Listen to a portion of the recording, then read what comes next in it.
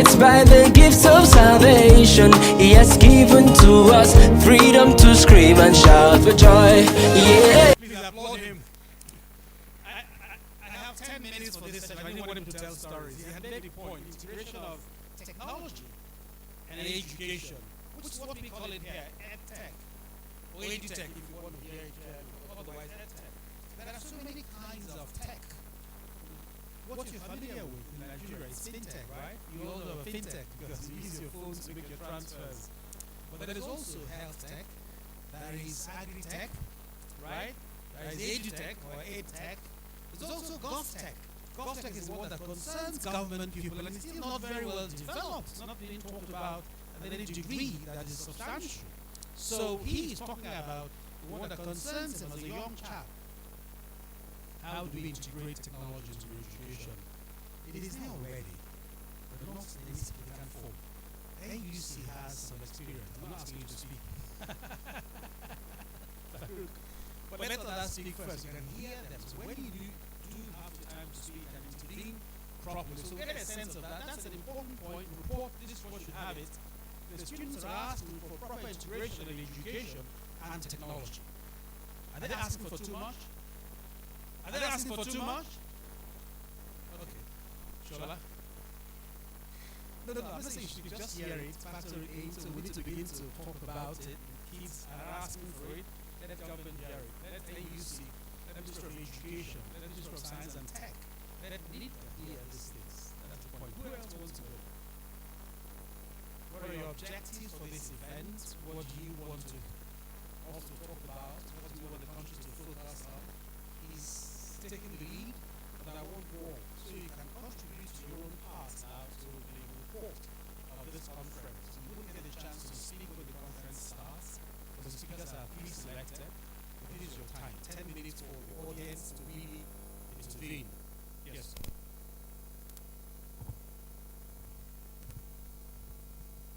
So I feel another problem that we have in this country as Nigerians is the issue of like penetration, because we are talking about education, we are talking about technology. There are some places that actually have this integrated into their system in a significant level. But when you move to the rural areas, some of them don't even have an idea of what we are doing over here in the city. They are not aware that what their teacher is teaching them in class, they can actually see it and understand it better on YouTube. So I feel if we could get into the rural area, that would help. Thank you. Thank you for holding him. But don't go yet. Mr. Kema. What point? Up Nepa. Okay, so if I say you're asking for bridging the digital divide between urban and rural areas, is that correct? Okay, so that's what it's asking for. Bridging the digital divide in education, rural and urban areas. Is that too much to ask for? 70% of our people live in rural areas. There's someone at the back. Can I help take the microphone to the gentleman at the back? Yes, let me take it to I'm him. not meeting if you come to take this reserve seat in front. My program is sitting there. Yes, please come forward. Our mic has juice now. So we'll have two key points for the report: integration of tech into education and also bridging the digital divide. These are two high points of this conference. Let me face. So you take cover by myself. Shoot. Okay, yes, so I would really like to stand on this protocol and build up on the last point. Truthfully, the more you move into rural areas, yes, it's more difficult to take technology there, but then as you do that, you find out that even the quality of the learning facilitators is not as much. So if these learning facilitators or teachers are not so competent in the subject matter expertise, as they don't have that subject matter expertise, by the time you train them, because you want them to help them there, by the time you train the teachers, because you want them to help the children there, they feel like, oh, now I know more, I can get more in the private school outside. So they go and you're left with the same problem. So using education to actually help the learning facilitators of skill, but in a way that is learner-centered, so that even if the facilitators are moving, education never stops. So in a way that is, and then in a way that doesn't always have to. Yeah, okay, so having tech that is number one, learner-centered. Number two, learner-centered. Centered, yes. So learner-centered. Yes, we do, but I don't want to. Oh, okay. Okay, fine. So we have something called the talking books, and it's very easy to use. It's not talking books, and it thinks it could be a solution to bridge that digital divide, right? Yes. And solve the problem of training and losing. At the same time, yes. All right, fantastic. So what's the name? Chair is here, Chair. And Yes. the solution is learning to talk. No, the talking books. Talking books. Yes. Talking books. Anybody can have a copy and you learn. Is that like a homeschool? No, so it's basically education can happen anywhere. So the children can be whether in classrooms, in their homes, or even like when you use it in IDP camps under a tree, and they're learning in groups facilitated by the learning facilitator in their local language actually. Yeah. Great. Thank you so very much. I gave you a little extra time so he can pitch a bit to you. We do have innovators who have fantastic solutions. This is the time to put them out there and let you know that we can actually build a great nation. Thank you, sir. Thank you. So that's it again on using technology to bridge the digital divide. Okay, please step forward, sir. And that might be.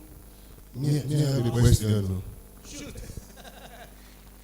Can technology breed good leaders? I want the best answer. Technology, can it breed good leaders?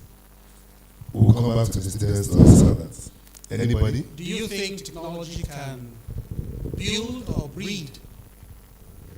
OJ. Breed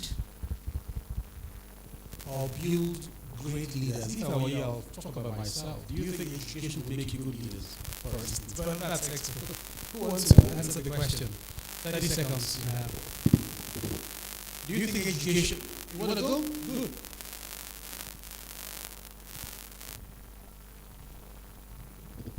So for me, I think yes, it can build really good leaders because the way they use the technology, if it can help develop rural areas, it can help develop places that are not really good, and it can also help in certain areas of the economy and all those, and it can help in certain areas of transportation and solar issues, lighting issues, and by them doing that, they get this kind of joy that they are helping their own community. So I think yes, it can really be leaders. You know, when I was aged, I couldn't hold a microphone. I would never be able to speak to any audience. I like the courage of these young men and women. I laugh. Some people say they have butterflies in their stomach. I have bees when I have to speak to an audience. It's because you are old school. Oh yes, I am old school. I was actually born a teacher. My grandfather was a teacher. My grandmother, anyway, back to that answer. It is true. Anything you want anyone to learn, the most enduring way of imparting it to the people is put it in the curriculum. You can teach just about anything in the curriculum. Whatever, you can teach rocket science to the primary one pupil. Anything can be reduced into curriculum. If you want to change society, change the curriculum. Yes, that question, as simple as it was, is actually very, very powerful. If you understand it, our leaders, future ones like they, will need for us to think about that vision. 20 years time, what leaders do we want?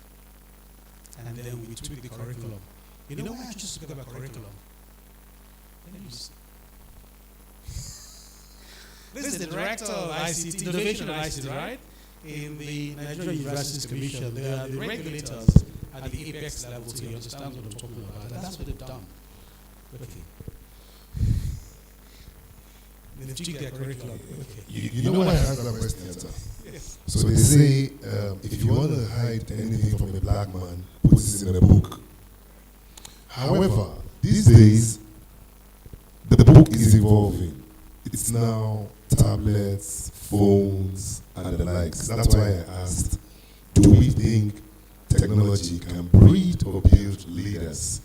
Even in the games we play these days, on TV, on our tablets, there are lots of educative stuff, both positive and negative.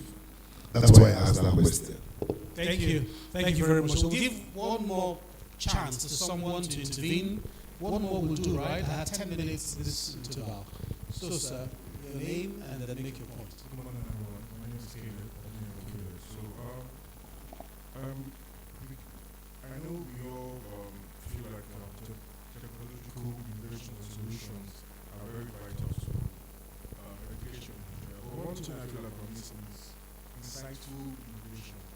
We actually we don't care about what people actually need and where it is needed. And that's why I feel like insight and polling is very important.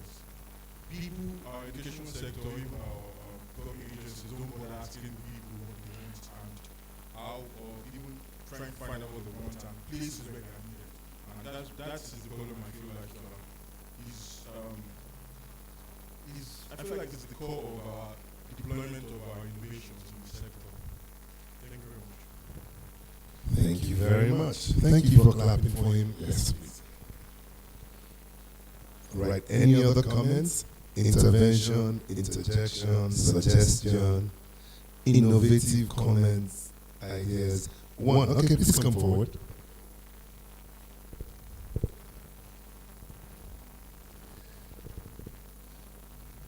Yes, you have the mic.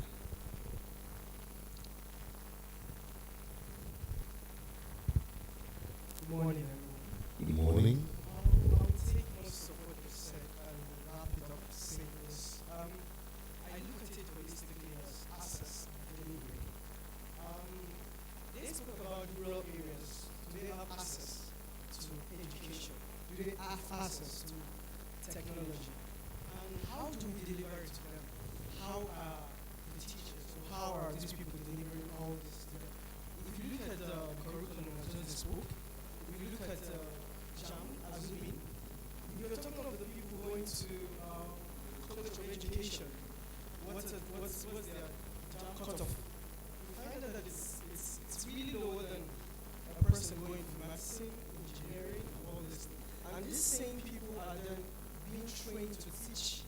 So how do you balance the growth of a nation when you take the person having the least scores and shoving them back into the system to teach? So you find that you keep recycling a bunch of substandard teachers, if I will say that. So we need to look at the curriculum properly and look at who are the teachers and how they deliver and how we get these teachers into classes to deliver anything. Thank you. Just before you come up, Oga Farouk, sir, it's like you're on the hot seat. Everybody speaking is looking at you. All right, sir, over to you. Before he speaks, just a bit of what's it called? What do they call that thing again? Housekeeping. God bless you. In case you need to use the bathroom, if you go out at the back, just follow the left. It's down there. And then I'd like for us to please put our phones on vibrate or reduce the volume to reduce distraction. Over to you, sir. NEPA don't take lights. Okay. Let's use solar. Renewable energy. Good morning. It's a pleasure to come in front of you. My name is Kingsley Chikwendu. I represent Media Age NG. We've been talking about tech, but I was surprised none of us has talked about reading, which is highly important, like very, very important. We were made to understand that if you don't read, there is no way you gain knowledge. And it's only someone that has knowledge that can lead others. That is why it's always said, readers are leaders. But in our society today, we keep talking about tech, forgetting about the basics that brought up the likes of Chinua Achebe, Wole Soyinka, because if they had never read, there is no way they would have written books that we keep enjoying today. In fact, I feel that it is the bedrock to building leaders in our society. And that's why I always say, if we want to get this country right, back on track, the ones that are coming up now, we should just keep encouraging them to be reading. That is the only way they will know how to be of good impact and effects in the society. But when we keep talking about tech, I mean, their minds are always up, forgetting about the basics. So I just feel that the government should do more. What are the things that they should do to encourage these students to read? Because they are the ones that I feel can better this country. Not we that are now, as in not the leaders or the so-called leaders we have today, or the kind of persons we have now. They are the ones that will repair this country. That's my contribution. But even with the technology, you read with the technology now. Yes. What did you say your name was? Chikwendo. Okay, so how would governments, or who should, must it be government? What I'm asking is so we can get this frame well for the report. What's your recommendation? When you say government should be able to read, that's hanging in the air. How? Who should? And by the way, second part of the question is, do you really mean reading or learning? I'm not sure I understand what reading is. I'm not sure I do. But learning, I have a bit of knowledge about learning because as I'm speaking to you and listening to you speak to me, I just learned something already. One is that you're Chikwendo, right? I learned that. What does it mean? God gives life. God gives life. God gives life. Okay. So did you understand my questions, right? If I should begin with the part of who are those that should be responsible for encouraging our reading culture, yet the government, there are policies that they can create. We'll have the Ministry of Education, we'll have other educational bodies in the country, and I'll also put it to the parents. Most parents are not doing enough in our society because it is what they bake at home that they produce in the society. So if the society gets better, it's the parents. If it gets bad, it's the parents. I used to wonder if I see some parents buying little kids. That's why you see them, they know how to operate games on phone at an early age of 4, 3. You understand? And there is this thing that they say, these kids that you see today, sir, sorry sir, I'm coming sir. These kids that you see today, sir, they do more of what they see you doing than what you ask them to do. An example, I saw my dad reading newspaper, sorry, at the age of 6, 7. I'm trying to make you understand the essence of reading, what roles the parents they have to play. Kingsley, my point is, I just want to help put your idea into the report. Don't worry if I understand it myself or not. So what you've said is, parents, government should encourage reading culture. Is that correct? So that's the report. That's already a recommendation at this conference, this summit is parents and government should encourage revitalization of reading culture, right? I would have said, what about civil society organizations? I belong to a reading club, by the way. Oh yeah, read a book a week. So that's not government, that's not parents, right? Can reading also be a business? This is a business summit, by the way. Truly speaking, is innovative, on innovation. EdTech is an innovation, is emerging technology. If you ask me in Africa at least, EdTech for me in Africa is emerging technology, right? Can it be a business? Reading culture, why not? Think of it. I think I took it away from government should do this or that. They never will be able to. What do they do in the first place? You say everything. I'm my own local government. I have my own water supply, not government. My own security, not government. My own school, by the way, electricity. Yeah, sincerely. I'm on a different power source altogether. Government does nothing for me. Nothing for me at all. And I pay tax, by the way. Who's that interrupting me? It's your own voice. So, the sooner we took our destiny in our hands, the better for us. But I'm not saying don't hold government accountable. They can be held seriously accountable for things they have agreed to do. But let's also add others in the chain. Businesses can, all right? Would that work? So government, parents, CSOs, and businessmen should do a lot more, right? Because I used to pay to subscribe to a library, online and physical. When I was a young child, I used to go to one library, and I enjoyed reading a lot at that time. But okay, thank you, Kingsley. Thank you. So this will bring. I want to pick something he said, out of something he said, and tell you a story. There's this cartoon when I was OJ is my colleague, by the way. You're seeing a lot more of him. He's an intelligent, smart chap. You will enjoy him throughout this conference. I can't but give him time to intervene still. As I'm like this, only me, handsome, intelligent, what else? Thank you very much, sir. Okay, I'll just tell you a story. Growing up, there's this cartoon they call Voltron. It's like present day Power Rangers or something like that. Present day. So I used to love it. I used to draw it and everything.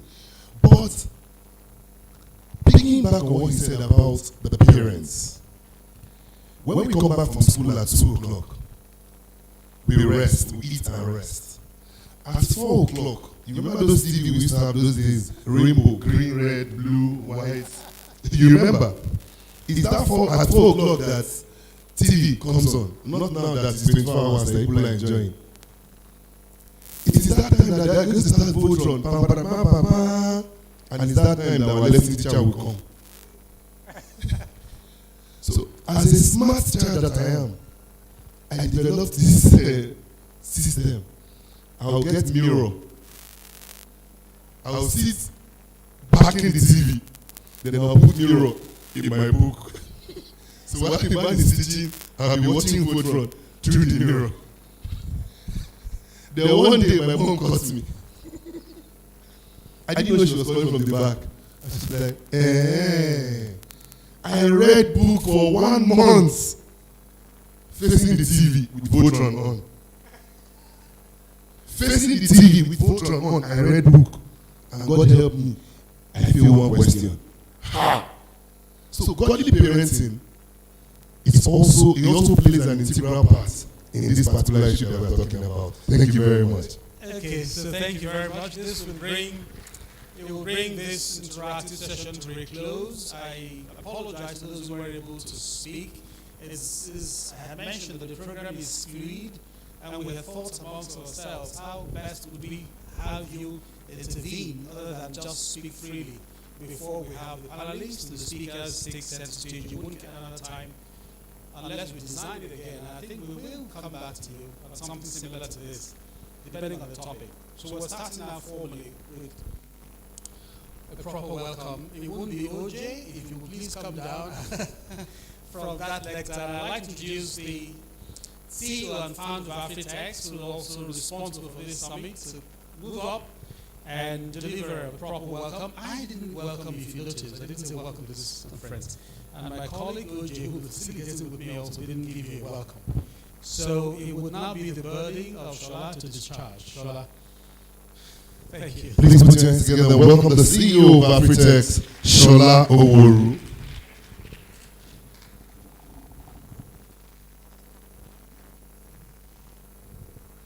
Okay, so I've just been corrected that we should honor our land by singing the national anthem of the Federal Republic of Nigeria. Can you please stand? IT, do we have it? If we don't, we'll just sing it. It's our national anthem. Arise, O compatriots, Nigeria's call obey, to serve our father's land with love and strength and faith. The labor of our heroes past shall never be in vain. To serve with heart and might, one nation bound in freedom, peace and unity. Thank you very much. You may be seated. Good morning, ladies and gentlemen. while I know it's very important for us to take the national anthem, I also want to put Oge on the spot. I know he's a good singer. Well, I'm meant to do the opening ceremony, the welcome address for this event. While Mr. Kema Bonta was talking different type of techs we have, government tech, EdTech, fintech, and all of that. You know, I was just thinking as I was sitting that maybe one tech that we need to be an emerging technology for Africa. And Mr. Ken, I'm speaking to your earlier comments. You mentioned different techs. You know, we have government tech, fintech, gov tech, and all the tech. I think we need to begin to emerge time tech for Africans.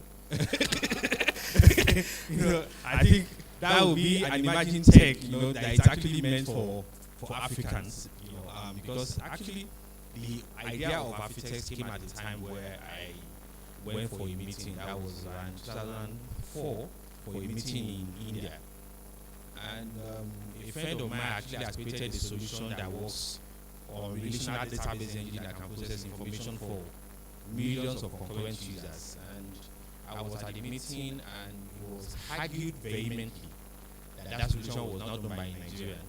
So I had to call my friend to be able to convince them that I actually created the solution. Despite the fact that I was able to talk to them technically on how he was able to create the solution, I think someone here actually would know the person. You know, they still didn't believe. You know, after the odds conversation, he said he must have gone for technical support training, maybe in the UK, in the US, maybe in China. That's why he's talking like that. But that a Nigerian created that solution is impossible. You know, it's. I mean, I felt embarrassed, very embarrassed, and while coming back, I met the then DG of NIDA, Professor Ngaye. I had a chat, and that we need to have a platform that showcases the level of IT development in Nigeria, how with other parts of the world. And I think even from the conversation, which was not part of the agenda that happened today, you can see that we have a lot of raw talent in Nigeria. The students, that actually, the conversation that has emerged actually has actually set a tone for the discussion for this event. And over the time, of course, we have been creating a platform that showcases IT development in Nigeria, why we don't have to spend our money to go to other places in getting solutions available to us. Having said that, over the time we also have realized that there are different aspects of our lives that are being influenced by technology in different degrees. You know, we have the fintech like Mr. Avant has mentioned, you know, which is actually a technology that actually taking more center stage in Nigeria. You know, that ecosystem has been able to take a lot of advantage for on technology. So in the quest of actually looking at how we can use technology to influence the way teaching and learning is done, that is why Architects created this event, EdTech and Spaces Summit. So my assignment is actually to just do the welcome address. Mr. Farouk, ladies and gentlemen, first, it is my great pleasure and enthusiasm that I welcome you to Architects 2023, a developmental event that brings together the co-located Smart City and EdTech Summit. You know, when we talk about Smart City, a lot of people actually say, can Nigeria ever get there? Or we believe that the foundation of any development is actually to be able to have a base rock, which will be a policy development. So over the years, we have been engaging with stakeholders towards us being able to have a policy towards the emergence of smart cities in Nigeria. And of course, this can only happen when we have gatherings like this, when stakeholders come together from the academia, from the industry, from the business environment too, where we can actually be able to create a platform for a framework for smart city development. This year's conference is uniquely designed to explore and unlock Nigeria's clean tech potentials which also focus on critical tasks of bridging science, technology, engineering, and mathematics education with clean tech. In a world facing unprecedented challenges, it is imperative that we come together to deliberate on innovative solutions that not only propel our society into the future but also ensure a sustainable and cleaner environment for generations to come. This team unlocking Nigeria's clean tech potentials underscore the pressing need to harness the power of technology and innovation to address vast resources and dynamic population, has the potential to be a great leader in clean technology, and this forum provides a platform for us to explore the capital on this opportunity. Simultaneously, the team bridging STEM education with clean tech recognize the crucial role education plays in shaping the future. By integrating STEM education and clean tech, we aim to nurture a generation of forward-thinking individuals equipped with the skills and knowledge needed to drive technology advancement in a sustainable and responsive manner. The co-located Smart City Forum and EdTech Summit provides a unique space for experts, thought leaders, innovators to exchange ideas, collaborate on projects. Now we say that collaboration is the next competition. So for any ecosystem to be able to develop, there needs to be collaboration. Between players, we have different giants in the ecosystem. We have like Zynox, we have Cube, and other people, which this event last year actually got a landmark collaboration between a merger, an acquisition basically, where a company that actually had created an element that is a learning management system that is functioning with some AI capability was acquired by another company who actually has been doing some sort of EdTech solution. They came from the East, they met at this, and they actually are able to create a better solution, a bigger solution that is being used in all the university schools in Nigeria.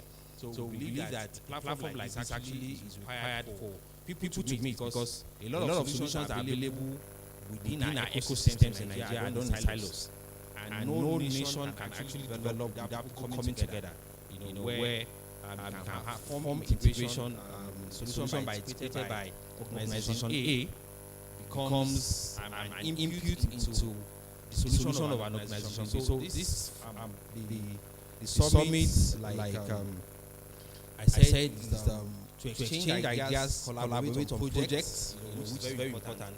The exhibition area is there where it's expected that we can meet, we can discuss, we can form alliances to build bigger and better solutions. Because like I said, we cannot begin to scratch the surface until this kind of collaboration, even with government. I'm sure NUC here, we are expecting quite a number of other government agencies that have confirmed to be here. But like I said, maybe we need to think of time tech that will make Nigeria actually be able to be on time.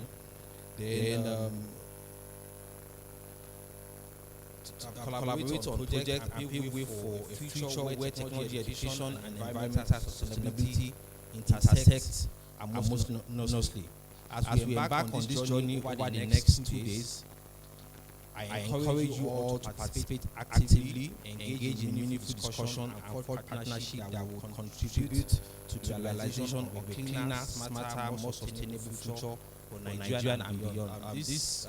Today we have a number of amazing presentation, we have a number of plenary sessions, we have the exhibition, we have some fireside, and of course the event closed with cocktail.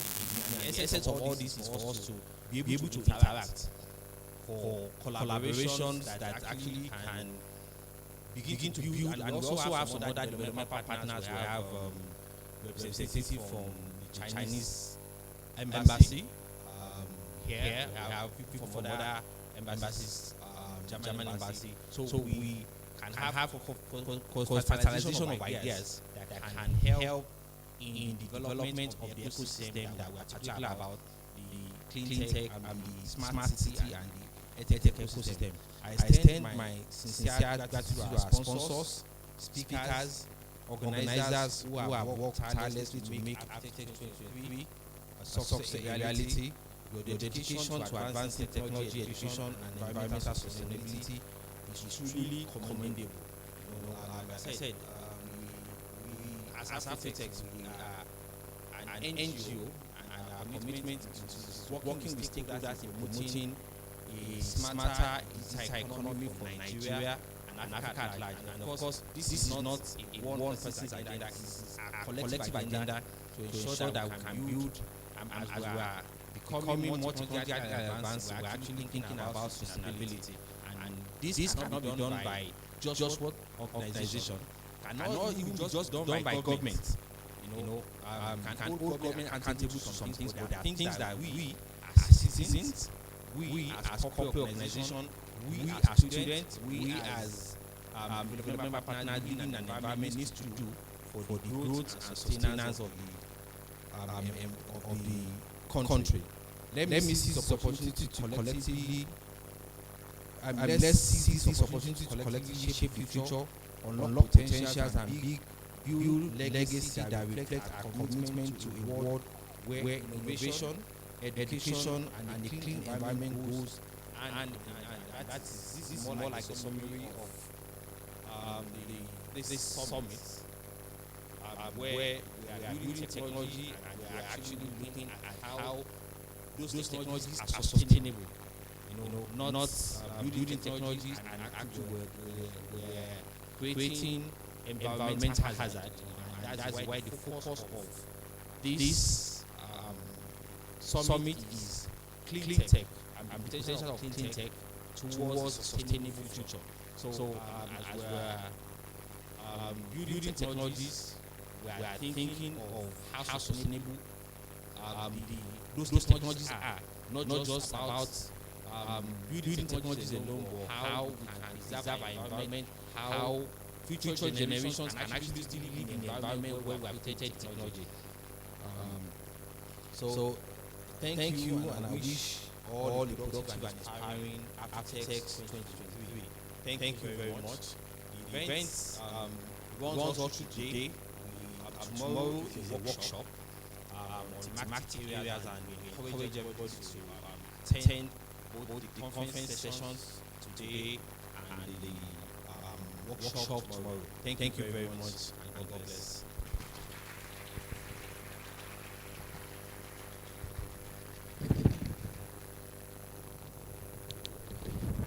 All right, thank you very much, Mr. Shashala. Please, a round of applause for him one more time. That was a beautiful opening. So just a brief introduction and rundown of our events for the day. The first person I'd like to recognize here with us is the CEO of Applause Trainers, Titi Ojo. Please put your hands together for her. At some point you'll be hearing her voice too. Wonderful singer, as I heard. And then we have with us the Managing Director of Zynox Nigeria Limited in the person of Kelechi Eze Okonta. Please put your hands together for her. You're very welcome, ma'am. Also with us is the Director of Banki's Private School, Abuja, Mrs. Olushola Bankole. Please put your hands together for her. Ma, you're doing a great job.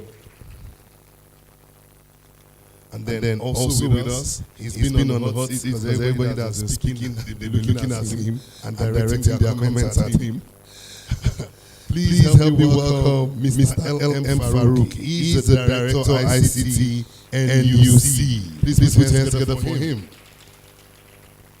At this point, we'll be taking some good messages, and I'd like to start from where I stopped. Please put your hands together and help me welcome to the microphone the Director of ICT NUC, Mr. L.M. Farouk.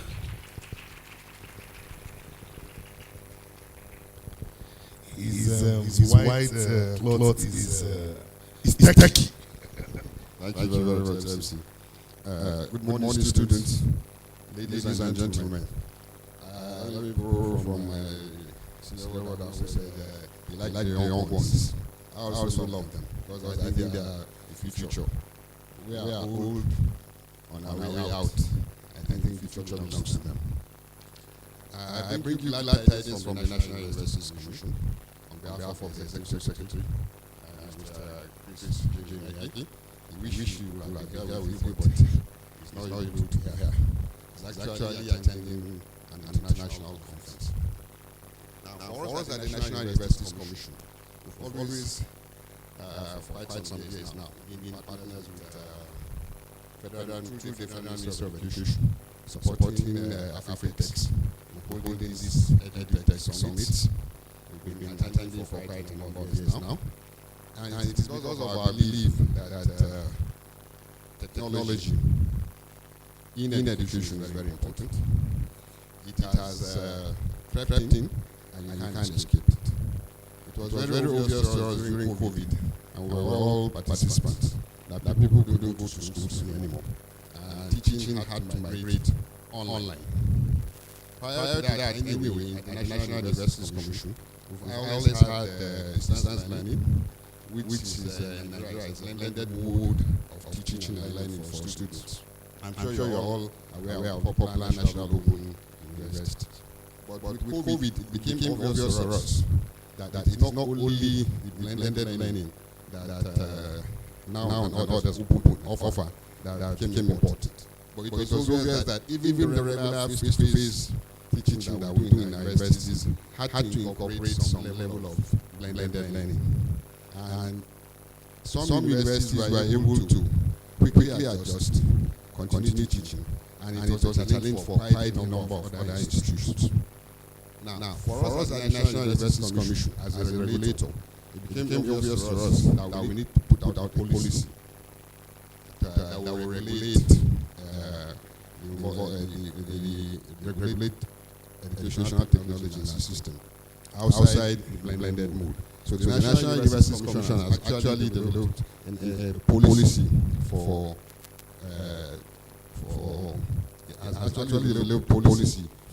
technology in our universities. That policy, I think, is available on our website. And what it does is to guide the universities and every other player as to what you can do and what you cannot do in terms of using technology in education. Also, at the National Universities Commission, we've come to the realization that our curriculum in Nigeria needs to be changed. So recently, the National Universities Commission has introduced what we call core curriculum minimum academic standards. And what have we done? What we have done is to ask, prior to that, at the university level, the curriculum was designed by the National Universities Commission, approved by the federal government, and is implemented 100%. The National Universities Commission decided that it was time that had to change. And so what we have done now is that the National Universities Commission prescribes only 70% of the curriculum, while each individual university is allowed to contribute 30% to the curriculum. And why did we do that? Part of the reason why we did that was to allow the universities to look at their local environment, look at the business environment, look at all other partners, and incorporate their needs into whatever they teach. So that when you produce graduates, they are better fit, they are better trained, and better suitable for whatever industry you are producing.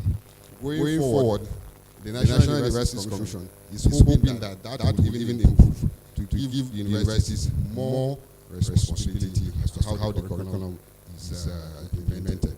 Now, this process was done in partnership with the National Economic Summit Group. It wasn't just an initiative from the National Universities alone.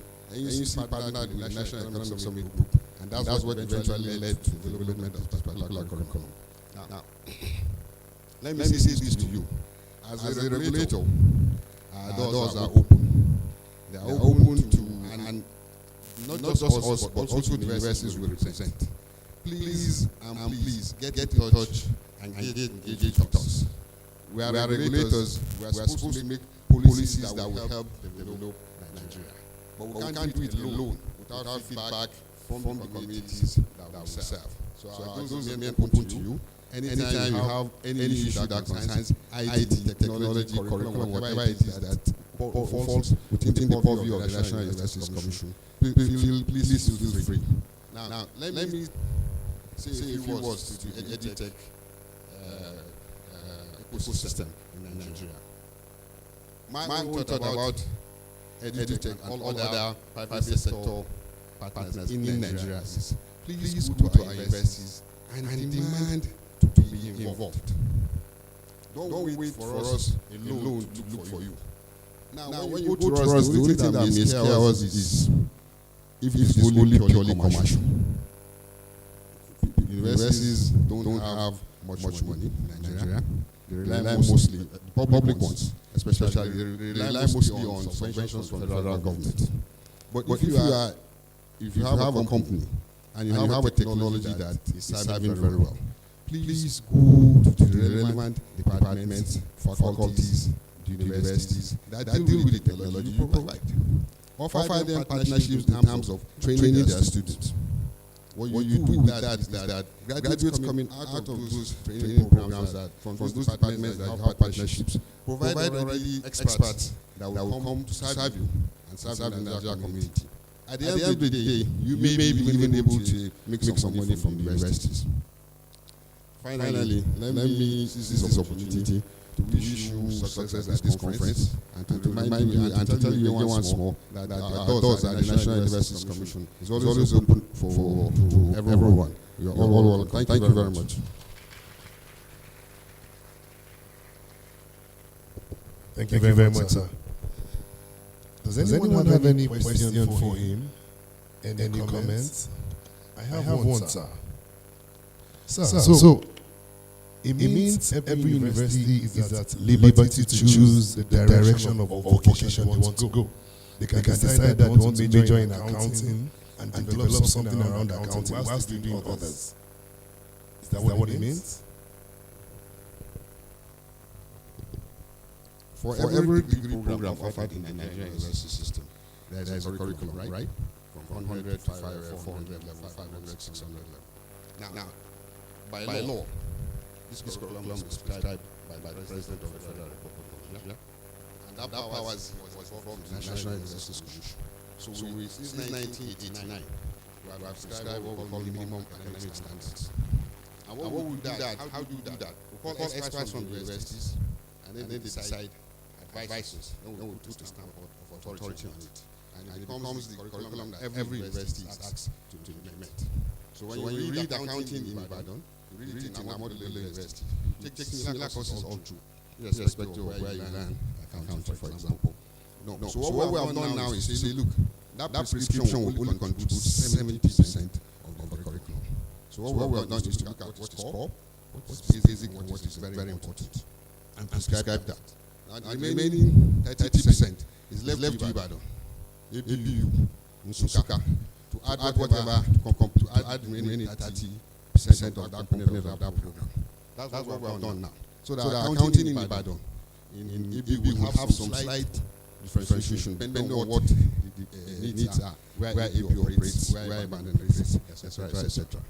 So the curriculum is still within our purview, but we allow universities and to make contributions. And when anybody is making a contribution, there's no reason why, for example, the University of Lagos not involve all the banks and every other person. You say, let's speak accounting in Lagos, for example, which is the hub of business, to suit what is happening in Lagos. So that's what we've done. Thank you.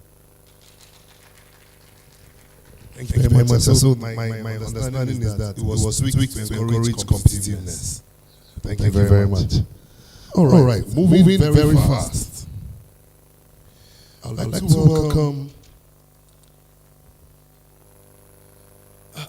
We are struggling against time, sir, because we started very late. Please forgive me, sir. All right, sir. He's sitting right in front of you, so you can just pinch him. All right. I'd like to welcome in our midst the Managing Director of Rural Electricity Agency, Mr. Ahmad Salidi. Please put your hands together for him. You're very welcome. As I clap for him, I also like for him to come up immediately and give us his goodwill speech. Please put your hands together for him as he comes.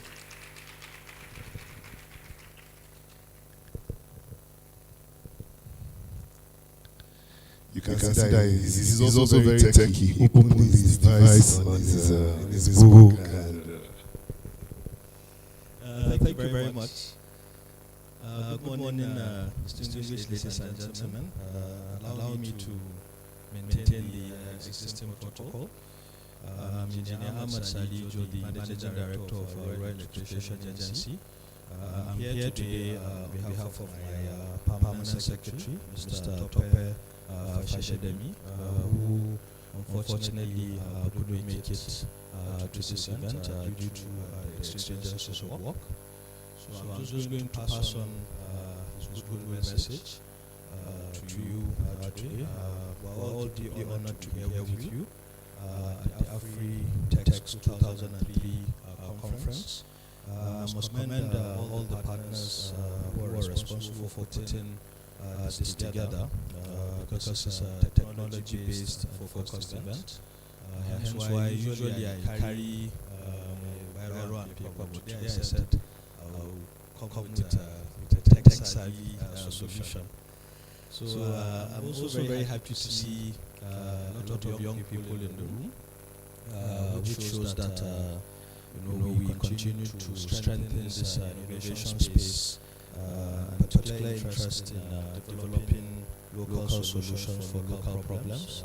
And see that we're going to build some products today, so this is exactly why we encourage this sort of events, especially for the energy education and sustainability of projects and programs that we run at the REA. The event also underscores the pivotal role, as I mentioned, that young people continue to play in ensuring that we shape and reshape our future in this particular space. Unfortunately, with the current estimates that we have, with Nigerians having no access to sustainable power, it's become very clear that myself and everybody in this room, we must continue to push to do what we have to do to ensure that we have universal access for all. Challenges are there to be seen, especially in addressing the resources needed to close this energy gap.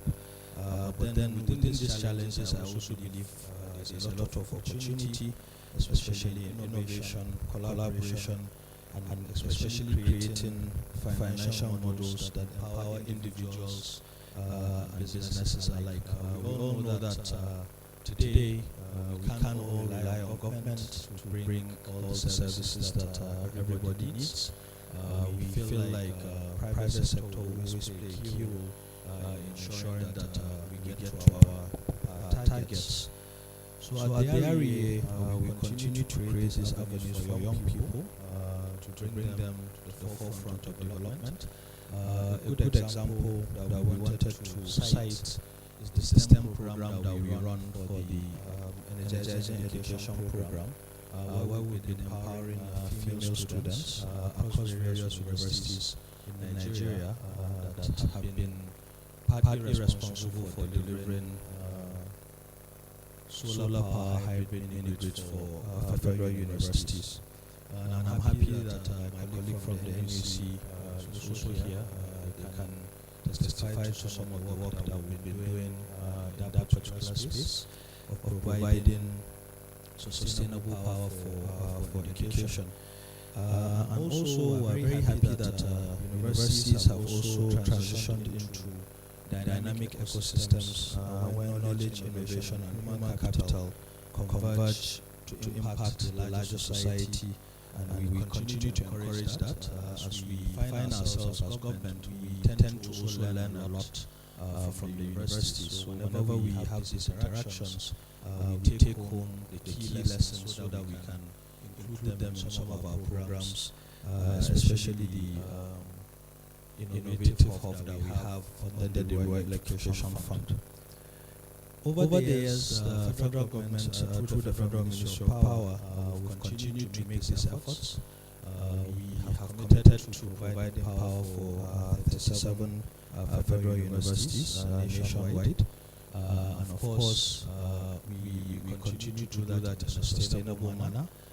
We continue to do that in a manner in which the projects will remain live long life. We bring in other partners like distribution companies to make sure that we optimize our own solutions. Just a few months ago as well, if you can recall, His Excellency President Bola Ahmed Tinubu passed into law the 2023 Electricity Act, which is a forward-leaning people-centered framework that encourages subnationals to come into the power sector, both from distribution, transmission, and generation standpoint.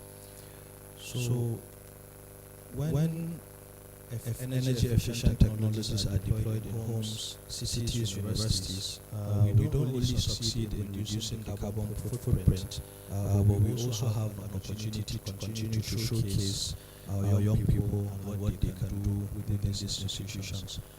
At REA, we see very, very interesting proposals, especially for waste to energy that we're currently investing some money on to see how we can develop them and adopt them for our mandate, which is the Royal Electrification Agency. So by coming to this event today, we are opening up a partnership between the REA, Federal Ministry of Power, with the professionals here at EdTech to see how we can work hand in hand to harness the power of knowledge, collaboration, and of course innovation. So I'd like to thank you for inviting us. We're inspired to be here today to be able to put our hands together to see how we can work towards universal access of energy in the entire country. Thank you very much, and I wish you all very, very good deliberations. Thank you.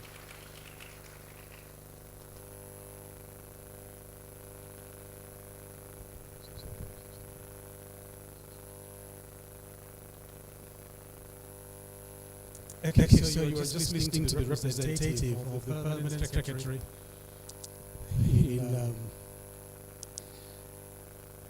Power. So actually Power, right?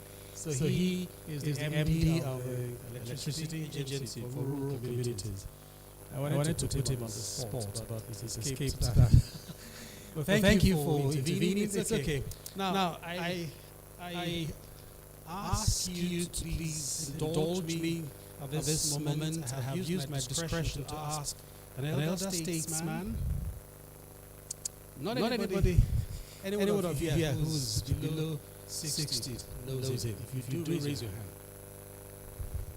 Dr. Fabonda, then you must be close to 60.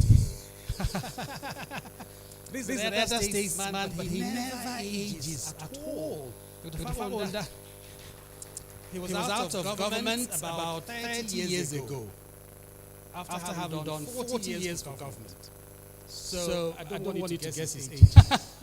So I'll give him, I have 10 minutes really for my short session, 5 of which is for the minister's opening address, the Minister of Education. He's right there waiting. But I will give one of those 10 minutes to him. He raised his hand and we didn't have time to ask him to intervene, but Dr. Fabonda will now take my 1 minute and speak to you. That will be it for the session for him. Thank you very much. Actually, I was 70 last month, and I had a good event at Greece. My children celebrated me. Now, last year I stumbled onto a fact that the NUC has launched a new curriculum called Curriculum Minimum Standards. And I started working on it. I worked for 4 months.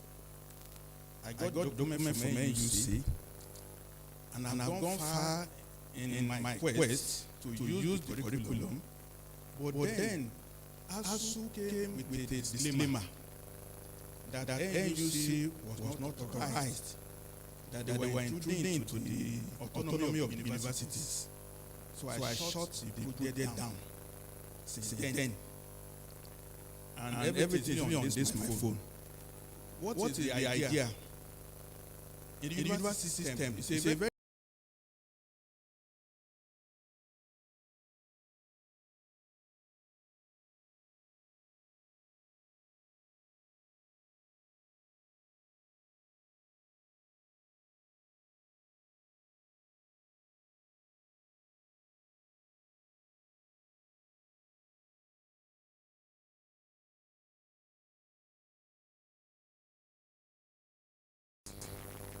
and teaching quality.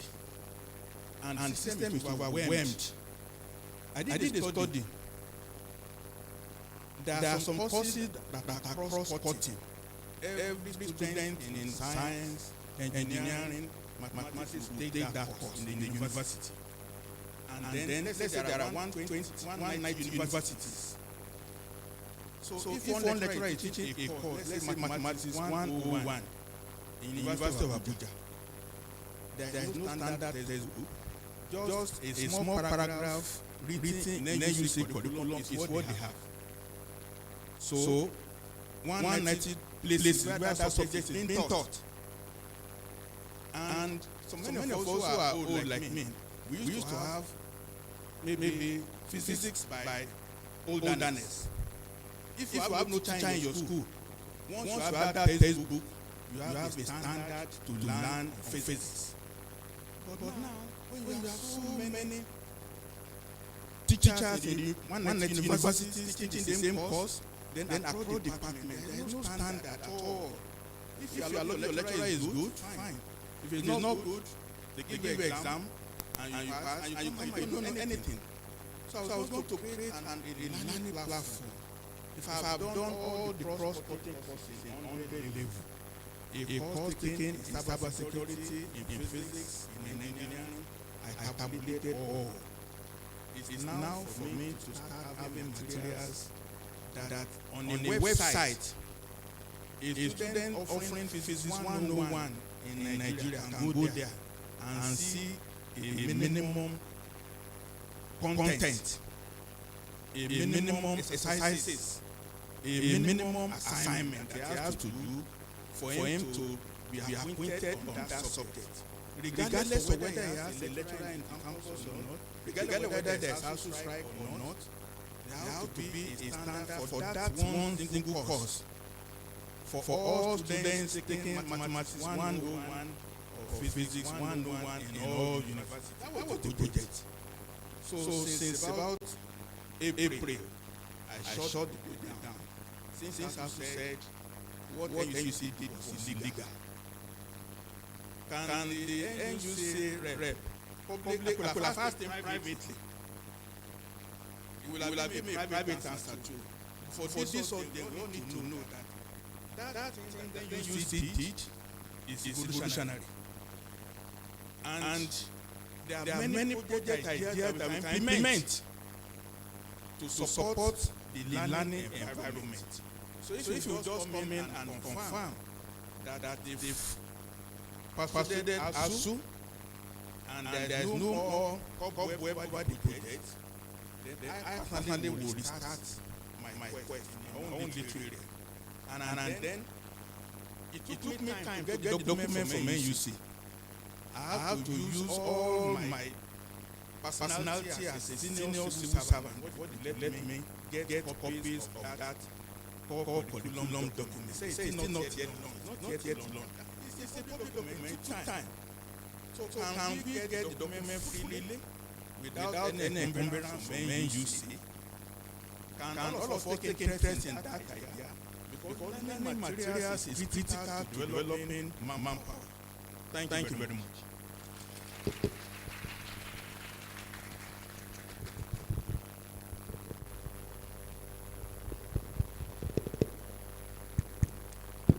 Thank you, Dr. Abdullah. We have now come to formal and complete session. But I have a small announcement. Professor Peter, President of AUS, is in the hall. Professor Peter? Okay. Comes in and we know him. Take his seat and we're in front of the speaker to him as well. Now for the formal theme of the session, we would love to ask the Minister of Education for formal function to declare this summit open on the because it's an EdTech summit. But he sent a representative because he's out of town. Sent all apologies. So ladies and gentlemen, I would ask you to begin forward. Mrs. Laniyo Bemisola, who is head of the technology, and science education part of the ministry. We'll present ministers for speech to declare this round, and then we'll see Mrs. Good morning, everyone. A point of correction. I'm the Deputy Director from the Technology and Science Education Department, representing the Honorable Minister of Education. First and foremost, I want to tell the organizers of this program, the Honorable Minister would love to be here.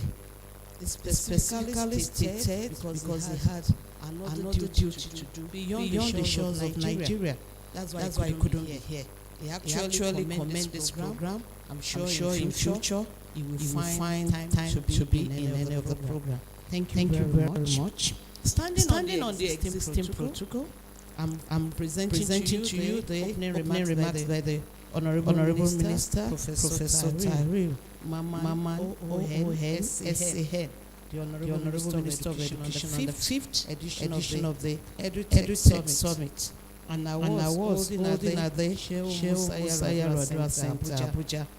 Today, Tuesday, 21st, and the program I think will extend to 22nd tomorrow, November 23. It is with great pleasure to be in your presence in this special occasion. I am particularly excited for every type of activities involved in advancing STEM regarding improving the quality of the education sector. STEM education, as we are all aware, plays a crucial role in preparing students for the challenges of the modern world.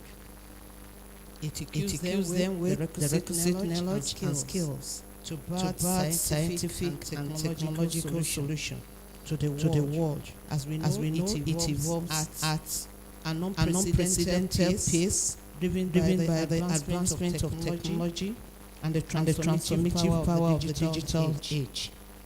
Every aspect of our lives is undergoing the reshaping through digital revolution. From the way we work to the way we communicate and learn. Hence, we have the need to build resilient infrastructure, promote inclusive and sustainable industrialization, and foster innovation. The past four editions of the summit have brought together the most dynamic and creative education professionals and enthusiasts from around the country for an intensive, highly collaborative exploration of the new education technologies, best practices and pressing issues. Participants, relevant stakeholders, Africa at large felt its impact. Like somebody was talking, I think the NUC man. We all know what we experienced during the COVID-19. And the ministry too had to get involved in how to ensure that the COVID may shut us at home, but the students are not really kept from learning. We had some people coming in for us to assist in ensuring that education was still going on. Today we are here to witness the 5th edition of the EdTech Summit, an award which is aimed at reflecting on successes and challenges in STEM teaching, as well as opportunity to exchange ideas on the best way to advance STEM education in Nigeria and Africa at large. Through collaborative efforts with clean technology companies, environmental organizations and experts to showcase clean tech solutions for school. In conclusion, I hereby congratulate every winner and appreciate every one of you for your commitment to the advancement of STEM in Nigeria. As I believe that with all hands on deck, we can chart a course that will lead our nation towards a digitally empowered future. I have the singular honor to declare the 5th edition of the EdTech Summit and awards open. Thank you. You are welcome once again.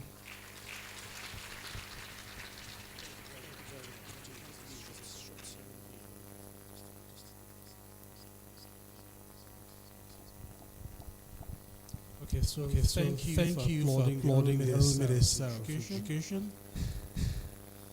Yes. Wasn't she? Representative. Actually. Same thing. Okay. So we'll move now to some high point. Some company who's traversed all the sectors, all the essential sectors of Nigeria's economy, and it's itself a giant. Want to do some unveiling of their product at this time. Waited until the minister actually declare the conference open, so we can then start with that small show. So I speak of the lady right here. She is the managing director of Nigeria's tech giant Zynox. Yeah. It's a plot. So here's how it's going to go. The Honourable Minister, represented by Mrs. Alani over there, that table, if she would please move there. But the Honourable Minister, she's right in the lounge over here. But please someone help. Oh, okay. Ma'am, please come over. And the MD of Zynox also would like you to go over there. So we make a short speech and let us know what are those solutions, especially in education and energy, if you will. And then the CEO of Afritech, the two gentlemen who are from power and from education, please join them over there. The Zynox table is right here. Zynox team, if you're here, please move forward. Let's have this small session.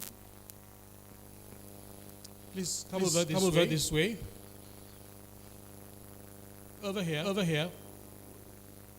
And the minister too. Minister. You can actually go behind it.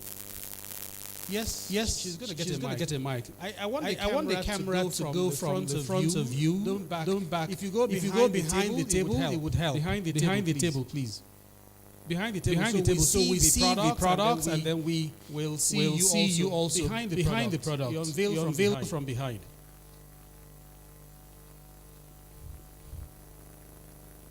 I'll have the two women stand in the middle of the three men. So please, the men can come from the sides.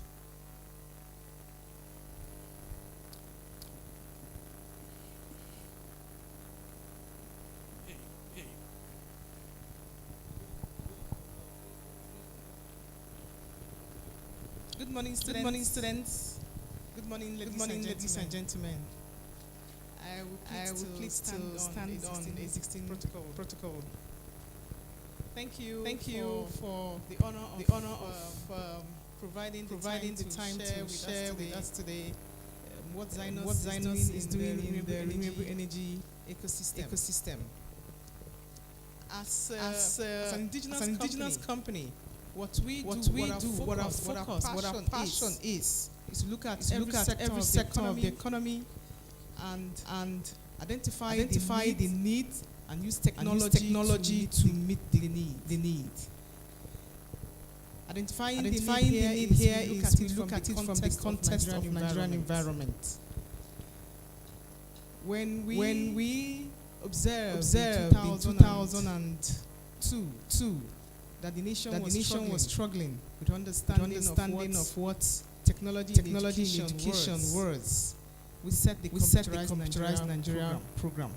Yes. The Computerized Nigeria program was a non-profit initiative of Zynox to bring technology and the people together. That program made a lot of impact in the country.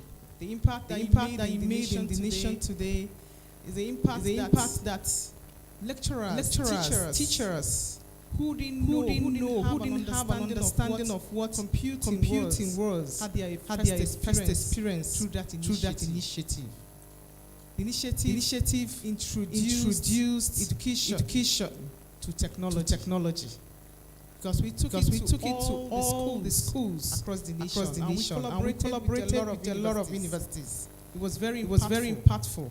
Most of students then our parents brought computers home because of those initiatives. Today we looked at it 22 years down the line, and we saw that it's not just about the technology. It's about the sustainability. It's about the improved learning approaches to the economy. And we noticed and observed from last year's attendance that renewable power was a problem. How do we sustain education through power?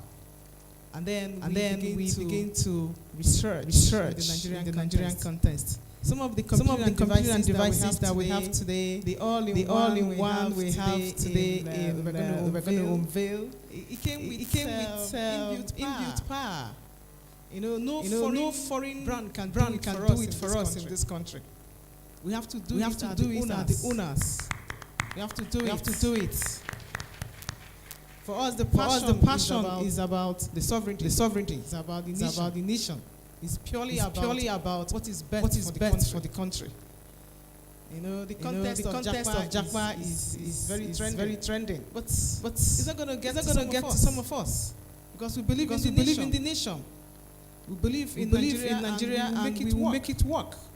So part of what our research does is look at the context of Nigeria and meet the need. So the only one that we have here today is built with power in it.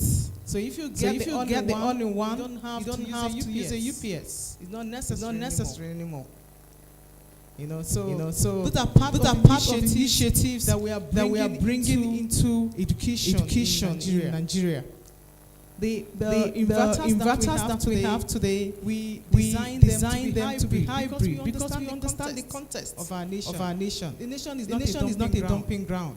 We have brilliant Nigerians who make a lot of impact, and they should be given a chance. So we aggregate all the information, all the feedback, all the context of what the nation represents, and we use that to develop a product that fits into the nation. That is what Zynos stands for. So I thank you so much for this platform you provided today. The inverters we have for schools, for hospitals, we already have developed solutions that can serve for power as a service. Yes, where you pay as you go for power. Those are solutions that we have already available. We already do have the lithium batteries, and we are serving a lot of sectors of the economy. So what I think that this platform represents is the detaching of private sector from public sector and taking on issues in the nation and solving them through technology. So I thank my friend Shola very well for creating this platform. I will continue to support it and continue to try to share ideas and collaborate on how best to serve the nation. Thank you. Thank you too. We'll have the minister now make a short speech and then unveil the products, and you can support her with your comments. And hopefully Zynos will give us one to go and test. I hope. Okay, so we have Mrs. Thank you very much. I'll talk about my own personal experience in Zynos. In 2003 thereabouts, I think Zynos went around the schools and gave out computers for people to pay over time. Yes. I was part of the beneficiary. So I can really testify to this. This is a good initiative, and thank God that you are improving on it better than then. And I believe this one will be sustainable and bring better story to the technology world. On behalf of the Honorable Minister, Professor Tahir Maman, I hereby unveil Zynos Nigeria for improved technology. Thank you very much. Congratulations to Zynos. Congratulations to the Minister of Education. Represented also NUC, Chief Parastatal, and also congratulations to the Rural Education Agency, represented by his Managing Director here. Ladies and gentlemen, that is it. EdTech Nigeria also unveiling some, not all, of its products that are relevant to power and to education. Thank you for this short ceremony. And I would like to ask you to applaud them. During your panel, we'll be asking a couple of questions like what is the generator doing there, and other things. So let's put our hands together for them one more time. Thank you very much. Thank you very much indeed. And congratulations. This will lead us into the first main presentation for today. Today, which will be by Dr. Peter Ozo. So we can hitch up his deck, and he'll be speaking to us about clean technology that is role in sustainable education and smart cities. Ladies and gentlemen, if you begin to applaud, this former director of the Ministry of Science and Technology will make his way up here to talk to you about his specialty. Was heading the Department of Environmental Science Education, Science and Tech. Sorry, those days. Now he'll be speaking about clean technology and sustainable education and smart cities. Dr. Peter.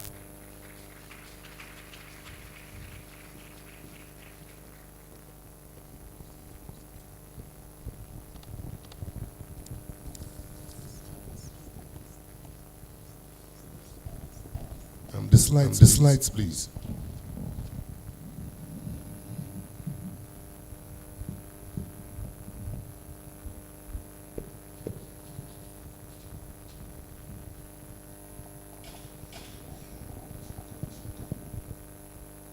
Good morning, ladies and gentlemen.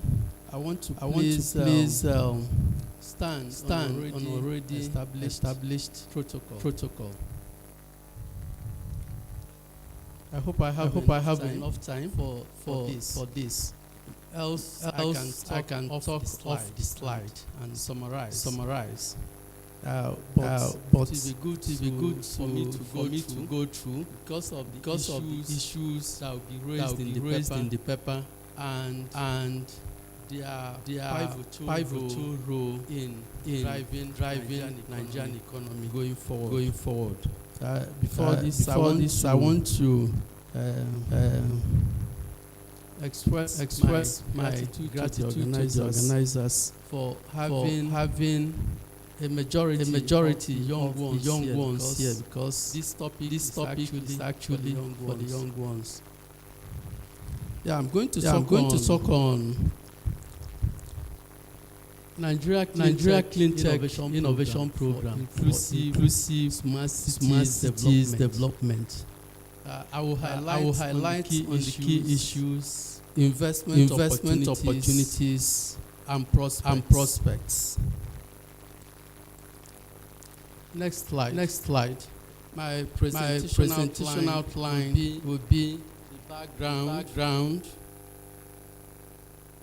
enabling environment, about key issues, value chain benefits and projects and way forward. Next slide. Hitherto, I want to before I go into the background. I want to let us know that the entire world is at crossroads in terms of climate change. And why are we at crossroads? Because out of over 194 parties that are members to the United Nations Framework Convention on Climate Change, cultural attitude and extent of human intervention or interaction with the environment as many varied as the societies. So over the years, for the past 7 years, negotiation has been going on among parties to see how we can achieve 1.5 degrees centigrade industrial period, or at least bring it to 3 degrees centigrade. It's been a tough job, But a lot of progress has been made. Now for Nigeria, what is the implication for us as Nigerians? Going forward, we must be mindful of our population. Our population is increasing at a rate over 3% yearly. We must also be mindful of providing education, which is like an investment to the young ones. If we continue to have increasing number of out of school children, the more dangerous the time bomb is actually building up.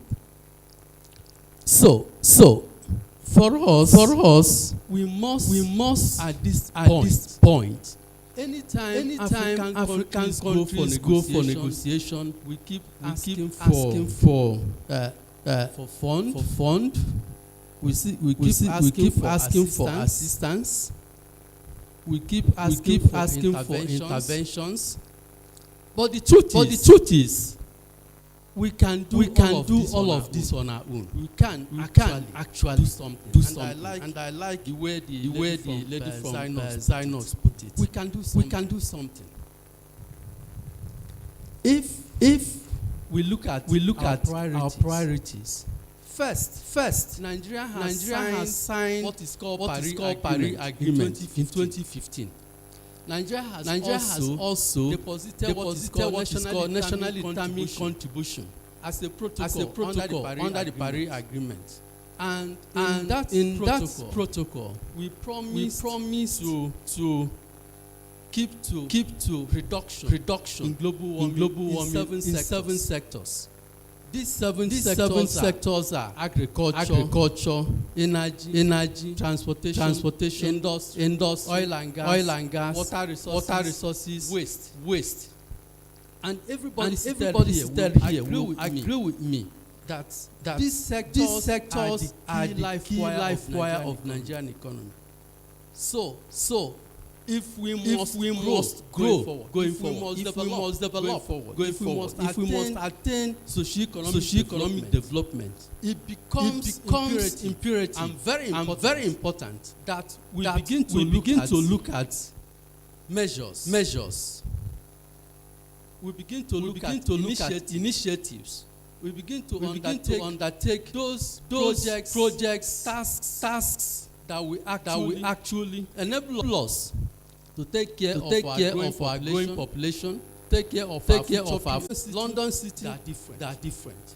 So if you do that, you now look at appropriate technologies that will enable you to achieve all of these that we are talking about. At the same time, assist Nigeria to achieve international commitment that he or she has signed. Because if you have deposited this Paris Agreement and you want to, for instance, provide electricity, and you want to use coal, mind you, China, US that still heavily dependent on generating power through coal. But for us that abandoned our programs in the 1960s, and you want to start now, they will block you. They won't allow you to get the plants. They won't allow you access to all of this. So it becomes imperative that those of us that are beginning now to develop our society, we just key into green pathway. It is tough, but it is more sustainable. It's long lasting. And at the end of the day, it will give you bargaining power to negotiate with developed counterparties because they have reached their potential in terms of climate priorities, in terms of production, in terms of manufacturing space. They have reached their height. So the place where that space still exists today as I speak is Africa. And that's where Africa holds the key to the future. So we must align ourselves clean development pathway so that be in a position to bargain for international finance, bargain for international opportunities, also bargain for green projects and programs that will enable us actually compete in the global marketplace in the next 50-100 years. So I hope I should emphasize on this because that's actually background to what I'm going to say.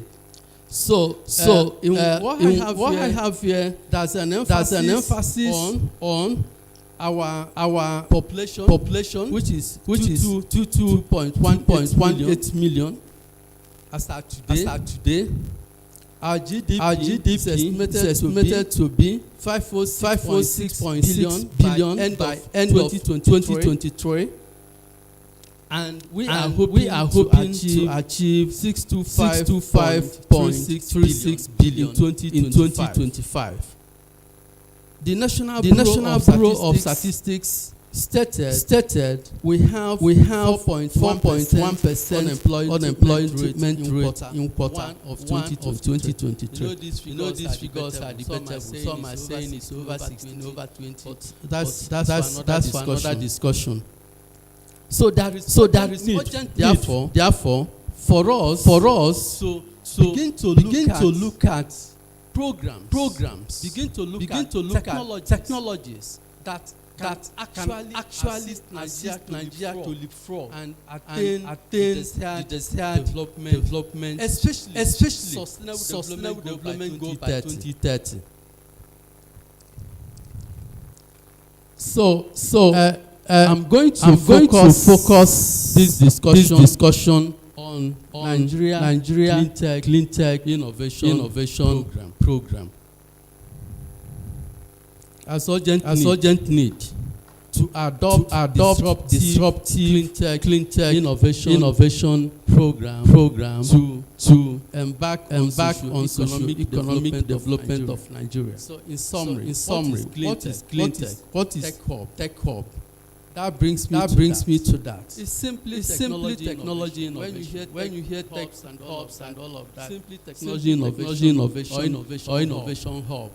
And it's simply referring to a location or an area it can be built where you encourage the aggregation of companies that are actually technology related in their activities. And when you encourage physical characteristics like this, it will enable you to share common facilities. It will also enable you to share numbers in terms of what you need to do competition. You can share some shared facilities which will also cut down your cost of capital.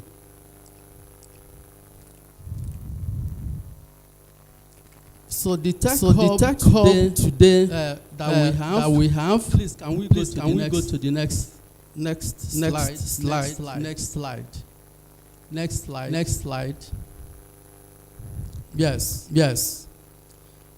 How do we know when we have a tech hub? It's very important for the young ones as you brainstorm, as you think in school. Even before you come out of school, you come up with concepts that will enable you form colleagues, collaborate with others, and then begin to give thoughts to all of this.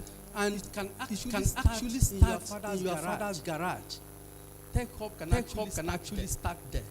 So you need to consider these are the characteristics that will define a location as a tech hub. Concentration of tech companies, skilled technical workforce, and this is an area that is very important for Africa. Oftentimes we say we are rich in natural resources, we are rich in materials, we are rich in all of this. But if you don't have skilled workforce, all of that you have.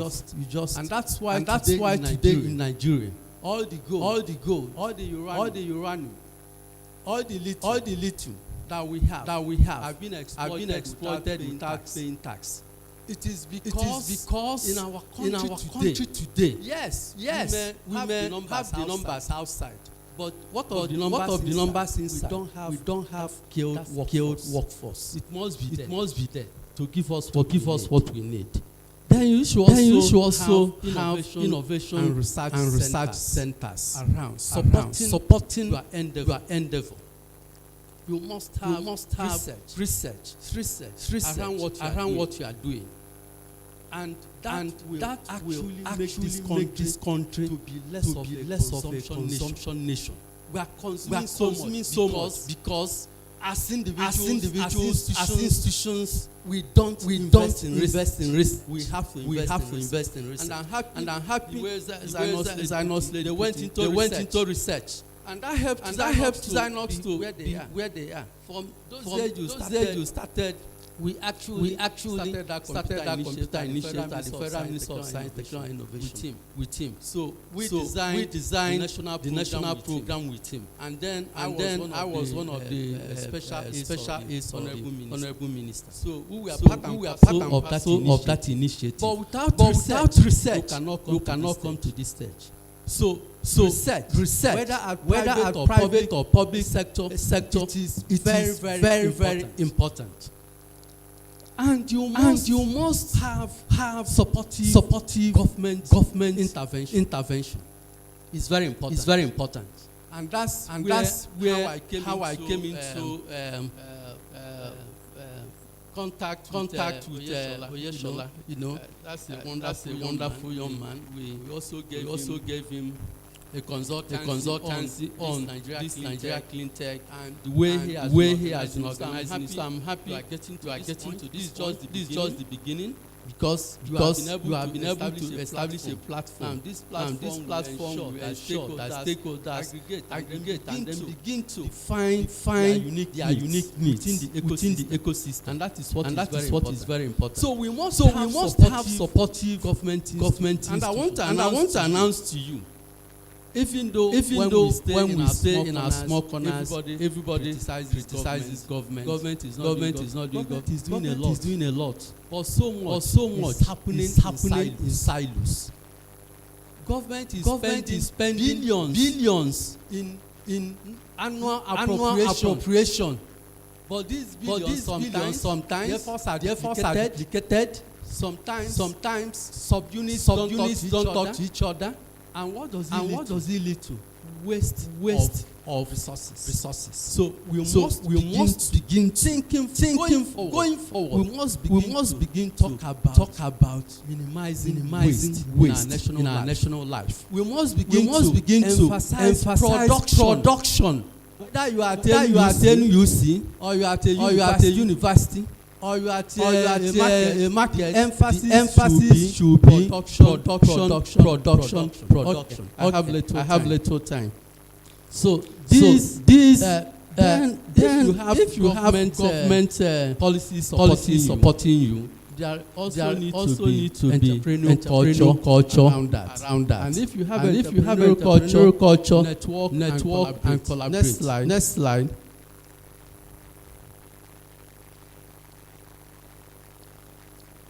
Next slide, please. Okay, before that, the key issues. I want to talk about the key issues. Can you go to the key issues? I will rush the value chain. The key issues we have today, mitigating against successful implementation of the clean tech program. We have a sense of organic and sustainable enabling environment. Why do I say organic? Sometimes our subnational governments, local municipalities, and all of this, they in their effort to generate revenue, they kill private initiatives through multiple taxation. And when you do all of this, the private sector that wants to employ 10 people, when you take all this money, take all of this, they will employ one person from the community. So that will affect the entire ecosystem. So if you have organic and sustainable environment supporting priority initiatives. You have supporting policies, regulatory and legal frameworks in place. It's an issue here. There's also low receptive capacity for the private sector to act as major driver of Nigeria's economy for global competitiveness. It's also an issue. And there's absence of structured venture capital system and substantial financial framework to support robust clean tech innovation and ecosystem. Typically, government has in mind when they are setting policies, and that is competitiveness, economic competitiveness, security of supply, and reduction of greenhouse gases. So every project we must design it. We must take cognizance of all of this. Okay, the value chain benefits. I enumerated the value chain benefits of Nigeria Clean Tech Innovation Program across sectors. So I have to rush all of this. You have it in agriculture, which means the tech hub you want to set up, even in your schools, can be around all these sectors mentioned, because you have enabling technologies that will drive all of this.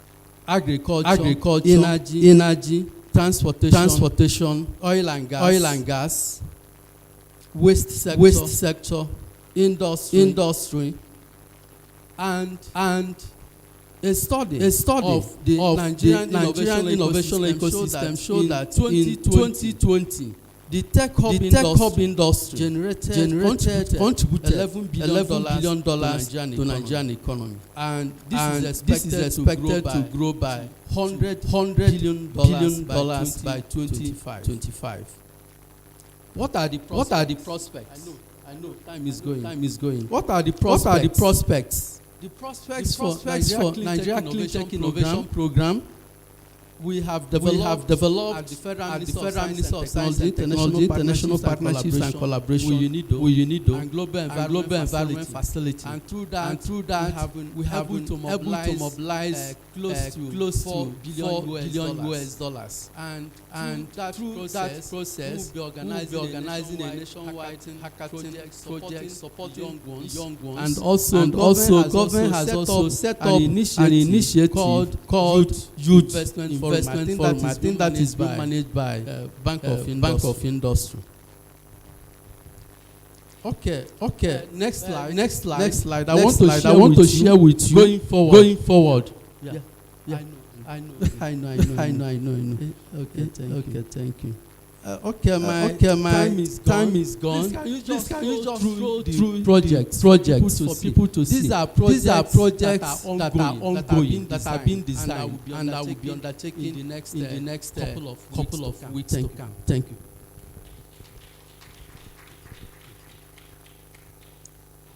Apologize for having to ask him to indulge us. Let us hear someone else. Fantastic speaker. So much to say. But we're not doing a deep dive at the summit. We're getting cursory view of many solutions. At some point, each one will have to make a presentation that is special to it. Apologies, Dr. Peter. We started late. It wasn't your fault. We're trying to gain some time. And the next speaker, we are going to give 5 minutes because it was part of the earlier session on unfolding some solutions that have to do with energy and education. Rebel Cube is that company, and its co-founder Lanre Ogunle is with us. I offer him 5 minutes to go through his slide deck and talk about how as a service in education. Lanre. 5 minutes. Is that okay? Okay, just to get a sense. We're not doing a deep dive. Thank you. The time starts now. All right. Now that's busy with time. Okay. Yes. Good. Okay, good afternoon, everyone. Good morning, everyone. My name is Olari Waju, co-founder at RevelCube, and today we'll be discussing a very important amalgamation of everything we've been saying all day. So a quick background. We've been in EdTech space for 13 years, and we've seen a lot of challenges along the line, and that's what has brought us to these points. When I had a conversation with Mr. Shola a couple of weeks ago, I told him I just had to be here because almost everything about our recent vision and mission is right here in just one all. So I'll start by standing on the existing protocols, demonstrating. Please, do you have my slides, or just go ahead? All right, great. So in recent times, deploying technology across schools. Technology became, we all know that technology is very important in running day-to-day activities, results compilation, lesson notes, and even computer-based tests. I've seen CBT fail a school once with a school of over 700 students. And they still had to meet up with the timeline for delivering results. A hall as big as this was filled with teachers marking objective questions because CBT failed them, including non-teaching staff, even the chef joined in marking objective questions. And energy is very important in getting these brilliant technologies we've deployed to schools over the years. Now, apart from processing data and trying to automate processes for schools over the years, the energy challenge became very conspicuous when the cost of energy started going above the roof. Diesel was moving from like 500 gradually to 600, and diesel was almost behaving like parallel markets, like the dollar. There's official rate, unofficial rate, and you started hitting 1,000 naira and the likes. But fortunately for us, about 6 years ago, 5 to 6 years ago, we saw a problem at which the energy cost was going just there was no clear projection. Businesses cannot project and say how much I want to spend on energy for the next 1 year. So we started investing in renewable solar systems. And coupled with the frustration we're having with my wonderful tiny maybe 15 or 20 diesel then my engineer would just come at any day and say that Oga, the filter is bad, the flying wheel is bad, and we kept spending. We keep changing the generators. At some point, I just threw the generators out and went completely off the grid. So 5 years down the line, we've seen a whole lot of challenges among them. One of the biggest problems we've seen that a lot of people don't talk about in Nigeria is our waste culture. We have limited energy, and we still waste a lot of that limited energy. As I'm speaking with you, there might be some of us right here that in our homes, there's nobody at home, and your air conditioners are running. Empty building. Yes, it happens in Lagos. So it's a big problem because we are talking about power transmission, but we are not emphasizing on saving energy. For example, we go to the market and trying to buy air conditioning units, and they tell you this is regular AC is going for 200,000 naira. Energy savings 220,000 naira. An average Nigerian will buy the 200,000 naira AC and spend more on energy monthly basis, spending more now and saving along the line. So with all of that, the challenges in the market. Okay, yes, my slides. The current situation. Please go to the next slide. We now solve some major problems with the energy, which is one cost of energy, and the second availability. Energy that is readily available 247 is expensive. And the cheaper energy, which is our national grid, is not steady. So we had to find a middle ground for that. And what we did is very simple. A lot of people can't afford to spend 12 million, 20 million, 40 million renewable energy. As I speak now, our office, a very small office, tech office, we are not usually very big. An office of less than 30%, we have a 50 kVA solar system running our office. Powers all our air conditioners, all our systems, and everything in the office. And today we sat down and really analyzed our costs. We discovered that every single investment we put in solar system, we recovered in 18 months. in 18 months. But right now, that duration is changing because the cost of equipment is now getting higher. Cost of importing lithium batteries and all of those details. So the solution in a nutshell, I'm trying to check my time so that I don't take more. The solution in a nutshell is that we've seen the problem with schools. And we've seen the experience with technology. And with companies like Zynox and several other companies that are importing these solutions and even giving pay small packages and the likes. But schools couldn't afford to put that much money. They would rather spend that money on diesel, even no matter the English, because they believed that was more reliable. And that was due to the experience they've had with the earliest knowledge, the earliest implementation of solar systems where batteries can hardly last 3 years. With the old gel batteries. Would you like Lanre to extend this presentation? I can offer him 5 extra minutes. Would that work? Thank you. All right, thank you.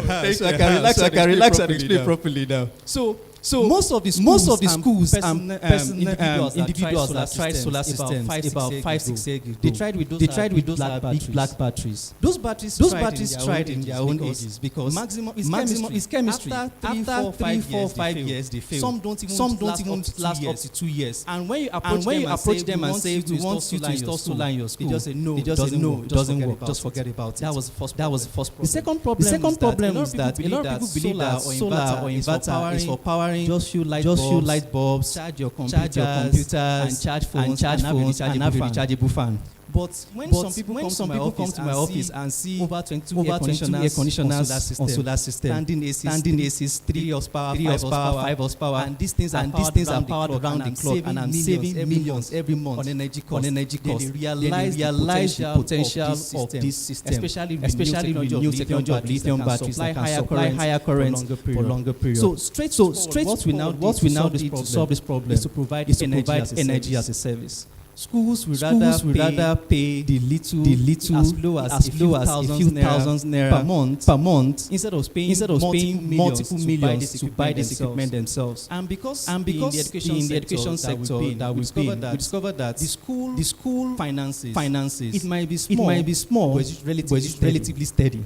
And there's more trust with the educators because they are usually consistent. And educator can hold you but doesn't forget to pay you. After some time, they can elongate it, but they will pay. So what we've done now is that we now bring this energy solution as a subscription service. So we partner with companies like Professor Zynox. We've done some pilots in Lagos, Nigeria, and we've seen this work successfully. So we buy the equipment and lease them to these institutions that pay over a period of time. And that's actually what I'm here to present. Thank you so much, everybody. Why quickly round up? I would like to take 1 or 2 questions, sir. Okay. All right. Yeah.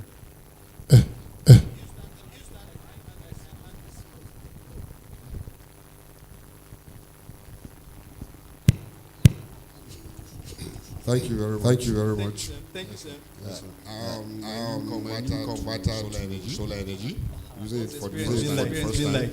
Yes. And it's very delightful. I'm very grateful that you decided to use solar. And I actually regret not using it for a very long time. Yeah. But the challenge I have is that and it's common. I'm sure I'm not the only one facing that. Is that when you want to make a solar installation, I don't know what's happening in the industry, but you don't get a clear message as to questions about your need and what capacity you need to install. Is that okay? I have a 10 kVA, but I have 10 kVA lithium batteries. I have 17 panels up there. And the guy still can't tell me whether I can run an AC to my AC. So there are a lot of quacks. Okay. Yes, I understand, sir. We took a lot of money from. I'm sure I'm not the only one. So how do we get people to have standard energy evaluation before the installation? Yes. I think it's a major challenge for us. Thank you very much. Thank you very much. So I will quickly answer that. One of the major gaps we saw was separation between smart living and renewable energy. You see some companies are developing and deploying smart living, while some system and deploy it. So right now, that my office I use as an example, sir. How we were able to measure how much we saved was because we had smart meters that was measuring kilowatts. This month we used 5 megawatt hours of power, and that's when we converted standard rate of generation. That's how we knew that we've saved money, and the exact money we've saved for the system. That is one. Two. In every room in my office, we have smart sensors.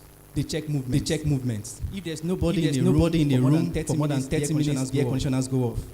There are temperature sensors and in those same rooms. When temperature is getting because they also have computers in those rooms, yes, come up again. So one of the problems is that a lot of people that ask for solar system don't even understand what they need before the vendor comes to deploy. Some people will say that I just need solar. What do you want to use it for? So I believe that some of these vendors too, they also want to sell and close the deal and move on. So what we do, sir, is this.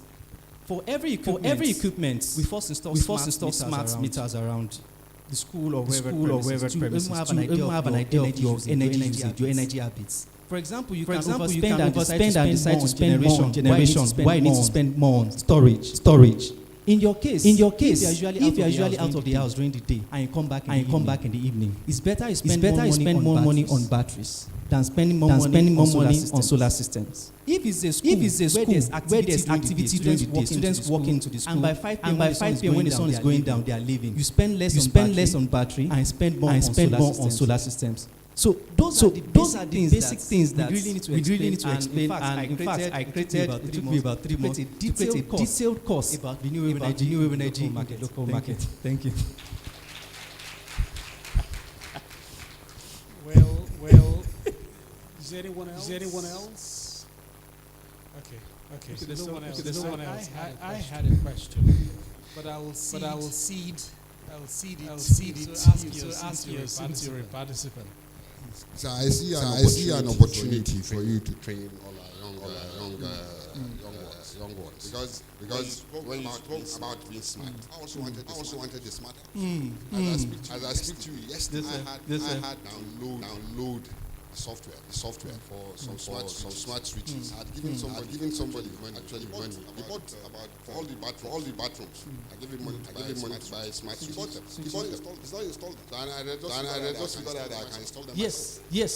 I gave someone money to install smart lights in the toilet. Because when people walk into the toilet, it just says operate. When you leave, it will shut down. The smart switches for the water heaters were supposed to on at 2 a.m.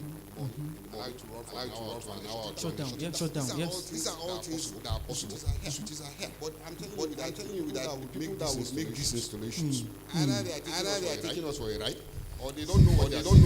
So I see an opportunity for you to do a lot of training for both users and those who make the installations. Yes, sir. Thank you very much. Sorry. I actually think it's unfair to him to take those questions because he's one Revel Cube. But there's a lot that regulators could have done. It's about standardization, artisan standardization. For instance, before you can give any kind of service, you're certified for that service. It takes my barber. Sorry. Okay, I know a barber. He has to do 200 hours of training and certification before you could touch somebody's hair as a barber. Right? Now, never mind where.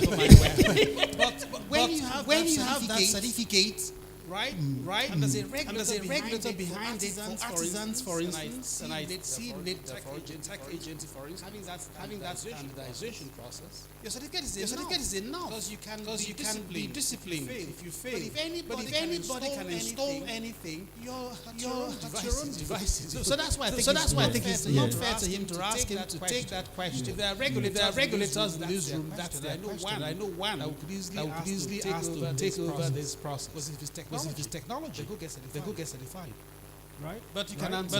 Okay, so let me just take it. The reason why you were able to know the person's take for a ride because you had knowledge. You were able to find on the internet and find this thing is simple as connecting the life and neutral. Holding it becomes into pairing mode and pair with it. It's because you have that access to information. And information is power. You see, if anybody here has developed a building before, artisans are difficult to work with. As simple as carpenters and bricklayers. So if you don't have a clear understanding of their job, you will find it difficult to identify the problems in what they are getting done for you. Plumber decides to run a pipe in the middle of your city. You will know that take it this way. But that's information. Once that information becomes general, when everybody, even as simple as our cars, mechanic will take it for your ride. If you don't understand where the battery is or the oil is. So those are the points where we're working. And I'm actively working in that space. I'm recording courses and I'm putting them online. Domiciling that information and making it relative to our local market.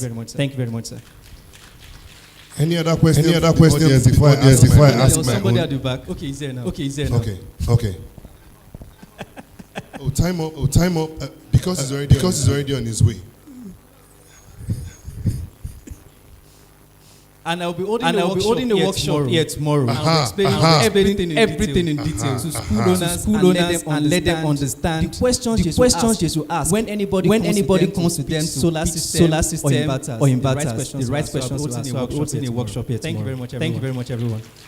Thank you very much, everyone. When he came up, I said, "This your jacket was cool." I want to ask you, your jacket using solar or inverter? Okay, that's where the battery is. That's where the battery is. Thank you very much. All right, my brother. Thank you very much. For the furtherance of this program, if you noticed, we've done 2 hours already without you even knowing. That was how the program was designed. A fusion to ensure that we keep you here without you even knowing. Ladies and gentlemen, for the next presentation, it's kind of different. But I'm sure you will enjoy it. It's something that talks about unity, that talks about Nigeria. Ladies and gentlemen, please help me welcome EMD.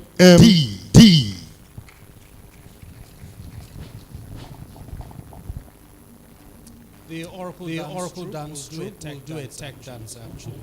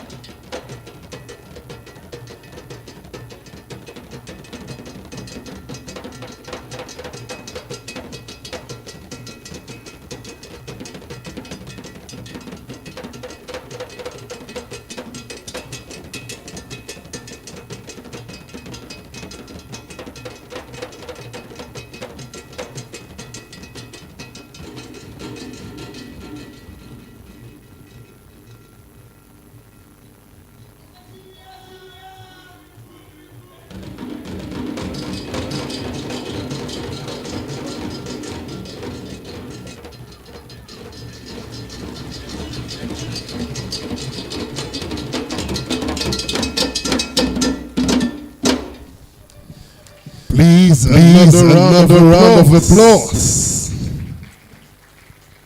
That their first song took me down memory lane.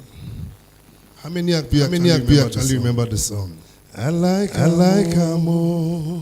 Me, I love my country. I like a lot of.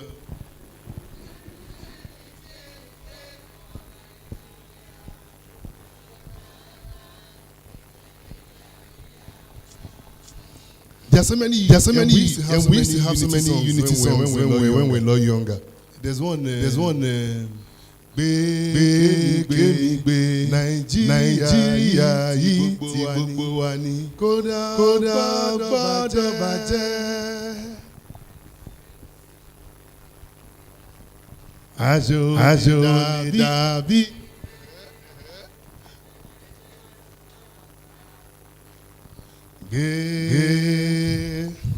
It's only the good students that remember this song. Those that used to book it, if I sing some songs now, they'll sing it. Bàtà mi àdúkò tí ń bá kàwé mi. I'm glad I'm not alone. If any of you knows scholarship straight. If you know scholarship straight, do you know it?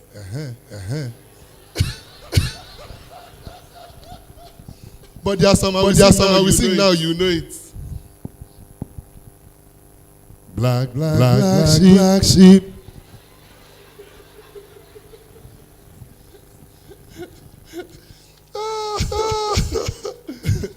You don't know that one too?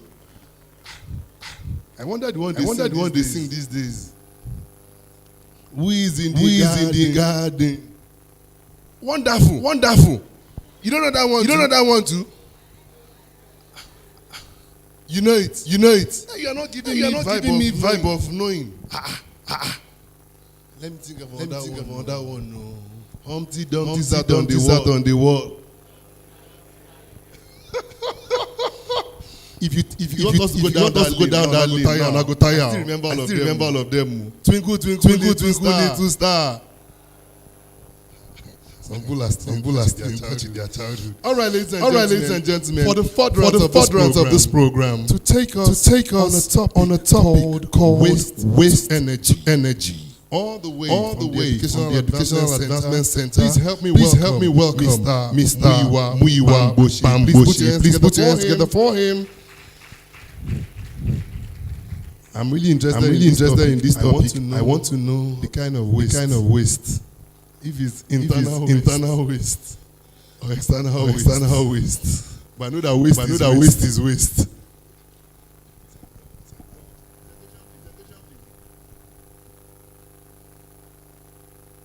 Okay. Good afternoon. And I hope you're having a swell time.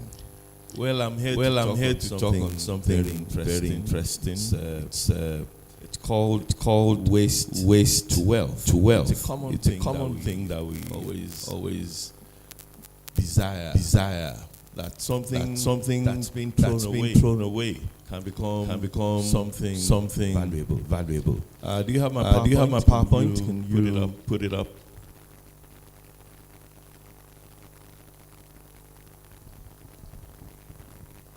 All right. Actually, this is a project we started many years ago. It's designed to convert waste plastics into something usable. Of course, you'll tell me that there are a lot of processing of waste plastics. You've seen people gathering plastic bottles, PETs. I'm sure you've seen big bags containing those kind of plastics. All right. Is there a problem? Getting the PowerPoint. They don't have it. Oh, but.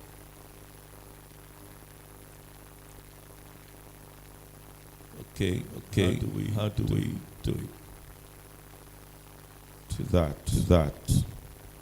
Just give me a second.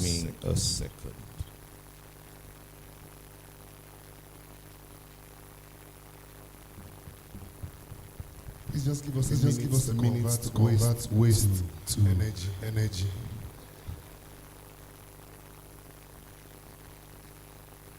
digital.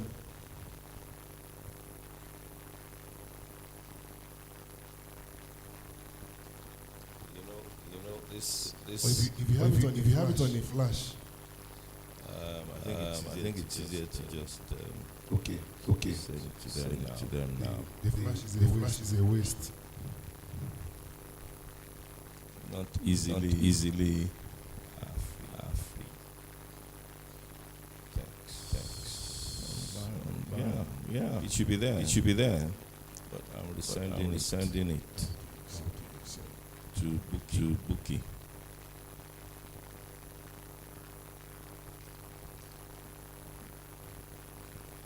Gone.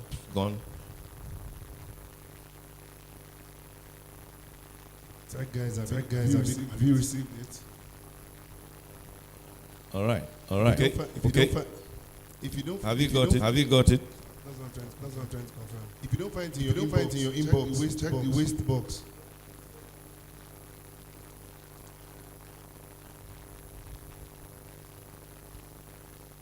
All right. Can you give us a sign if you found it or not? You found it? You found it. Okay. You found it. Okay.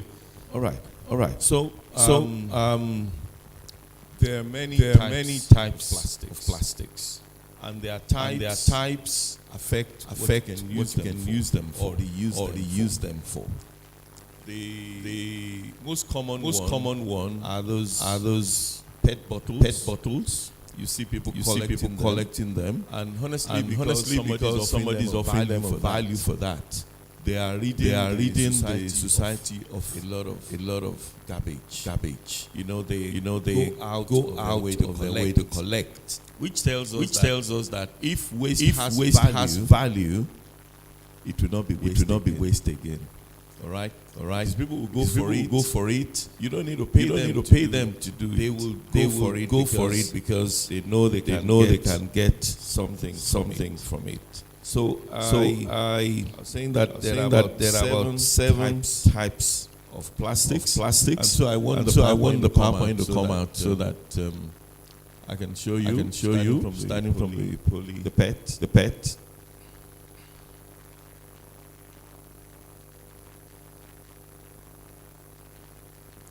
I hope it's not too heavy. Okay. So you can grind some of those plastics and use them again. Okay. That's called recycling. Okay. Go on. So there are seven types of plastics. Now this is from London Recycle. Go on. Because of time. So the first one is the pet bottle. They're very thin, very light. Problem is you need to collect a lot of them to have a sizable quantity. The next one is the high density polyethylene HDPE. They are a bit heavier. Okay. And people grind them. There are people who collect them. They grind them. Now these are not thermosetting. When you say plastic is thermosetting, once you heat it, the thermosetting plastics stay rigid. They won't be flexible again. Okay. But these ones are not thermosetting. So you can cut them. And they can sell them to people who are making plastic buckets again and things like that. They can add number three. Go on. It's the PVC. That's the polyvinyl chloride. I'm sure if you did some organic chemistry, there's addition of chlorine that makes it a little bit harder. You have like some containers. Okay. They're usually colored light gray, blue, and things like that. Okay. They are difficult to recycle because they contain chlorine. Okay, so usually they are a nuisance. They are a nuisance. They don't degrade. So if you throw them into the waste, into the dump site, they will be there for hundreds of years without degrading, and that's a problem. The fourth one. Go on.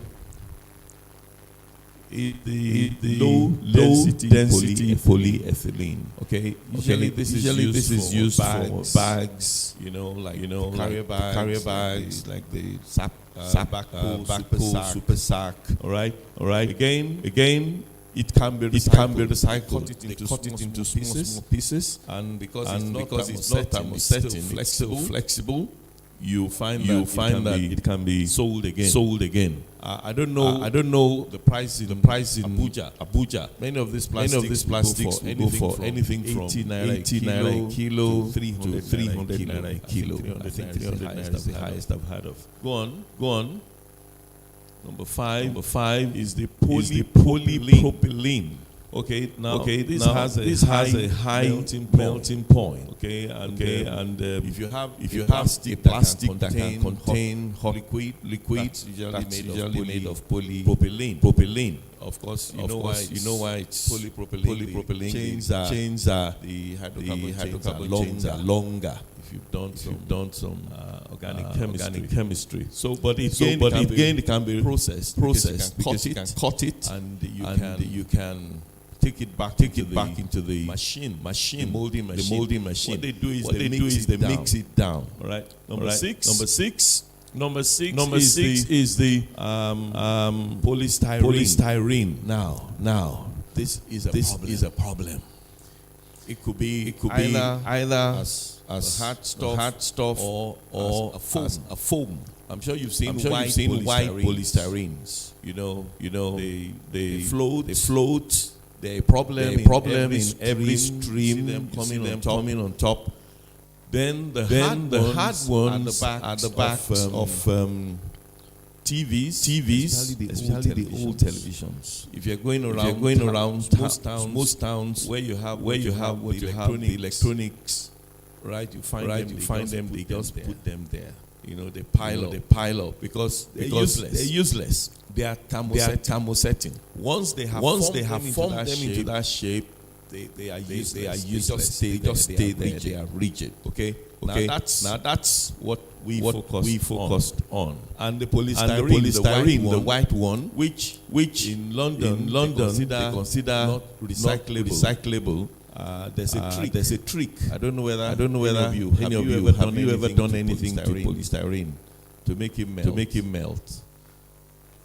The petrol, and it becomes gum. But that is what is used to produce most of the wood varnish. Now the wood varnish. You see this floor, which is wood. Okay. And so they put the polystyrene in kerosene. They don't use petrol because petrol will evaporate quickly. Okay. And that's where we started. The last one is the miscellaneous. There are all sorts. I mean, you can't put them in any class. So we started from this. The poly S. Please move on. Go on to the next slide. I wish I had my stick. So yeah. Now we thought of the process of making oil in nature. The crude oil. We were told that crude oil is made when old trees and things like that fall and they are covered by earth. Pressure is built on them. Temperature is very high. Okay. So there's something that looks like that in chemistry. Pyrolysis. When you do pyrolysis, you heat up a substance in the absence of air.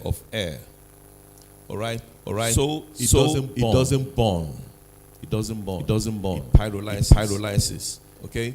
Actually, there's something that I can use to how many states of matter do we know?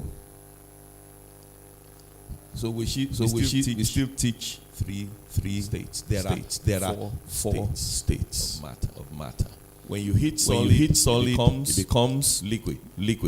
When you hit liquid, it becomes gas. When you hit gas, it becomes plasma. So plasma is the fourth state of matter. That's what exists in the surface of the sun. All right.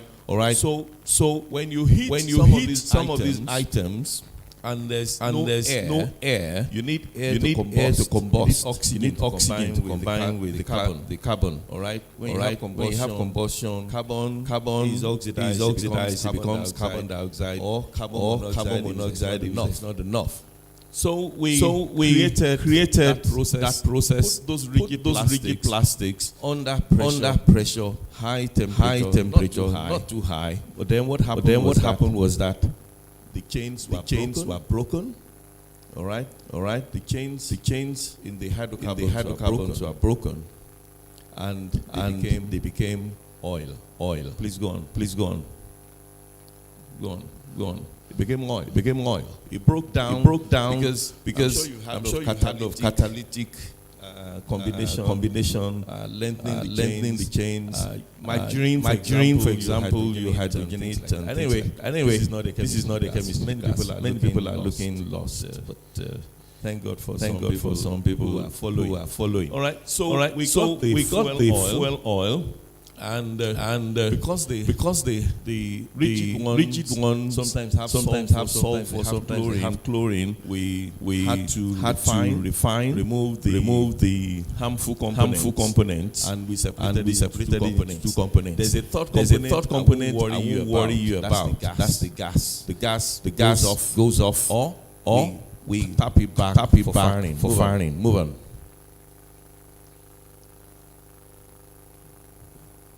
All right. So you start from the materials. Next. Then you load it into the reactor. Then you control the pyrolysis. Yes. Then you have fractional condensation. That's what happens in refining oil. Okay. Then it is collected and filtered, sulfurized, dehydrated. Okay, because you have some water in it. And lastly, yes, go on. You get the food. Now let's move on to the next. Okay, so that's the way what it looks like. I'm sure you've seen many of this type. They're horrible looking. Okay, so we cut them. Move on. And then this is the plant. This is where you load into. Go on. And then this is distillation part where it cools down. Go on. And then this is loading. Go on. And releasing the valve. And then the sample comes out. And finally it's just like crude oil. It looks exactly like crude oil. And we now put this through distillation, fractional distillation, and then you have something like this. Now what happened is we did it many years ago, and we forgot about it. But when the price of diesel went up, the guys who were buying the kerosene from us to produce vanish. They came back. Say, can we buy? We used to sell it at 80 naira a liter. Then it became 150. So when they came back, my guy said, at 150 we can't sell. We'll pay 500. I said, well, if we're ready to pay 500. Press them a bit, and we settled at 700. So I revived the plant. Okay, so go on, just to see some of the economics. Yes. Move on. So we're talking of waste to wealth, waste to energy. Move on. I don't know why the PowerPoint is slow. All right. So it has economic positive value. It also has social value. You can engage many people doing that work. Society. So what is waste? With low value is becoming something that is valuable. Move on. And this is local technology. All right. It yields something like 70% fuel. So when I put a kilo, I get like 7.7. All right. And half of it is like kerosene, half is like diesel. Okay.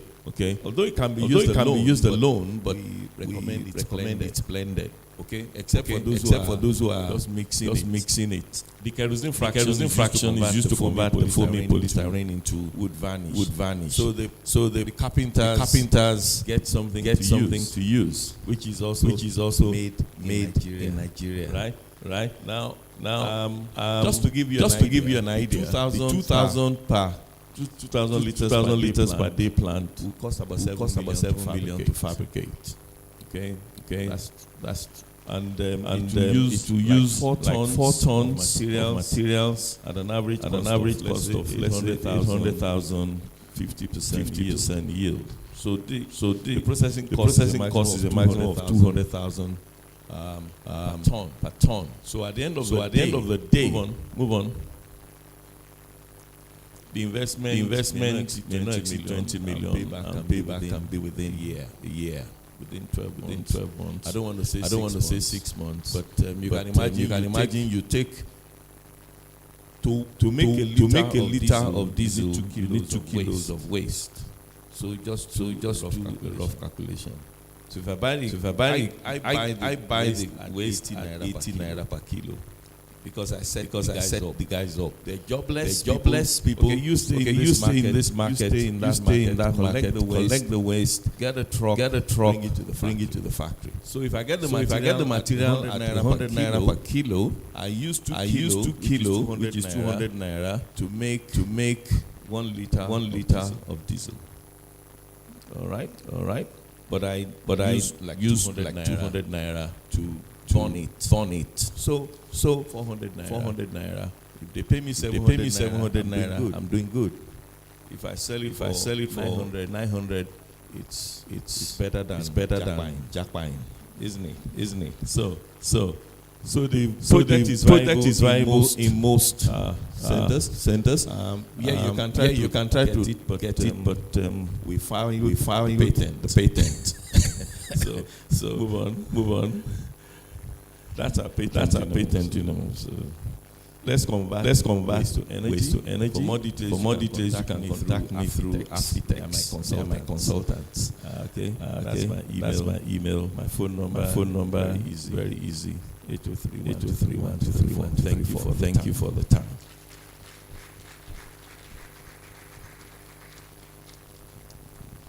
Thank you so much, sir. But me, I would ask you, please help me put your hands together for him again, because he kept the time.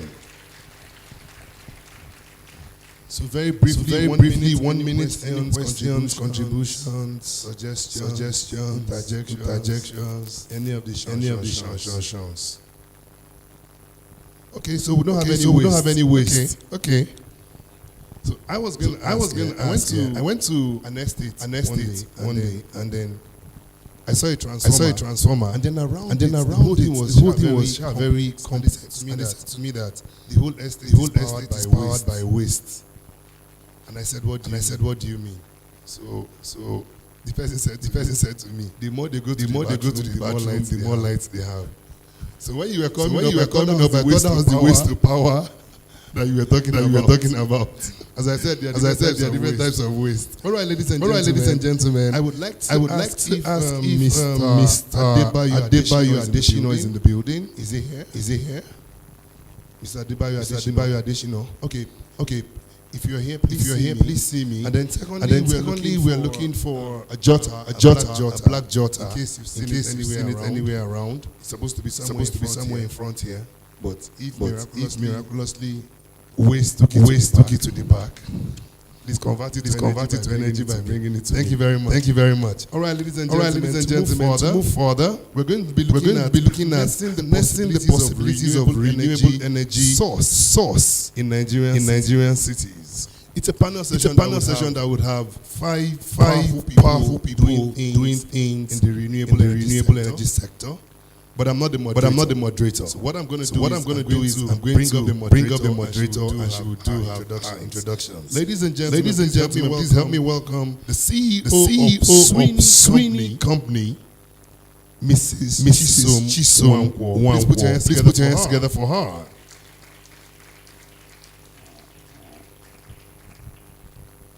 You're beautiful. You're beautiful. It's true. She's smiling already. You see? What do you call it? Charm of fire. Your husband is there. Good afternoon, everyone. It's a pleasure to be here.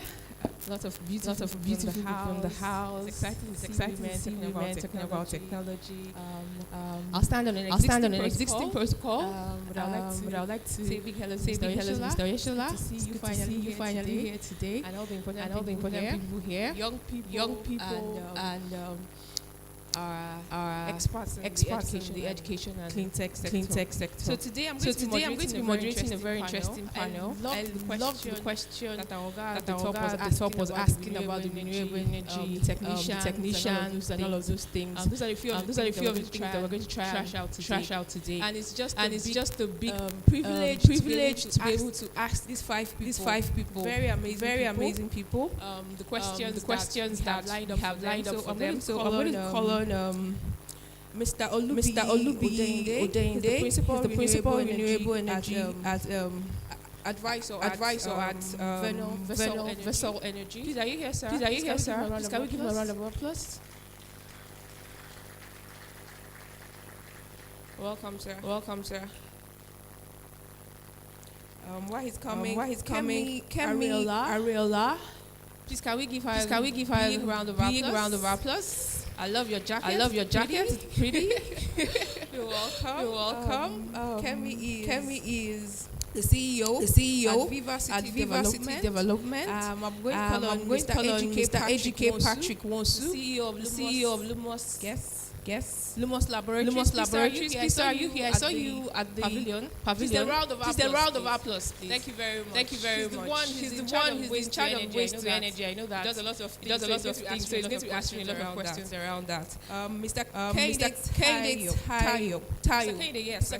I was talking about the VAC. He's a round of applause as he comes up, please. He's the CEO of Vectis Business Options Limited. The last but not the least is Lanre Ogunkule. He was the one that was here, our CEO of RevoCube. Good to see you again. Let's come and ask you all the questions that we did not finish asking you. You first of all drop that jacket first. Okay. Yes. So I have my panelists. Like I said, it's a privilege to be asking all the questions. It's not jam. We're just going to be talking about different things when it comes to renewable energy. And when we're talking about smart cities, we cannot forsake the fact that renewable energy is the future.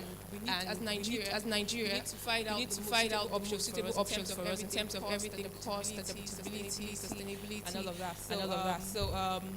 I'd like to say welcome to the panel. And like we said, harnessing the possibilities of renewable energy sources in Nigeria. So my first question go to Mr. Olubi. Are you ready? Okay. So your superpowers are like deploying renewable. Okay. We need a mic here, please.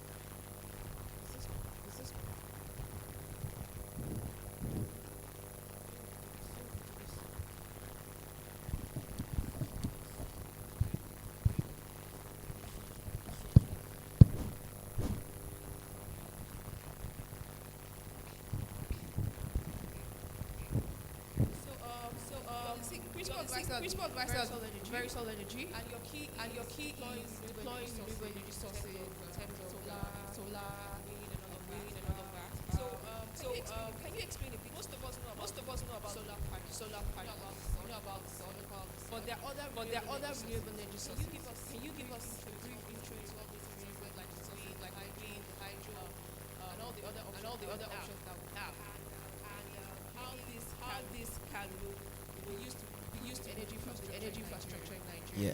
All right. Thank you very much. Pleasure being here. Well, Very Solar Energy essentially is a solar company. Our real emphasis and specialty is solar. But of course, the other renewable energy sources are also available. Now the thing about the wind, geothermal, and all that is that they're also specific regions and locations. So of course, solar is the most adaptable, is the most widely used, is easiest to scale and all of that. So but then the wind energy can also be a nest collaboration with solar. I think that's the one that is a bit more adaptable to Nigeria. Geothermal energy,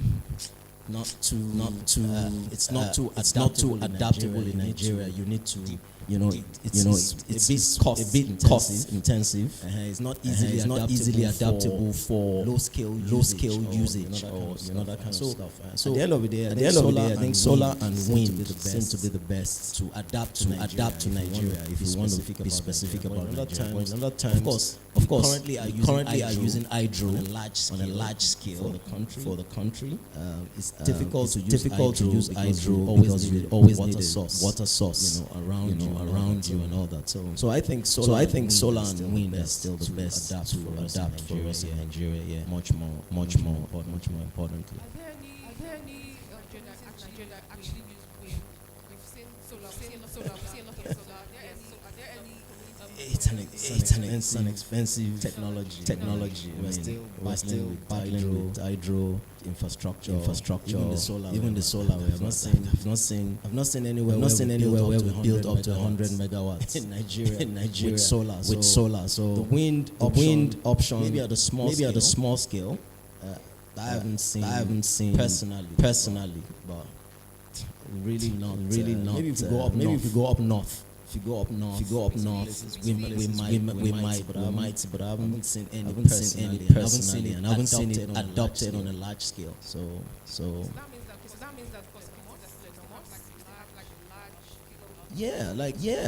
there's also the plan to see how we can use smaller systems, where the smaller systems can sort of integrated with solar, so that in the evenings when there's no sunlight source, we're able to the wind can also generate energy. So that's where we are.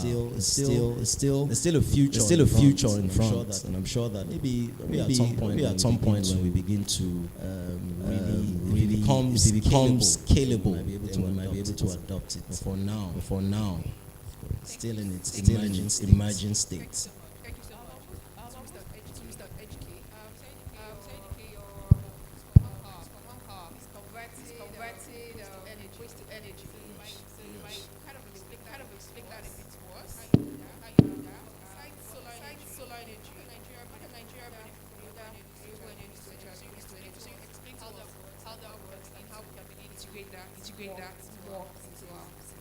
Good afternoon, everyone. As she likely said, we are specifically or majorly into conversion of waste, especially human waste into clean, renewable energy.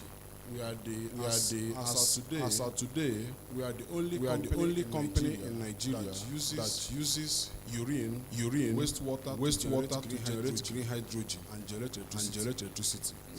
Should we put our hat for? Let's put our hat for. Yes. We have six patent rights to the technology. We have functional here in Abuja, and we have even delivered. The last one was just concluded in FGGC Abaji, awarded by Federal Ministry of Power. So in a nutshell, using of waste generates energy is highly renewable because all of us today must pass out at least 1 liter of urine. True of us. True. And about 500 grams of feces every day. And what happens to them? I was in Germany weeks ago when I told them about what we were surprised that some of us in Nigeria know about. Then I asked them in Frankfurt, what do you do with this urine that you people collect? People pay money some places to urinate. They couldn't give me the answer to that. Not just energy. If you check our stand outside, we also see solid fertilizer, which we also extract from urine. Because human urine has NPK in good quantity and can supply us with enough fertilizer, and we have patent to that technology. So conversion of waste into energy, if well managed, is enough to solve our energy crisis. Not just energy, clean renewable energy. For some of you that are science students, we have science students here. Hydrogen is the cleanest energy of the future. Because So we need renewable energy. They just told us now. So hydrogen has no carbon. We're talking about climate changes. When the carbon burns, it gives carbon dioxide, which when is absorbed in the atmosphere. High temperature. Yesterday, they say we reach about 2 degrees more than what we expected. Which is a very when you are burning hydrogen, there's no carbon. It's only water vapor is a byproduct. The cleanest energy. The challenge with hydrogen technology is expensive. And technical know-how, we have been able to develop indigenous way of doing them. The other speaker was saying, yes, wind is at a low scale. It's not much due to challenges because we have sunlight. Though in our lab here in Abuja, we even have some wind installation which we use by electrolysis to break down water, urine, and others to get hydrogen and other gases. So as you ask, what's the second question?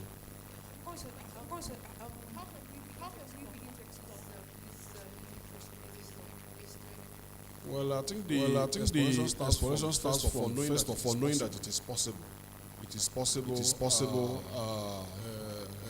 Our company has done a consultancy with various on how we can run all the prisons in Nigeria with waste, and they got so much impressed by next week, before the end of the year, we are moving to Kuje prison to start converting waste from inmate to generate energy for them. Like it's been done in Rwanda, we must not wait until we import the technology. We are talking about solar. The other was at the Federal Ministry of Powers with one of the directors. I told him these solar panels in your office, the technology behind the solar panel developed in 1905 by Albert Einstein. You know about him. Which is more than 100 years ago, and it took a lot of investment before it's the way it is now. So we need government involvement. It is possible. The technology is there. We must adopt them. Even myself, you can pay a visit to one of my properties in Abuja. There's no sock away. We use digester and others to harness the human waste and generate some gases for you. So it's possible. Thank you very much. I'll just when you are talking, I was saying maybe we need to come to organize like a television to your people include your house as well. No problem.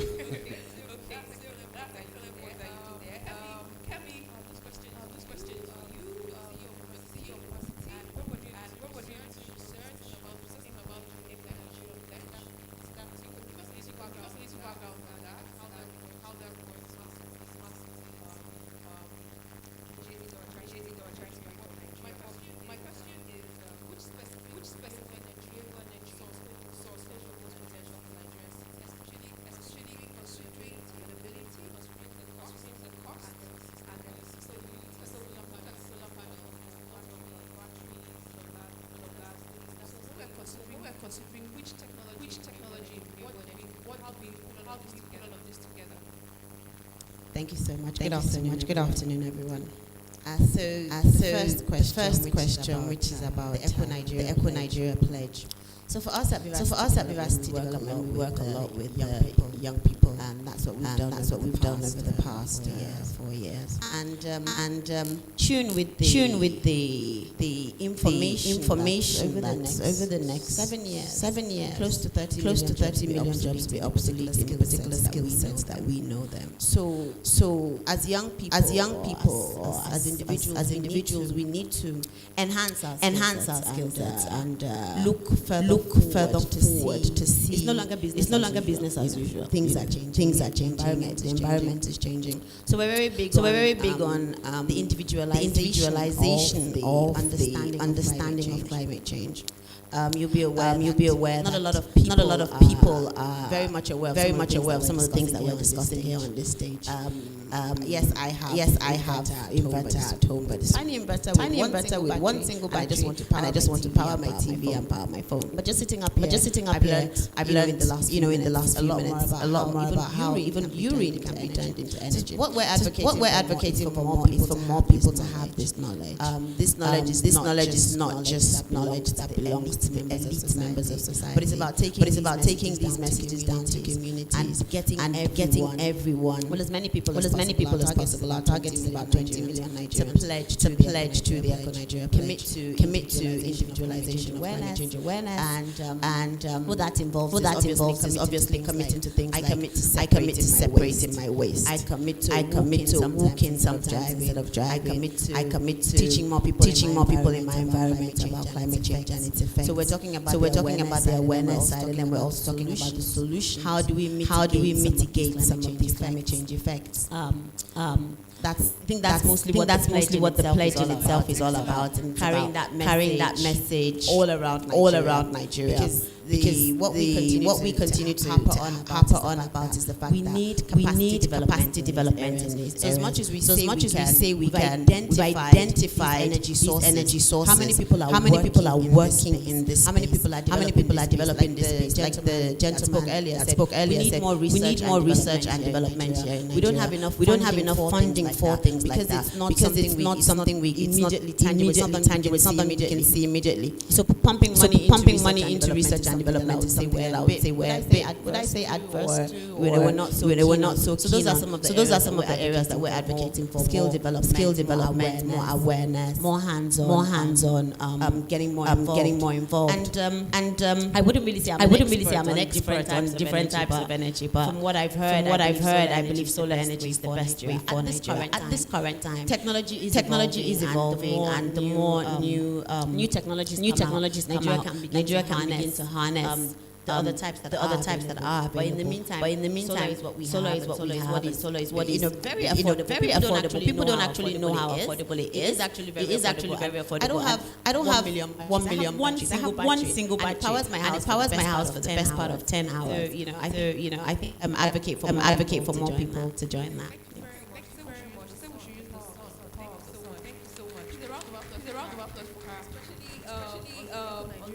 Nigerian pledge, because I think we need to talk more about climate change effects of climate change in Africa. I like to tell people this. You feel we don't have a lot of industries in Africa. But the truth is, industrializing shipping their obsolete technologies to us.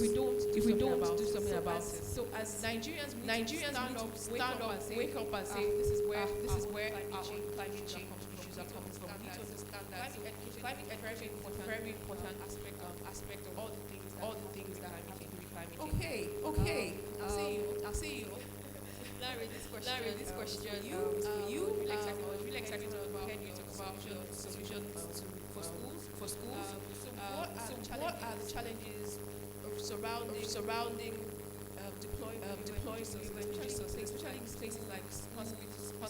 We see them now a lot. A lot of people are using their money to buy their own technology. What are the challenges that still exist in using solar energy in places like schools and hospitals?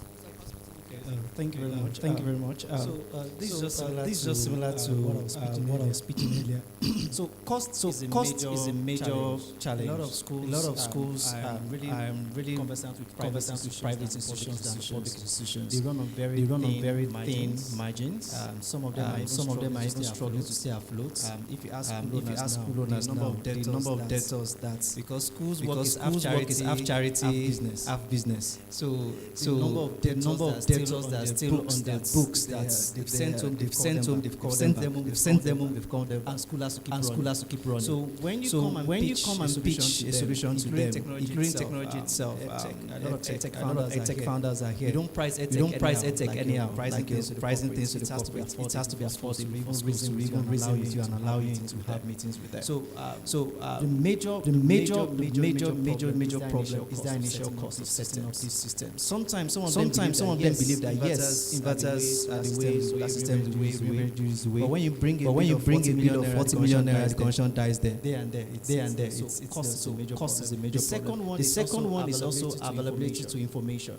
She also mentioned a lot of them have gotten second-hand information. Another school owner has tried something that's failed. Immediately you bring the same similar to another person without getting a new knowledge. By default, they turn you down because they say that no, it's not working. My colleague has used this, it's also placed, and it's not working. And sometimes they themselves have used this technology and it has failed them at some point, and they will want to go back to try it again. So that's actually the challenge in the industry. Cost and information. What do you think? How can we bring down the cost? What can we do? Bringing down the cost. That's similar to my conversation with Zynox Group. Maybe after we have some partnership and the likes. So that cost, for example, we're talking to people that can fund this initiative, that are passionate about clean energy in the country and outside the country. So they are covering most of the upfront costs and let schools pay for these things as a service. So instead of you paying millions to buy solar system, why not just pay for what you use on a metered system? And that way you can cut down similar costs we have spent on even way lesser, maybe 50% of what we have spent on using national grid and diesel or petrol. You are spending something lesser, and you are getting the power much more stable because it's more reliable. So you're getting more energy at lower cost, and that's actually one of the major ways to solve cost problem. Thank you so much. My next question. Dakende. I know I met you at USAID feature talk. Yes. I think you won the. Yes. Remember that. This guy, he was the winner at that event. His work actually provides solar storage for people living in rural communities. So he helps women in the villages to store their fish, right? So he's providing a really excellent service. Thank you for being here. So how can renewable energy, looking at the work that you do coastal regions, Bielsa, and all of those places, how can renewable energy solutions contribute addressing the current energy challenges in Nigeria, especially in underserved communities? Thank you very much. Okay, so like all the questions that have been asked, renewable energy is the readily available source of energy that you generate. So you have hydrogen. There's a lot of process involved to separate hydrogen from whatever water, whatever sources you have in your urine. With solar, it's much easier. Technology has been demystified. It works, and you can deploy anywhere in the world, and you get the same results. This is one of the reasons why other renewable energy sources have not yet been adopted, because there are technicalities in your ability to deploy them in different regions of the world. So you have temperature issues. There are a lot of calculations. There's a lot of expertise that is still required in other industries, sectors, especially like the hydrogen is also coming up. I know that the German government has they are working on it to deploy the first hydrogen system maybe on a bigger, larger scale. So what we do, we provide energy to rural communities as mini grids. Cold storage refrigeration in rural communities for women traders that go to the sea, they go to the sea, get their fishes, and they need to store it. So by default in Nigeria we have stock dry fish, simply because there's no preservation methods. So dry fish is now a way of life for us. And really, if you travel to Western countries, you don't find it there because they can store their fish. So by by providing those services for people in rural communities, so like you're able to decentralize with solar, so it's readily you can deploy it anywhere in the country. You can put it in small clusters. You can take it big in terms of C&I commercial industries. So renewable energy in particular, solar one of the easiest way to provide energy to solving Nigeria's energy crisis as it were. So I just think in terms of policy, REA, NEC, government institutions are also doing a good job at trying to stimulate that market. So basically, mini grids is one of the ways, smaller systems. My colleague is doing in his office, or energy as a service. At the end of the day, solar is the way to go for us in Nigeria. Scale up hydrogen, wind. I think the next way we'll go is hydrogen, not even wind. Yeah. Thank you very much. Let's put our hands together for him, please. So, on the writing of what you just said about renewable energy agencies, the government agencies that we have, working around the clock to see that we have renewable energy. Mr. HK, I would like to ask you this question. We have so many policies. We have different policies addressing renewable energy in Nigeria. How do you think government, private sector can play better role in making these renewable energy sources become more affordable in the community, only affordable, like people have more access to it. How do we come together as a nation? Thank you very much. The problem we have in Nigeria is so many laws, policies we don't implement. That's a big problem. When it comes to hydrogen, rightly said, after solar, or hydrogen is where the whole world is moving to. That's where the whole world is moving to. Hydrogen to first, hydrogen to other sources. Do you understand? I want to repeat again. Solar technology is 180 years old. It took trillions of dollars where it is today. Then Nigeria as of today has not been able to attract any tangible grant or funding anywhere in the world because we don't have hydrogen policy in Nigeria. I'll be working closely with the GIZ, German government, working on this policy with different ministries. We don't have them yet. Kenya, Morocco and others have gotten a investment of billions of euros from German government. Since this problem between Russia and Ukraine causing the cut off of gas many part of the Europe, made them now to be looking for real alternatives to gases. So we don't have hydrogen policy. So the first thing is that before we'll be able to get investment for hydrogen investment funding into Nigeria, that will be tangible. Must have this policy in place. Many African countries already ahead of us, Kenya, Morocco and others. So we have to get this hydrogen policy. Not just hydrogen policy. We must get policies that will facilitate, that will help easier acceptability and dissemination of these technologies. Because when you get government involved in these things, and they get the interest in this, but unfortunately, as you rightly said, solar is well established. We can easily bring it, plug and play and use. Don't want to develop the ones we have. So government didn't have a lot of load. Thank you very much. Government still has a lot of role to play. Okay.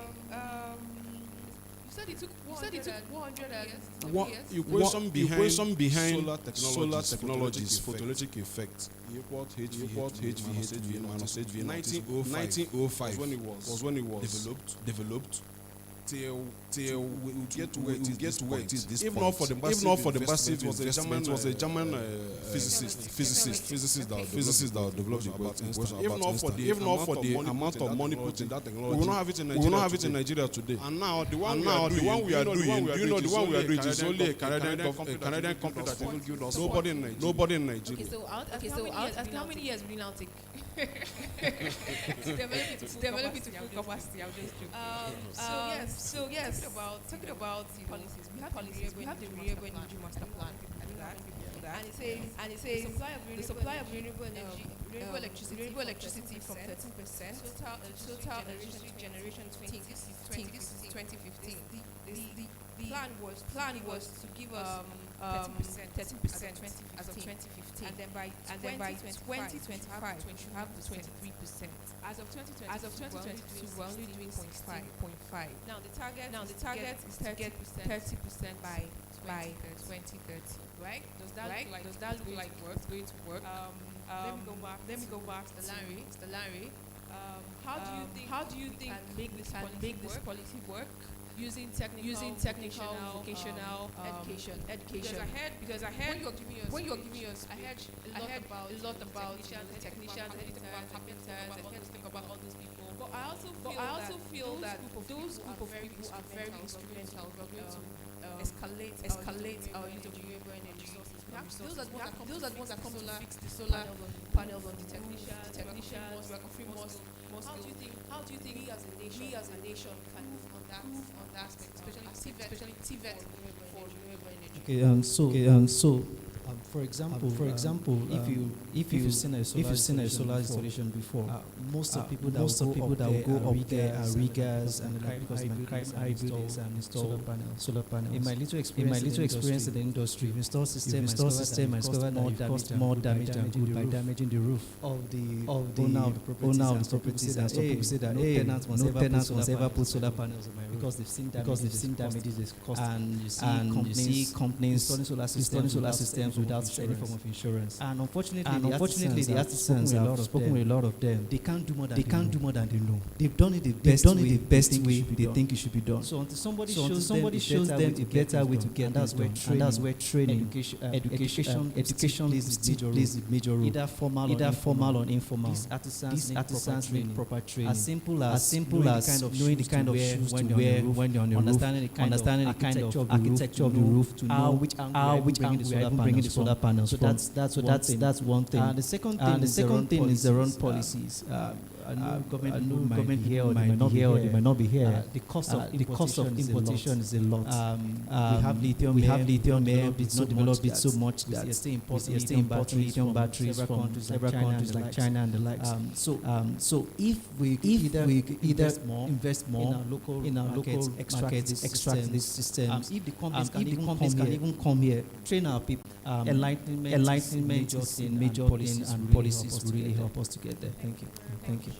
Talking about technology, my director, Dr. Peter, used to tell me I used to work with the Federal Ministry of Science and Technology, and then he would say if we can't, we should go and copy the technology. Because sometimes what we see is that we try to start the technology from scratch. Sometimes it's okay to copy and then adapt it. So instead of starting from the beginning, the work has already been done for you. Why don't you take what has been done and study it, adapt it? The problem is adaptation. We want to use what is cold climate in Nigeria, which is hot. I think we should do more in terms of adaptation, technology adaptation. And there's nothing wrong in copying something that has worked. So I just wanted to put that out there. So we're about to round up. If there are any questions, please you can just either write them or next 5 minutes to take the questions for our panelists.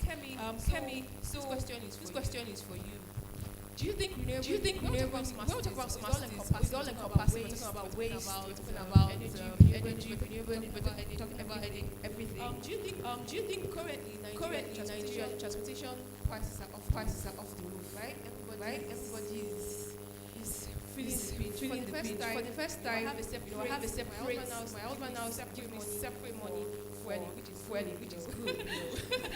So I know how bad that is. And what do you think renewable energy can do for us in terms of transportation, as we're looking at smart cities and all that encompasses? For me personally, I'm one person that maybe I kind of think a bit differently, but I'm very happy about this fuel price hike. Very happy. Even though it's destabilizing my business because staff salaries have gone up due to transport costs. Fuel in my car has gone up, and it's crazy.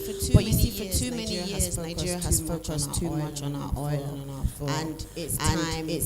We have been trying to look outside the box, but we have not been deliberate. So I think now we're going to see a bit more of deliberate action. We've been speaking for many years about having the trains working, which they did start working, but for some other reasons. We're not going to go into that. But you travel around the world and you see people cycling. You see shared cycling options.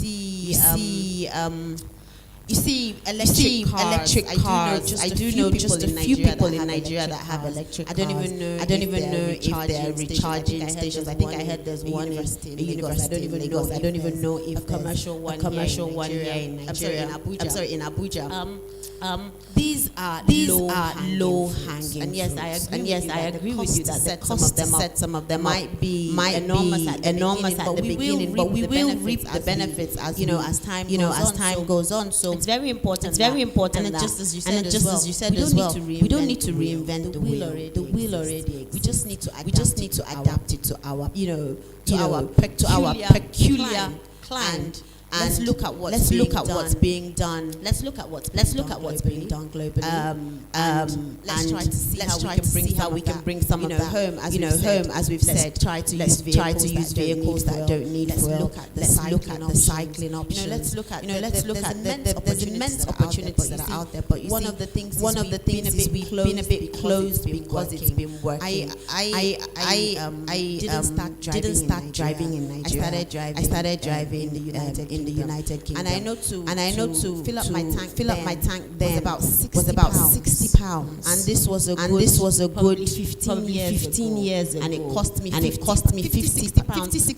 Sometimes with some cars even 100 pounds. I came to Nigeria then. To fill up your tank was like 6,000 naira. I started to bring all my cars over here. So it's time that we are feeling the pinch and we will feel the pinch for a while. It gets bad before it gets better. Now is the time for each of us. I'm very big on an individual approach. So I'm not so big on always relying on the government and the government policies and waiting for the government to put things into play. I love what panelist here is doing. And that's individuals in our and the gentleman that he spoke about patent that I'm very keen on partnering with. There are so many people doing little things in silos, and I think if we come together, we can amplify some of these. Co-finance. We can put in skills together. We can. I was even looking at a solar platform the other day where they're actually doing it on water because they couldn't have the land space and the level land space as well. Looking further afield. I think for me, I'm a champion imploring every person to look within and look around and see how as an individual can make a difference, which is cycling, and then you could even start up. Uber has not been in Nigeria for 20 years. GoCada has not been around. These are companies that started up something and they realized that money can be made.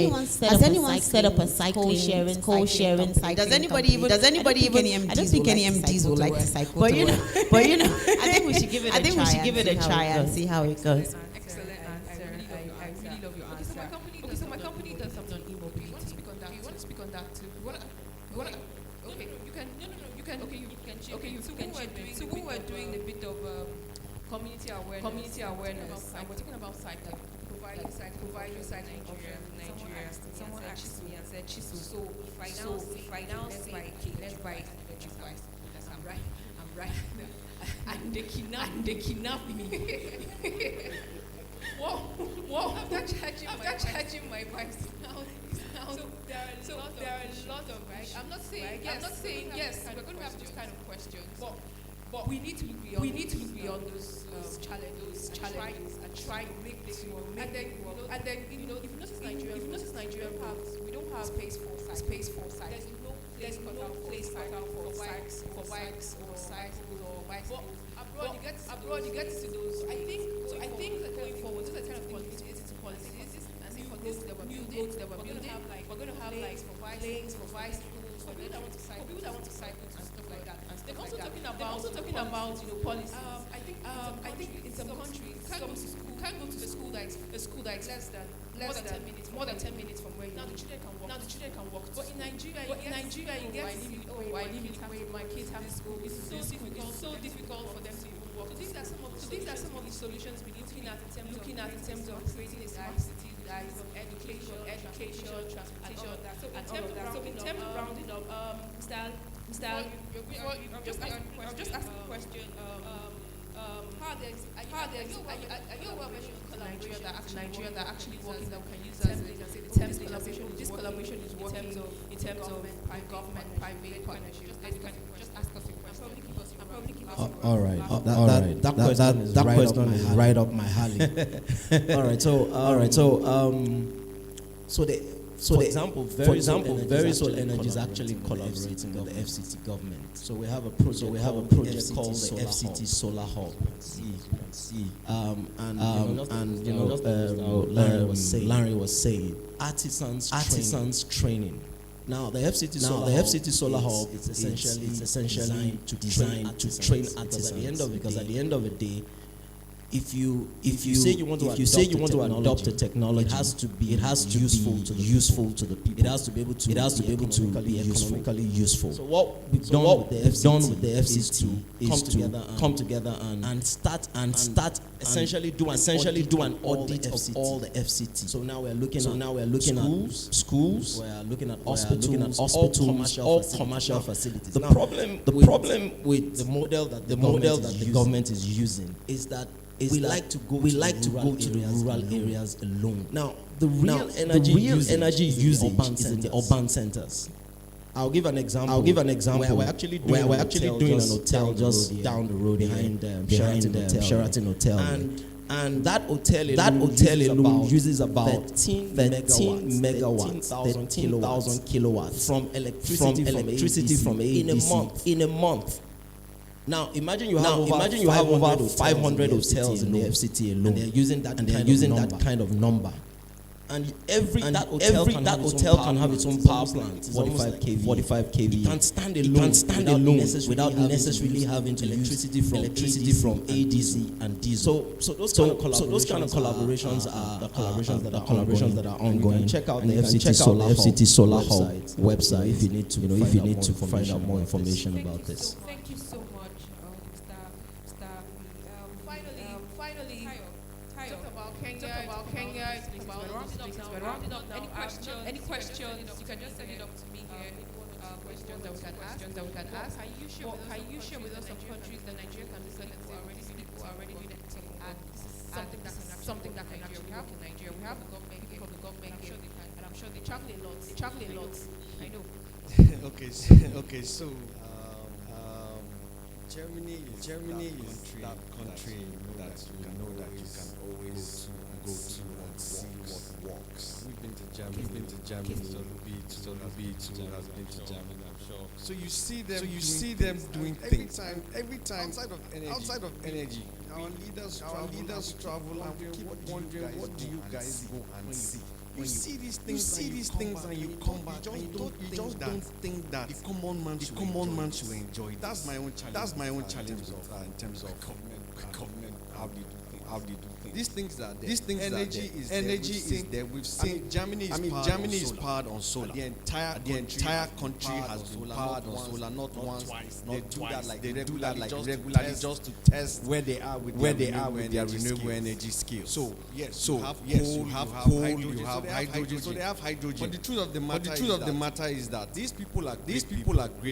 For you to be great, it means that you're going to create something for somebody. You create something that you don't need. You're thinking about somebody elsewhere that does. The person that needs it is not thinking about creating it for himself. The man that needs it is just sitting down doing nothing, waiting for the man that does not need it to give it to him. So They have hydrogen. They don't need it. They don't need it because they have excess energy. So even building more hydrogen plants for them is like, where do we put it? So now they are trying to export this technology to Nigeria. And one of the basic education tech is that awareness. People need to know about the generation coming needs to be aware. They need to be educated. They need to detect the qualities involved from school. So by the time they are out, is a no-brainer. They just by default will use it. One of the easiest way also is for government policies to say every commercial building, if you're building any building, there must be renewable energy to power that building. Once the policies are there, then you see those you decide to use hydrogen, you can decide to use wind, you can decide to use solar. But every commercial building, even government needs to start by saying every government building needs to incorporate, find the private sector people, partner with them, and get the energy there. That way, that scale up is going to go there. Then the cost of it, then you can see more people manufacturing solar panels, batteries, because that's what's going to stimulate growth, and that way the country can be transformed. So we don't need 100 years time frame to get into the next phase. Within the next 5 years to meet that 30% growth. Thank you so much. Let's put our hands together for a very amazing set of people. These are all private sector people making a difference. And Nigeria can only go as much as let the private sector work together with government. And then talking about the young people, I'm excited to see their faces. It's time, especially in the education sector, start teaching hands-on skills in some, we like to call it future skills. They're future skills. So we're teaching renewable skills, energy to our children, e-mobility, we're teaching skills of the future. This is where the world is going. Our children shouldn't be left behind. That's why the correlation between the EdTech and the smart cities is so important. You need the education to be able to build. So I think if there are no questions, any questions, please. Okay. There's a question at the back. Sir. Okay. There's also a question online. Okay. So sir. This sir, can you come forward? Thank you very much.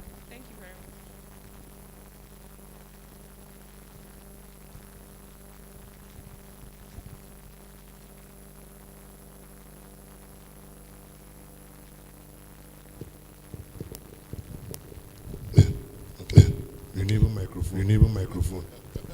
Thank you very much. It's been quite interesting. What I would like to know from the panelists is: has anyone of you tried to reach out to universities? Because most of our universities have departments of industrial technical education that could play a serious role in helping disseminate the ideas I have heard.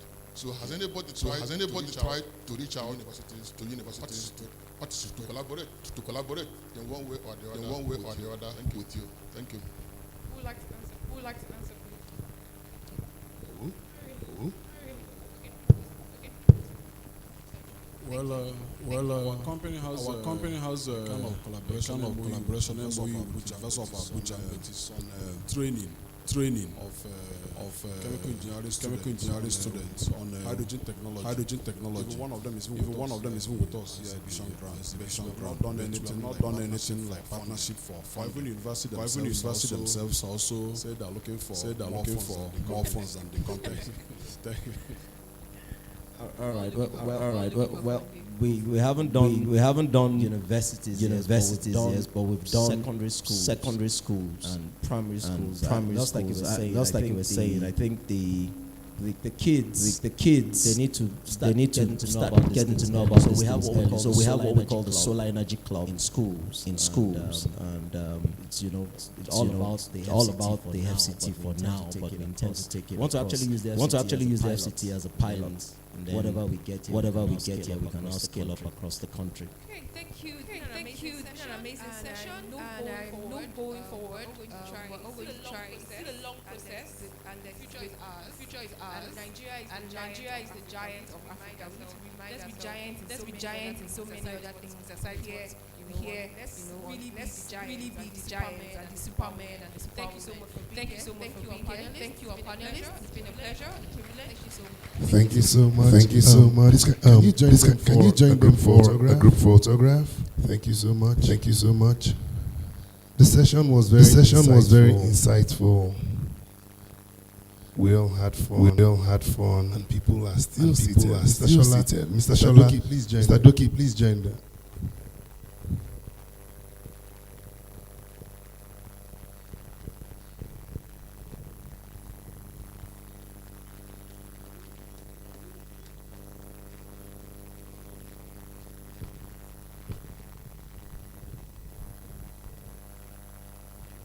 The way we are going, we'll soon have renewable pictures.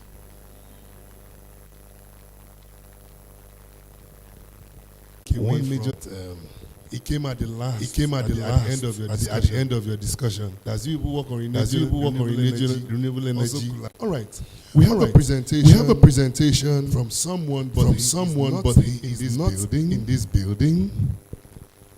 It's a tech conference. And we'll be having the presentation from using technology. Yes. Are we ready? Are we ready? He will be speaking to us about creating smart learning environments for smart city in Nigeria. His name is Ademola Aladik Komo. I hope I'm correct. Please forgive me if I murdered it. He's the chairman of Champs PLC. Are we ready?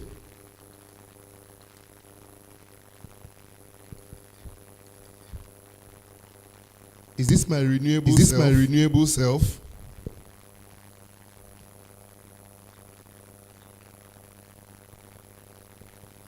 Are we ready? If we are not, let's quickly move on.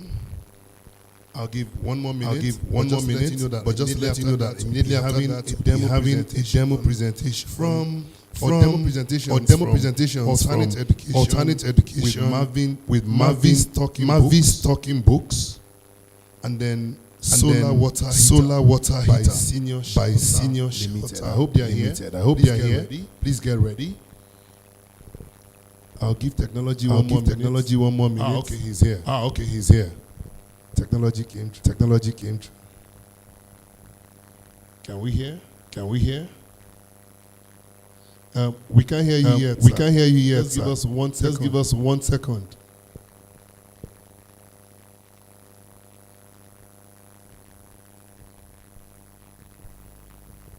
I will have quite a lot of people on Zoom. That's good. I'm unable to share my screen. Try renewable screen, sir. It's for the host to allow me to share my host. Please allow him share his screen.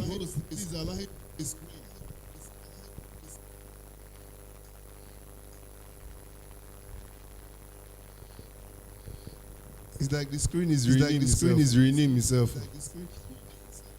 It's renewing. In local balance, it's turning on you. Sir? All right. Okay, sir. You have the floor, sir. All right.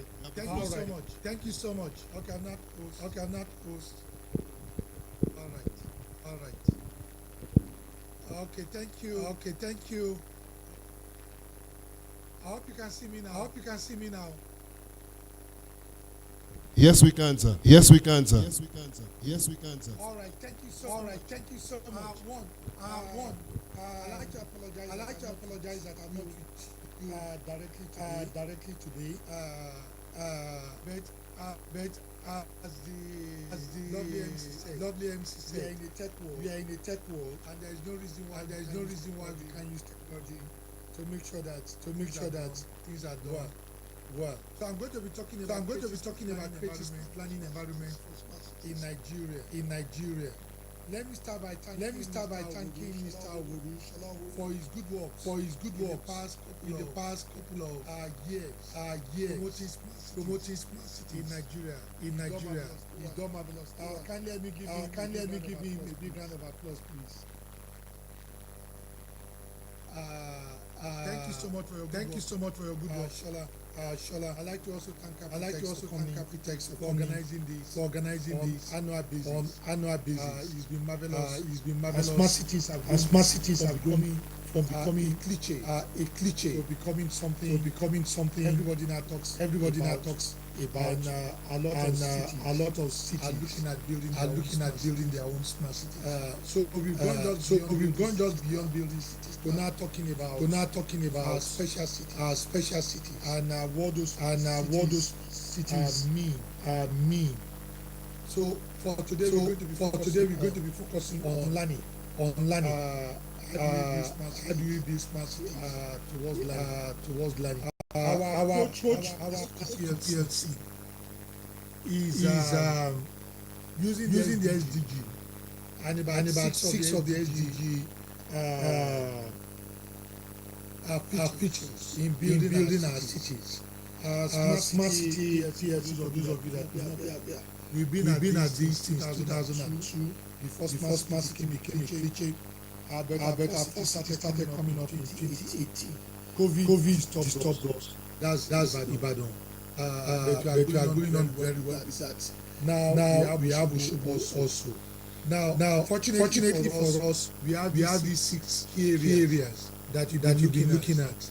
Quality education, SDG 7, affordable and clean energy. I must thank the last panel, members of the last panel for the great job they did in affordable and clean energy and renewable.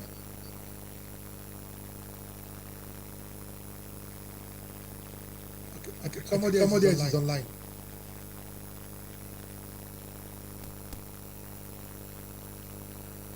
Okay. Is there somebody else presenting? Okay. You can kindly mute the other person. Are you mute?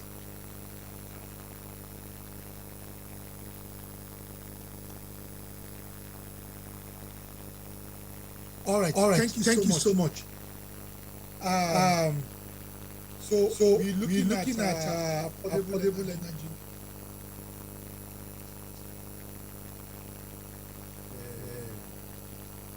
All right. Okay. All right. So like I was saying, we thank the last panel. They did a fantastic job on affordable and clean energy. I particularly like the hydrogen one. But for now, it was concluded.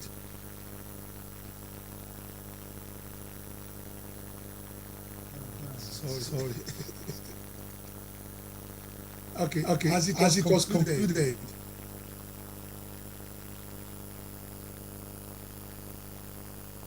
As it was concluded at the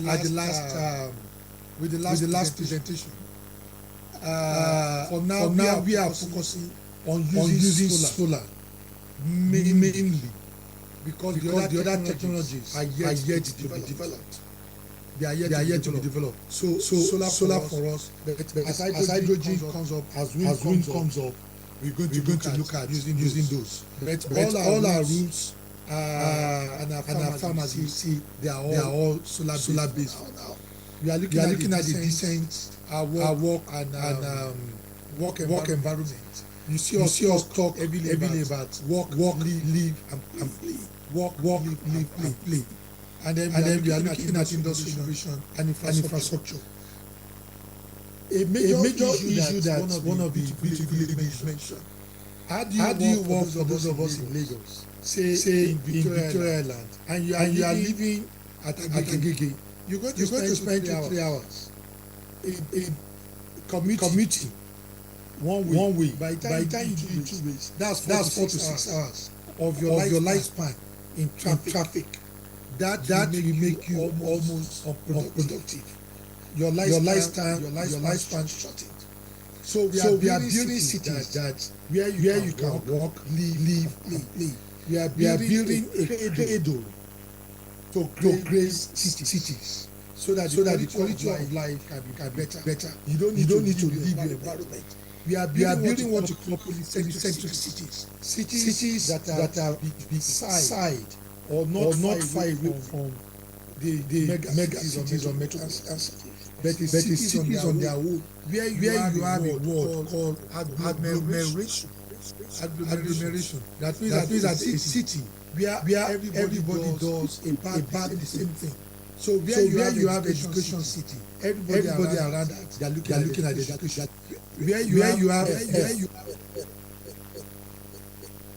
everybody is looking at L at that place. So those are the kind of cities we are trying to build right now. That means that you have the industry, the work within a few meters from your residence and where you play.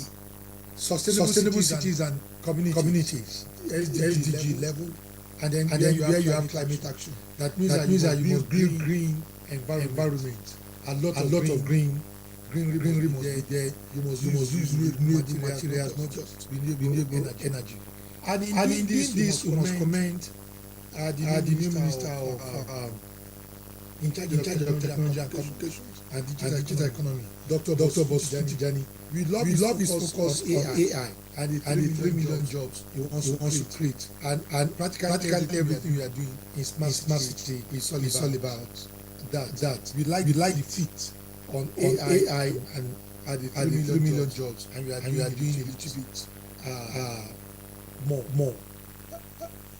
Now we have 2 cities coming up.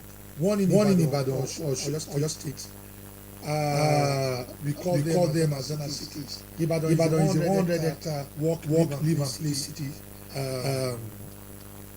The first of its kind, a polycentric city close to Ibadan, an agglomerated city based on education. And you see it go along the line. Sharing the border with us, sharing the friends with us. You say university, and luckily, God this particular location, 100 hectares beside the 100 hectares for Kolada University, and down the line, just about 10 to 20 minutes, you have both IITA, you have University of Ibadan, you have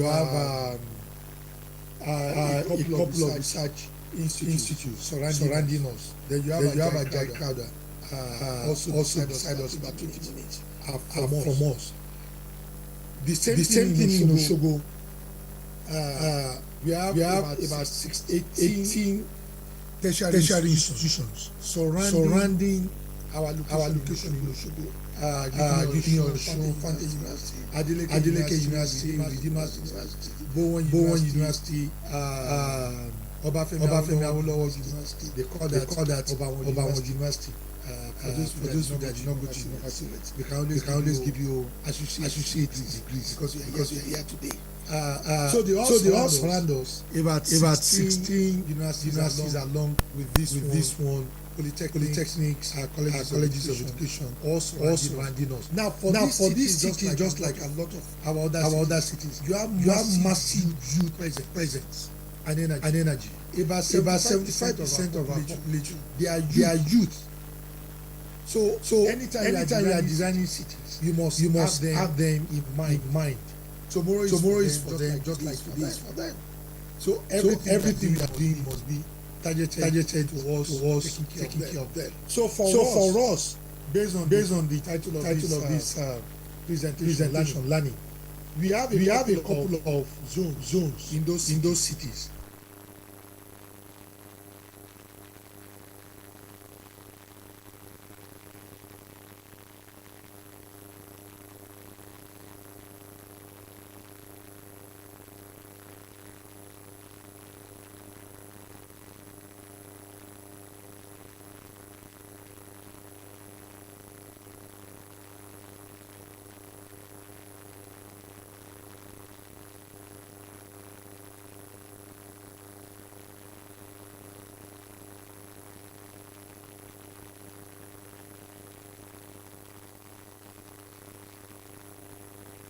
abundance of teachers and lecturers in there. We building semi-detached houses for the middle level staff and detached homes for the senior staff. And we are building a lot of dormitories for the students and for the low level workers that are also there. They have their recreation parks, they have their clubhouse, they have their home market and a clinic. The city also has a medical center apart from a clinic in each center. Because we are in two government cities. Each of them we also have the gov cities where we take care of government workers. They also all live in their own community with all their own facilities like recreation park, clubhouse, market and schools and clinic to take care of them. So we are looking at an integrated work, live and stay lifestyle communities for the teachers in education and also for the government workers. Now we have residential estates for the supporting workers. Some people may want to build their own houses. So the residential estates we offer them certain services where you just buy your land and you can build whatever you want within our own specification. These are some of our bungalows and apartments. All these are all green buildings. All the roofs are all solar. Some of the middle panels are also solar. Everything is purely automated. You use a mobile phone. As soon as you enter the gate, everything is by your mobile phone. To operate the gate, to enter your door, your house, use a mobile phone. To switch on the light, use your mobile phone. That also saves quite a lot of light in all these buildings. Even for the hostels, a lot of the things they are doing there is using the mobile technology. We spoke about renewable, sustainable, green environment. You have a lot of gardens, a lot of lawns all over the whole place. The Azana bill is more for the top level guys, the managing directors or the general managers of companies where they live in different life. Some of them are empty nesters. We make provision for them. We also make provision for what you call Azana Diamond and Azana Homes. Azana Diamond is retirees. We do not cater for people that retire in the country for now. Other environments they do cater for them, so that when people retire, they can at least have a place, a community of retirees. So that's Azana Homes. I can imagine a lot of us here. We have old people. They're living alone wherever they are. Do you want your parents to live alone? Can you put them in an environment where they have other people that grew up at the same time with them, and they can live a better quality life? I'm not laying emphasis on that here, but we do have the Azana Homes, almost like an hospice where the elderly ones are taken care of. I will not lay emphasis on this. I did mention cradle to grave. This is a cradle to grave. All our cities are cradle to grave. That means that you can have your child in that city. He goes to primary crèche, nursery, primary school, secondary school, university, which is beside us, and start working within that area.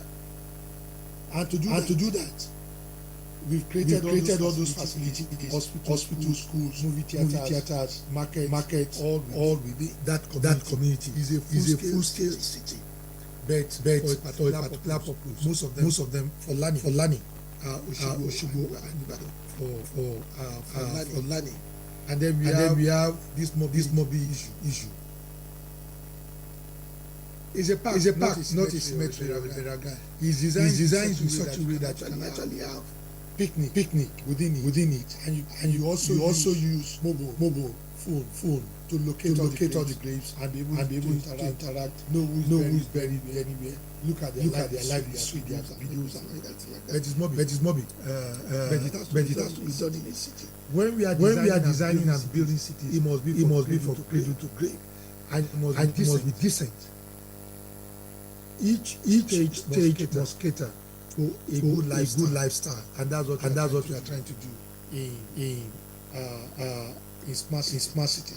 Now let's go to something that is will be of interest to most of you being in technology. That's the work area. We have the Arizona City Tech Hub and market.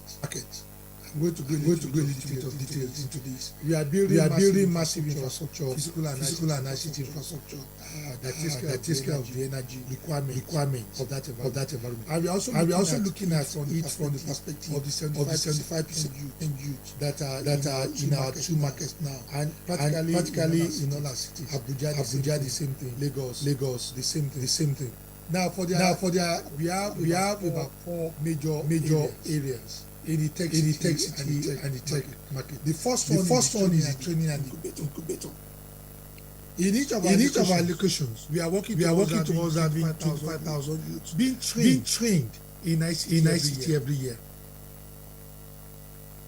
To do that, we have a 2,500 seater ICT lab. That means that we can have co-op of 2,500, and 10 of them almost running 2 sessions a day, and we can turn over that 25,000. And each of the 25,000, we already have jobs waiting for them in our 5,000 seater call center, which means that we can employ 20,000 of them immediately. But we employ 20,000 and if 5,000 as backup is not the issue. The issue is that we want to train these guys for something I'm going to talk about later. To send them properly out of the country. To send them into the BPO market. For us to be able to serve the foreign market from Nigeria, something that we align with the 3 million jobs of this current administration. Whereby we can produce people and take them to market. We working with CBN, BOI funding the IDIs in waiting for them to go ahead. In order to keep some of these kids to become entrepreneurs. We working with some hubs to collaborate with us. Like I did say 18 tertiary institutions, about 14 in Ibadan, all surrounding us. We are trying to export software skills and personnel, not certificates. Something we need to focus on in education. It's not just the certificates. We need to let our people have skills, not just certificates.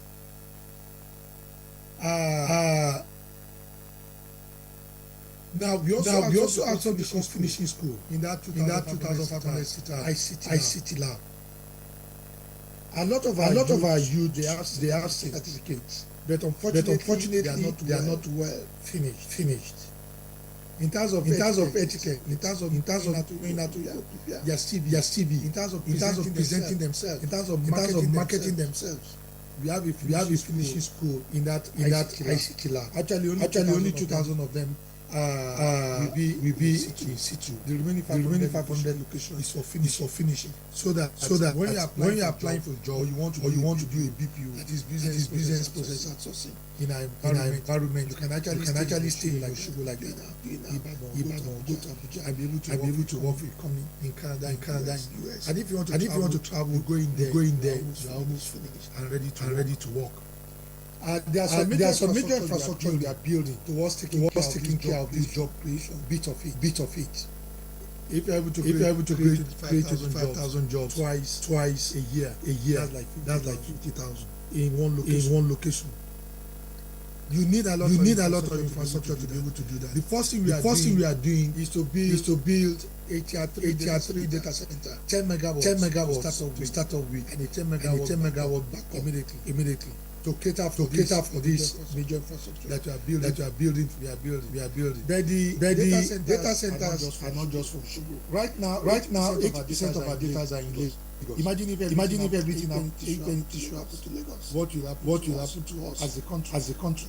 Is going to be tough.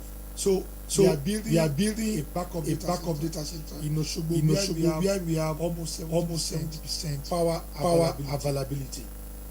And we also building the 5,000 seater call center, part of BPO. The call center will be able to take calls, you'll be able to do accounting work, legal work for US, UK, Europe, and also Canada, quite easily. We believe that we're going to be a better market than India or Philippines. We have better time zone with these countries that I mentioned. Our English is better than that of the Indians or the Filipinos. So why can't we create these jobs in that? We know that some of these locations, especially should have 70% power availability. They are also doing a 25 megawatt solar farm. Like I said, hydrogen is good. Our wind is good. But for now, they are not yet mature. Solar is mature, and we are doing that. We have major partnership with MTN, and may want to bring in those huge bandwidth into the place. That is very important. Now we also have the IT market. Now if you have 75% youth, that are going to be having quite a lot of people asking for devices to use. They want a market. The major market we have in Nigeria today is the Lagos. What you call the Tigba market. So in our locations we are creating a proper structured IT market to replicate Tigba market in these two locations. And there are also locations that will allow us to service the education sector. So when they develop an application, they take it or they develop any demand, the market is there for them to use whatever they need. Either they go to the software part of it, or the electronics part, or the IT part, or the computer part to get it done. And this market you serve the states that are around them. We have a good partnership with African Development Bank, looking at this for now, and also Feramis of digital economy and NIDA. Actually signed up with us for Lagos. However, Lagos we had an issue with Lagos. That's why we moved to Ibadan. You know the Omonile issue in Lagos. That disturbed the tech up in Lagos. We now got a better location in Ibadan.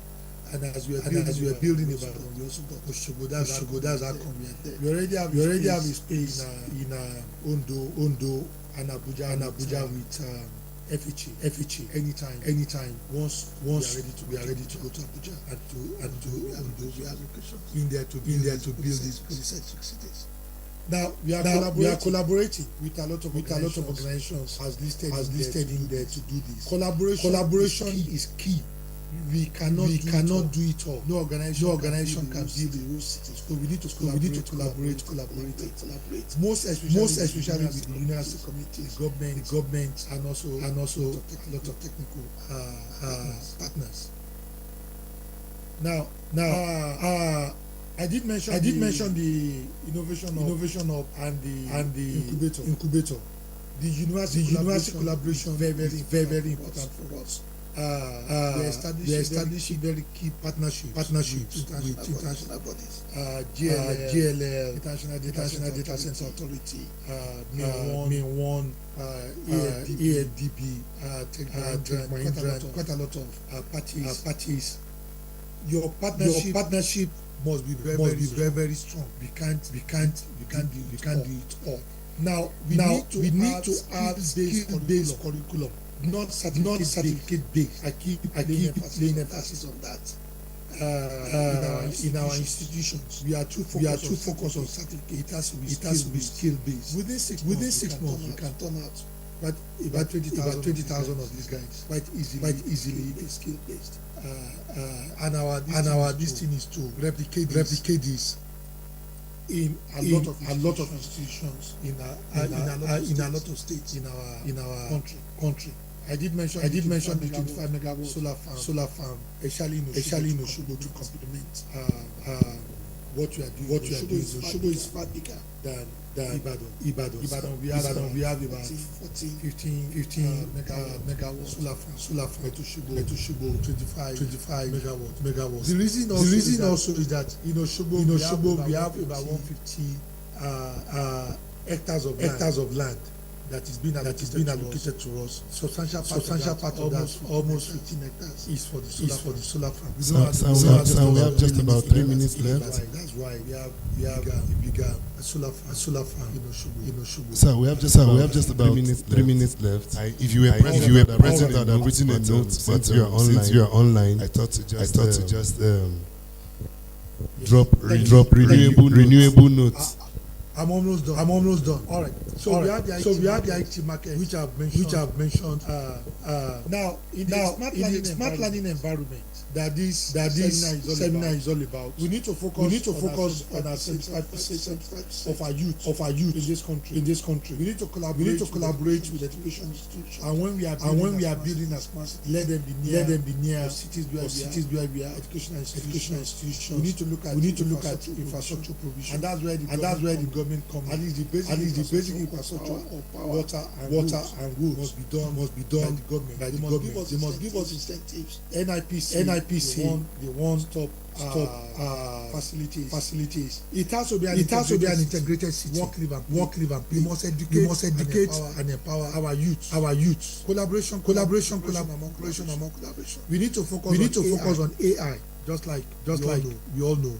No time to go into that. Mobile technology, skills. We need to create massive amount of jobs. Where you have 35 to 40% unemployment is a disaster going to our smart cities are designed to create jobs. The finishing school is important. We need to export jobs. Not just oil. Human resource is a lot more important. Not like our forefathers did with slavery. There's skilled workers, controlled, working with them embassies which are due to export people and let them come anytime they have. We have massive opportunities in this smart learning environment with smart cities. And I wish all of us at this seminar the very best as we develop our country into one that is highly sustainable, that is very smart, with all the SDGs in mind as we go along the line. God bless our country. God bless you. Thank you so much. I'm done.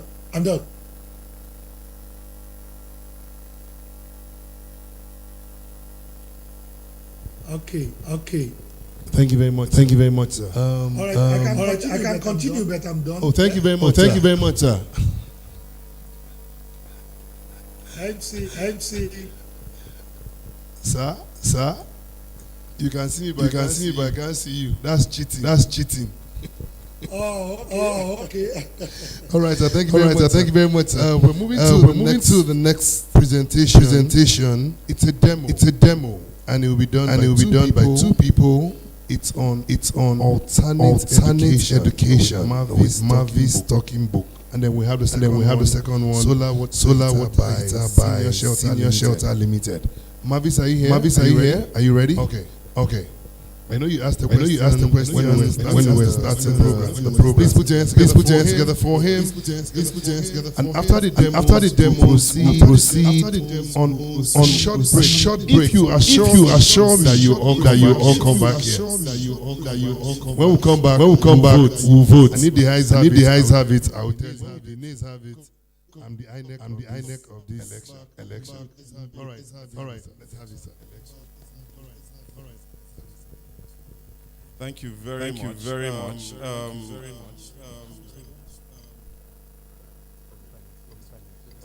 I have just 5 minutes, so I'll go through a demonstration as quickly as possible. My name is Chiemezia Uchiaga, and I'm the CTO of Mavis Computer. We are the makers of Talking Books. I'll just start with a very quick story. There was a guy in Giri Village. He was going on a hike. He was taking a hike, and he had a drone. So his drone was flying over a city there in Giri, and the elders of the city just saw a drone flying over, and they didn't know what was going on. So they went to go and meet. They sent some like a delegate of their elders to go and meet said person, what is going on. And so when they came to meet him and they found out, okay, there's no problem. He was just taking a hike and everything was okay.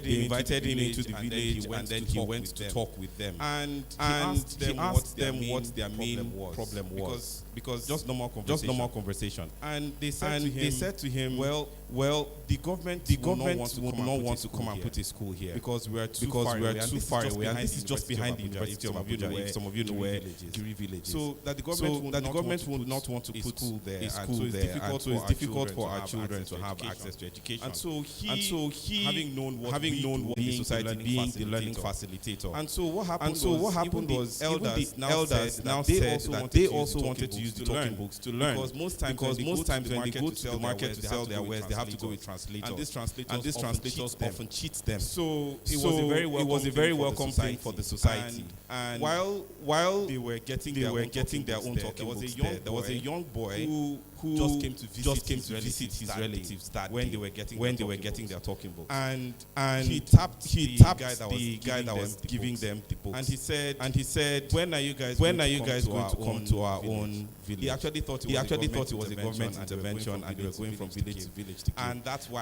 why we're here to see how we can actually make this work. What are the talking books? Most of the time in rural areas, semi-urban areas, you find out that the farther away you go from the city centers, the less the subject expertise know-how of the teachers are not as educated, and then they are also not the language barrier becomes more of a problem. I've had a situation where my best friend in uni served in Katsina State. He's the closest person to a living genius I know. His SAT scores, I wish younger guys were there. His SAT scores outside Nigeria were the highest in the world, and he did his youth service for 1 year in Katsina. They had access to a living genius in their midst for 1 year, and they couldn't get anything because he couldn't understand them, and they couldn't understand. So when you go into the rural areas, the language barrier becomes a serious problem. Internet access becomes a serious problem. So how do you take learning to these areas in a way they can understand, in the language that they can learn, in a learner-centered manner that will not necessarily have to depend on electricity, and then it's in a way that it can depend on internet access all the time, and it's in a way that can be powered by renewable energy sources that we're talking about here. And that's how we came up with the talking books. And that's what I have here. Talking books is very easy to use. I could call somebody up, someone who has never used it before. But because of time, I'll just do it myself. So what you have here is the pen. So the talking book is made off of the Mavis pen, and then the Mavis book. So one pen can work as many books. I just brought some of the books here. So how it works is that you simply turn on the pen. Just do it now. I'll just do a very quick demo.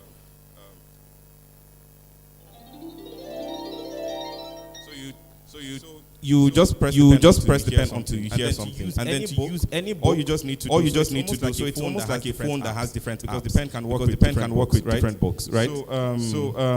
So all you just do is use the pen and tap on the book. So I'm tapping on the top of the book now with the pen.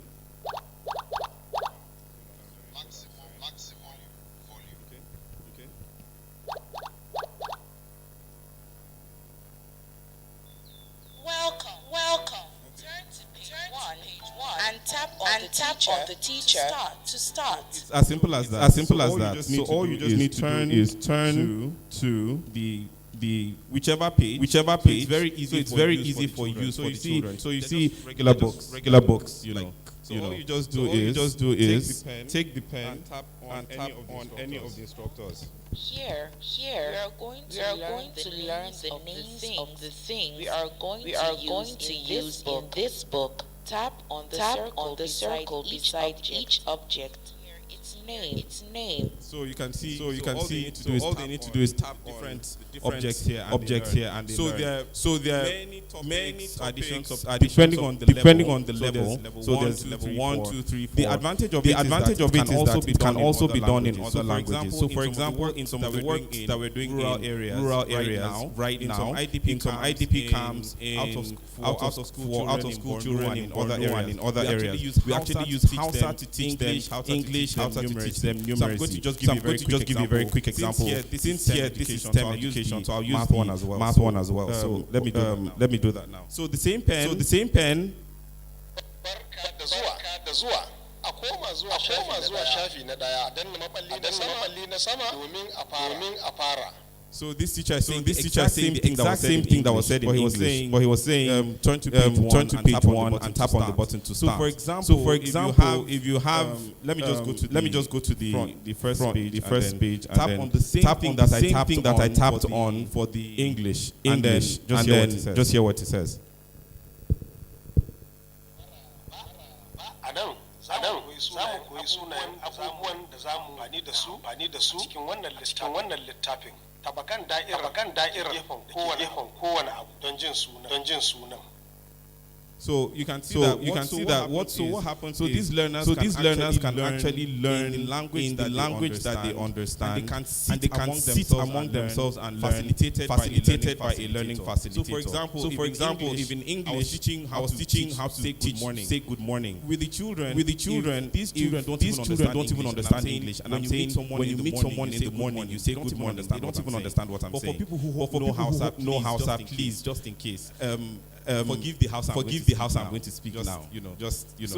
So for if you're using the Hausa learning instead of saying when you meet someone in the morning good morning, it will say something like da safe ka hadu da mutane sai ka ce ina kwana ko barka da safe, amma a turanci but in English sai ka ce good morning. So you see that the learners can learn from what they know to learn what they don't use that, and then we use that for literacy, for English, and here we have other books, science, technology, to help them improve themselves. And that way, the learning facilitators can also learn because their brains are more formed. So they can learn pronunciations, letter blends, and then even if it's math, combinations, addition, subtraction, in a way that you don't need to tell the children wait at home, let's train all the teachers. The teachers can learn as the children are learning, and then help them as they continue to develop themselves. So that's basically what talking books are about. Learner-centered education. How we usually do it is we deploy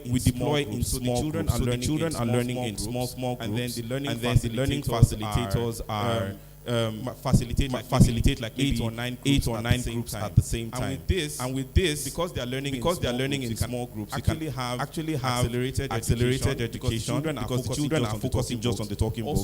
Also multi-grade because some of them can be in primary 1 learning in this group, some others in primary 2 learning in this group. So that way, education never stops. The language can be in the language of their immediate environment, wherever they are. I think I'll stop here and then take any questions.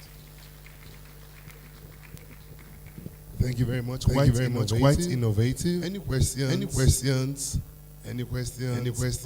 Okay, one person. Two. Okay, we'll take those two.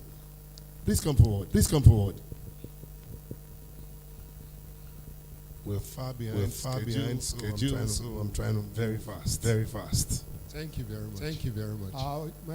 My question is, does this thing just work with mic alone? Or can somebody without mic hear it? Maybe ask your student.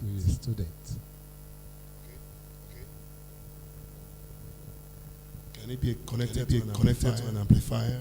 My question is it just only in Hausa language? We also have it in other languages of Nigeria.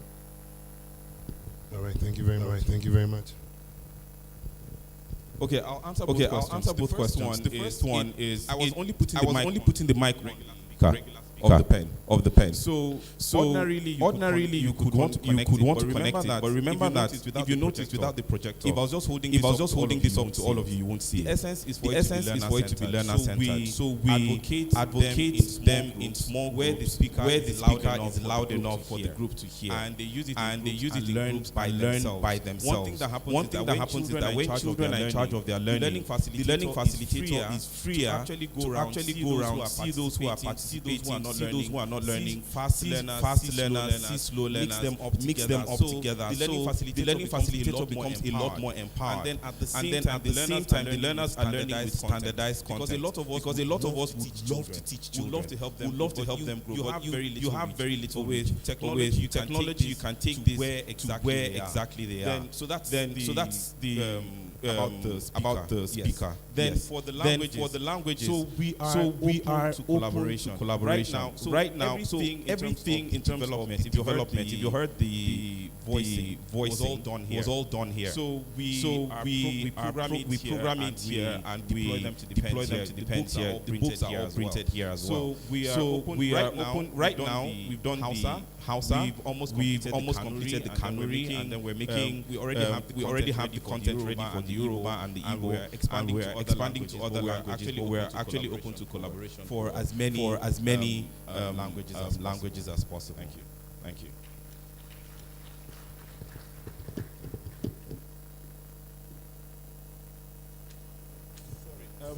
Okay. But we also have we're exhibiting, so we're outside. So just in case, you can always visit our exhibition to engage, so that you can actually have a personal experience with the talking books as well. Yeah.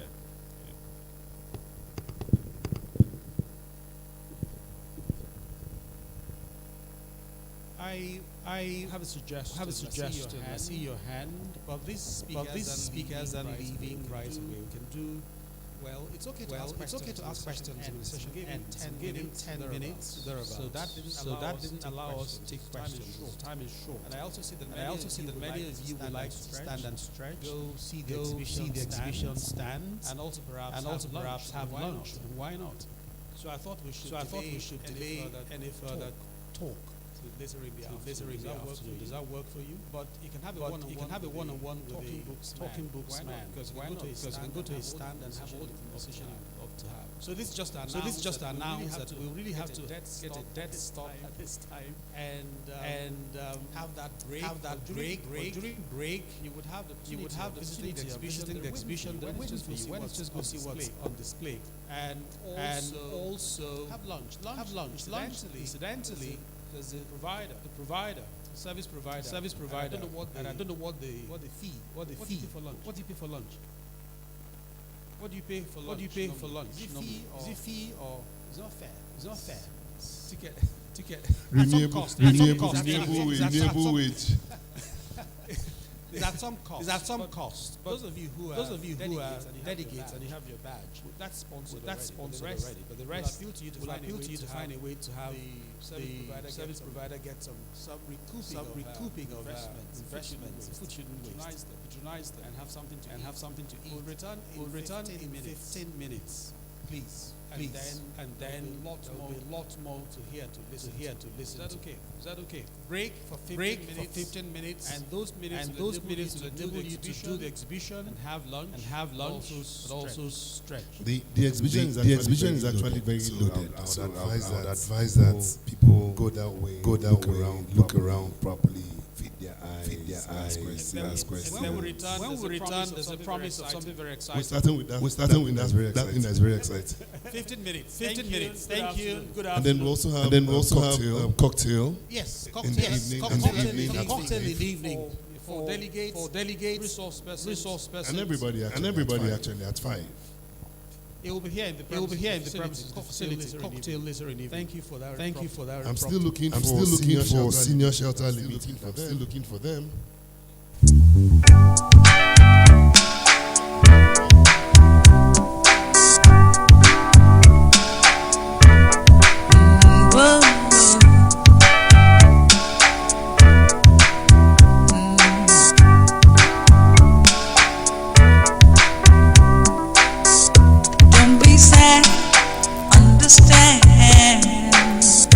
Everybody has a day and the sun stays away. Take heart in a new tomorrow. A little more love between makes for a brighter day. Never need worry, let one love set you free. One love, keep us together. Living in a world, it's a struggle just staying alive. One love, keep us together.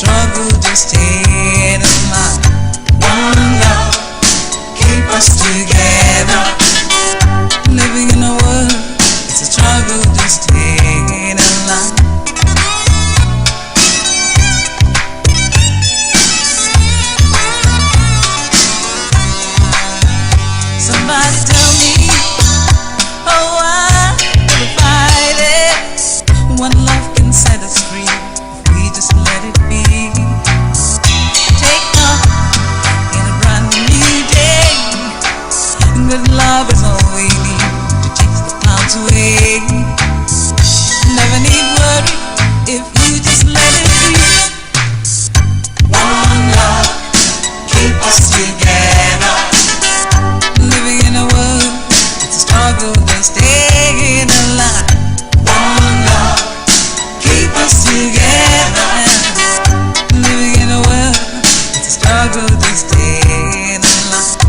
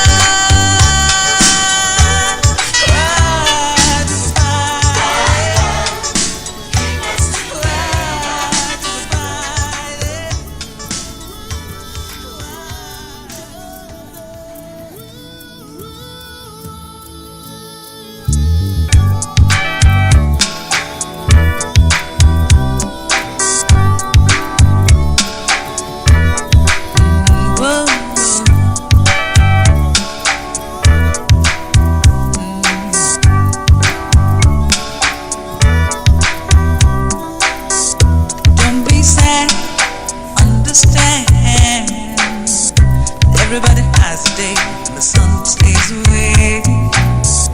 Take heart in a new tomorrow. A little more love between makes for a brighter day. Never need worry, let one love set you free. One love, keep us together. Living in a world, it's a struggle just staying alive. One love, keep us together. Living in a world, it's a struggle just staying alive.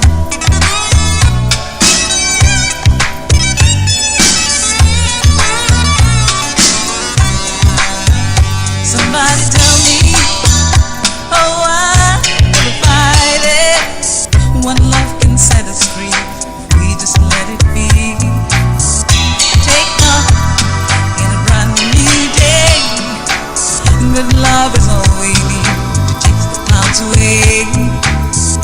Never need worry if you just let it be.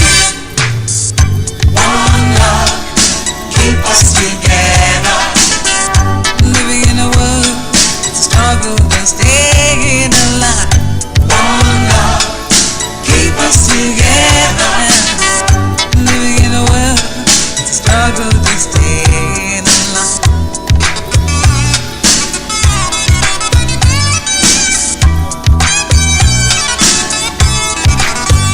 You never need words, no, no. Let one love set you free.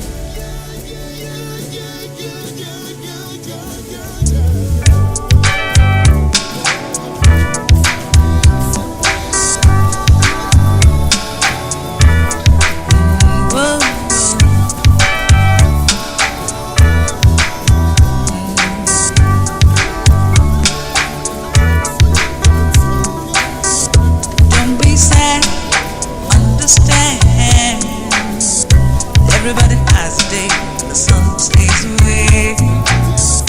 Take heart in a new tomorrow. A little more love between makes for a brighter day. Never need worry, let one love set you free.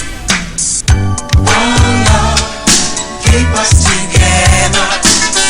Living in a world, it's a struggle just staying alive. One love, keep us together. Living in a world, it's a struggle just staying alive.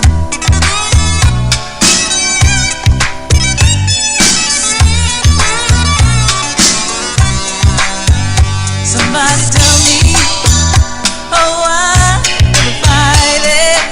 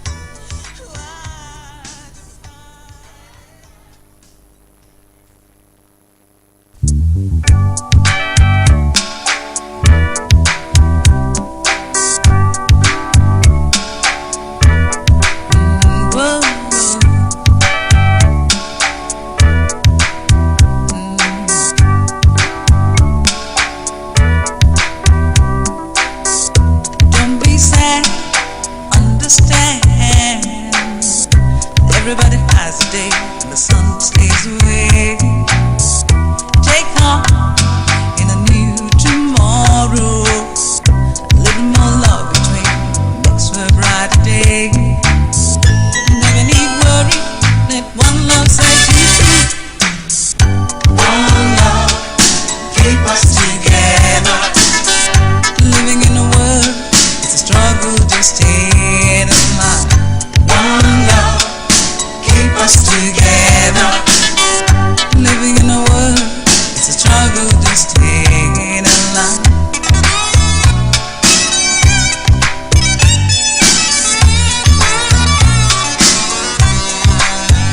Somebody tell me, oh, why do we fight it? One love can set us free if we just let it be. Take off in a brand new day. Good love is all we need to chase the clouds away. Never need worry if you just let it be. One love, keep us together.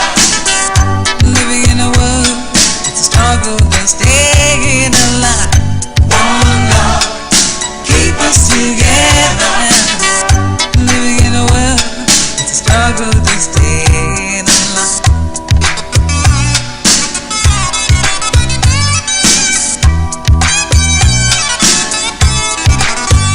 You never need words, no, no. Let one love set you free.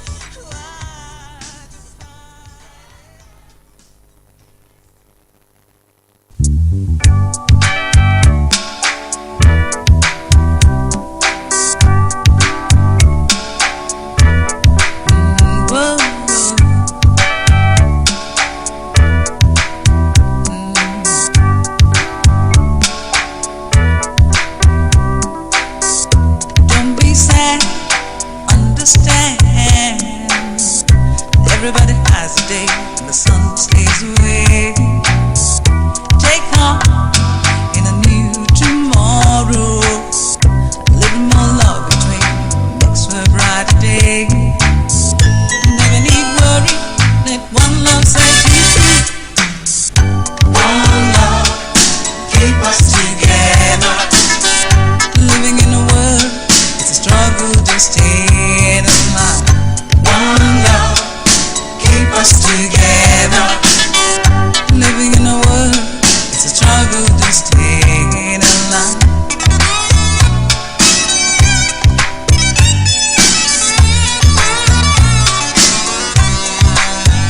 Somebody tell me, oh, why do we fight it?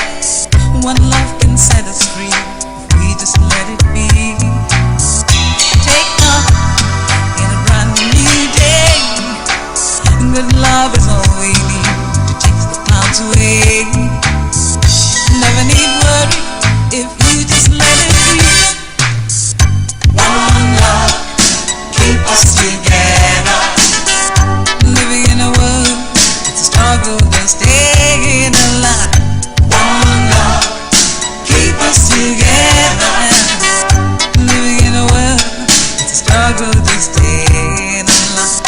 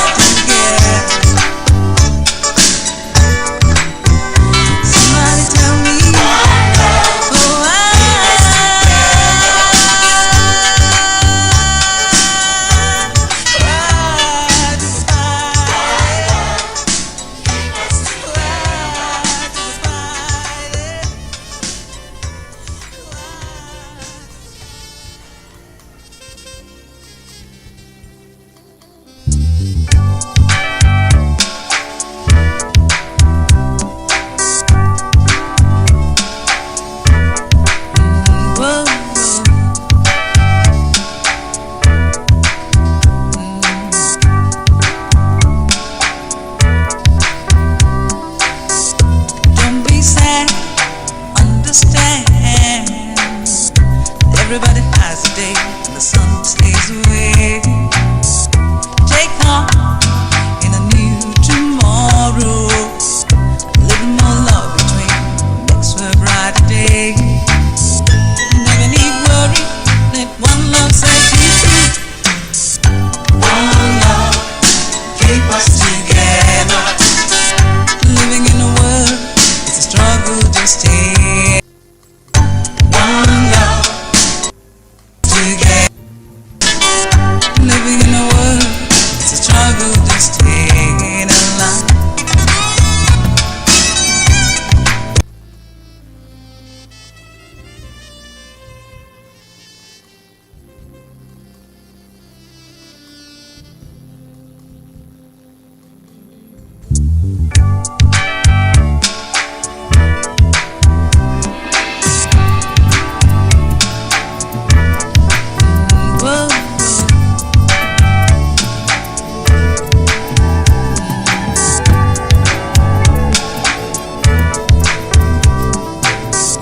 Don't be sad, understand. Everybody has a day when the sun stays away. With one voice, we're a nation undivided and poised. We will take a stand and build our land in faith to defend what is ours. Here we are as a people with one heart for one cause. We're determined to rebuild and restore. Where freedom reigns and truth prevails. Our land where there's hope for us all. Our land where there's hope for us all.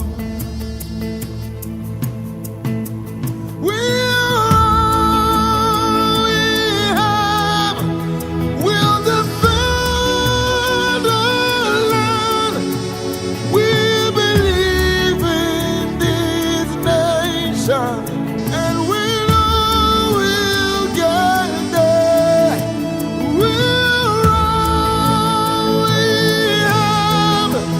We'll defend our land. We believe in Nigeria and the promise she holds, and that one day we'll shine like the sun. We're a great nation.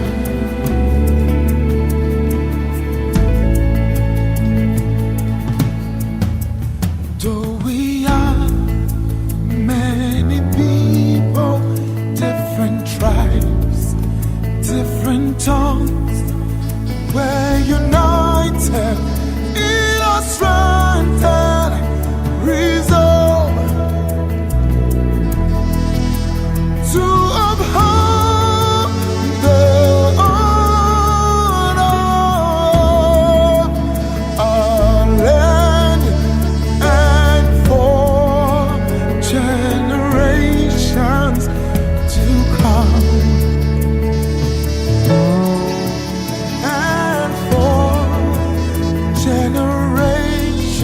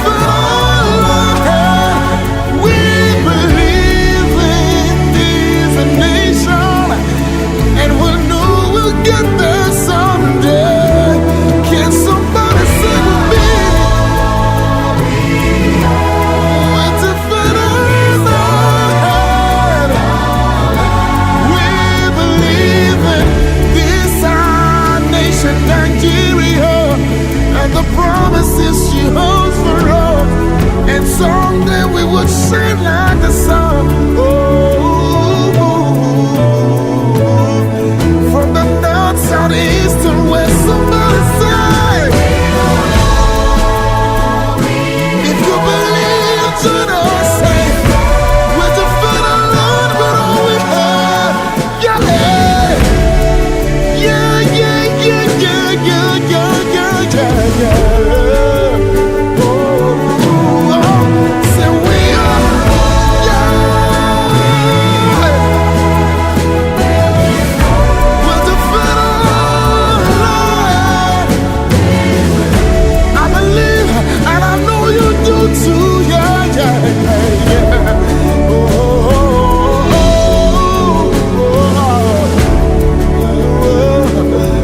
Ever Nigeria stand up, Nigeria stand up. Join me, say, yeah, we're a great nation. Oh, oh, oh, oh, yeah. Ooh.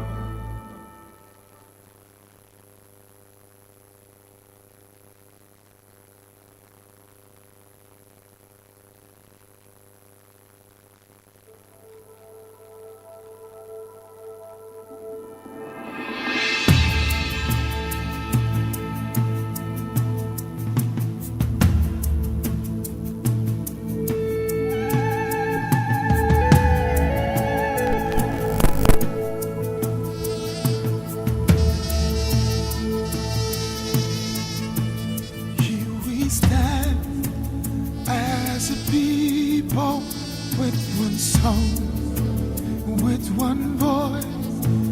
We're a nation undivided and voice. We will take a stand and build our land in faith to defend what is ours. Here we are as a people with one heart for one cause. We're determined to rebuild and restore.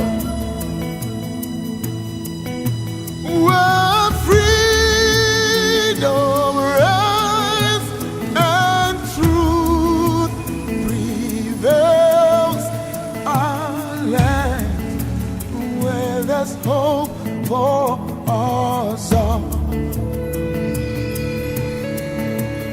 Our land where there's hope for us all.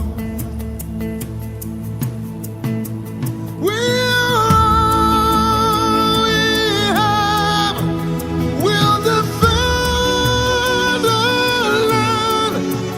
We believe in this nation, and we know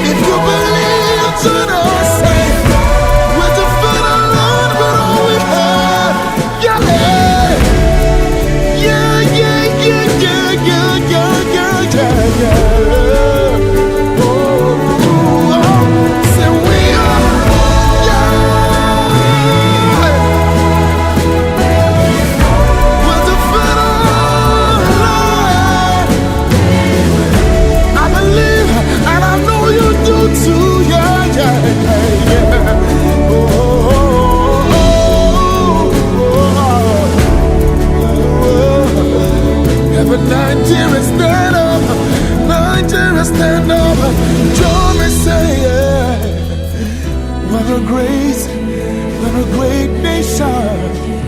Oh, yeah. Ooh.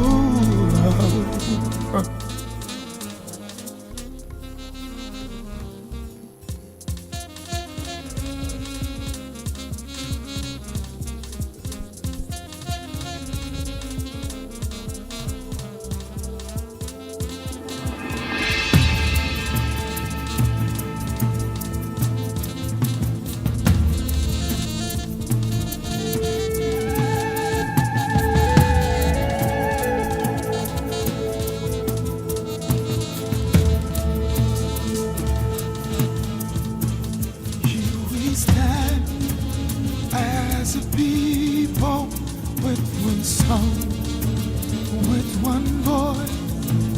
We're a nation undivided and voice. We will take a stand and build our land. What is that? Here we are as a people with one heart for one cause.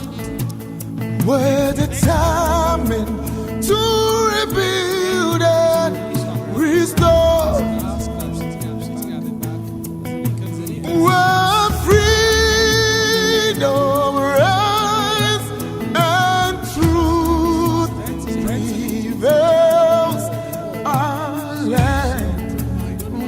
There's hope for us all. Our land, where there's hope for us all.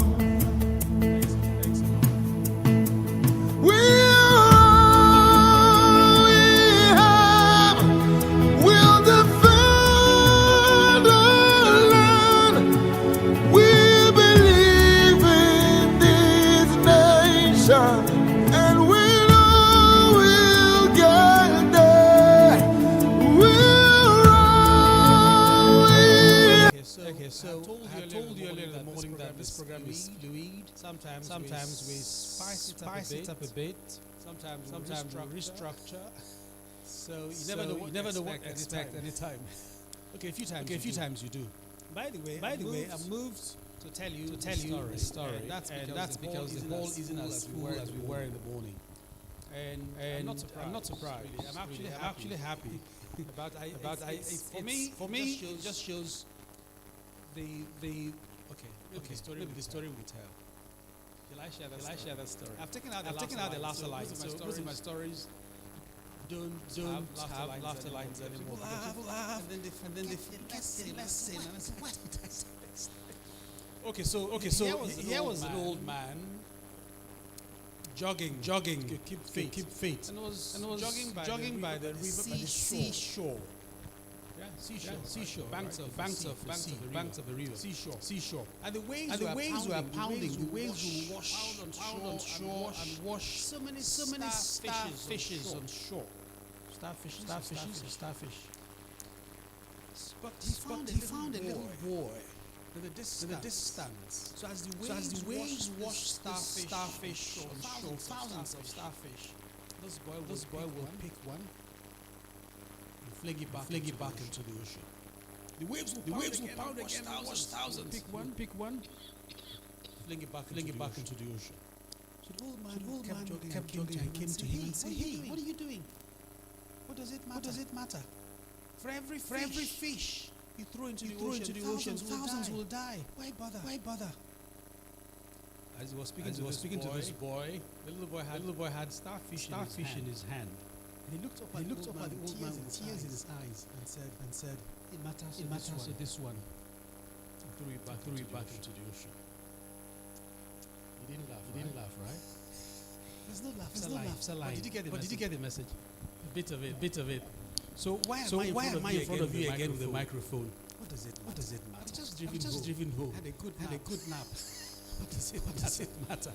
But EdTech, education technology matters to Adoki, matters to Shola, matters to Bern, matters to Doctor So matters to Fakwanda, who was here in the morning. An elder statesman promised to come and talk to us of the UC and their standards. It's important to me, education technology. But far more important to me, it's something else that I found in my career difficult to achieve. And the gentleman who spoke, I can't remember his name, I have his card. Tayo. His name is Tayo. Oh yeah, okay, that's it. Yeah. Okay, I forgot. Actually, it was good to introduce something. Performance poem. And why I got into those stories. That even the poem is something special to me. I don't mean half poetry, but I mean the idea of poetry. I used to write poems at the age of 5. Was I precocious? No, my mother thought she used to write plenty. I'm more interested in the one you're writing in secondary school. The poems you're writing. How many of you remember those kind of poems? So anyway, since I have the microphone, usually I take some liberties when I have a microphone. That last thing important to me is the role of governance. Role of governance. I can use one word to describe it. But that would be not ring a bell. I use it anyway. Standards. If government could simply make a pronouncement of the standard of anything. I use the word regulation for it. When you say regulation, maybe others understand it. I always give the example of President Yaradua.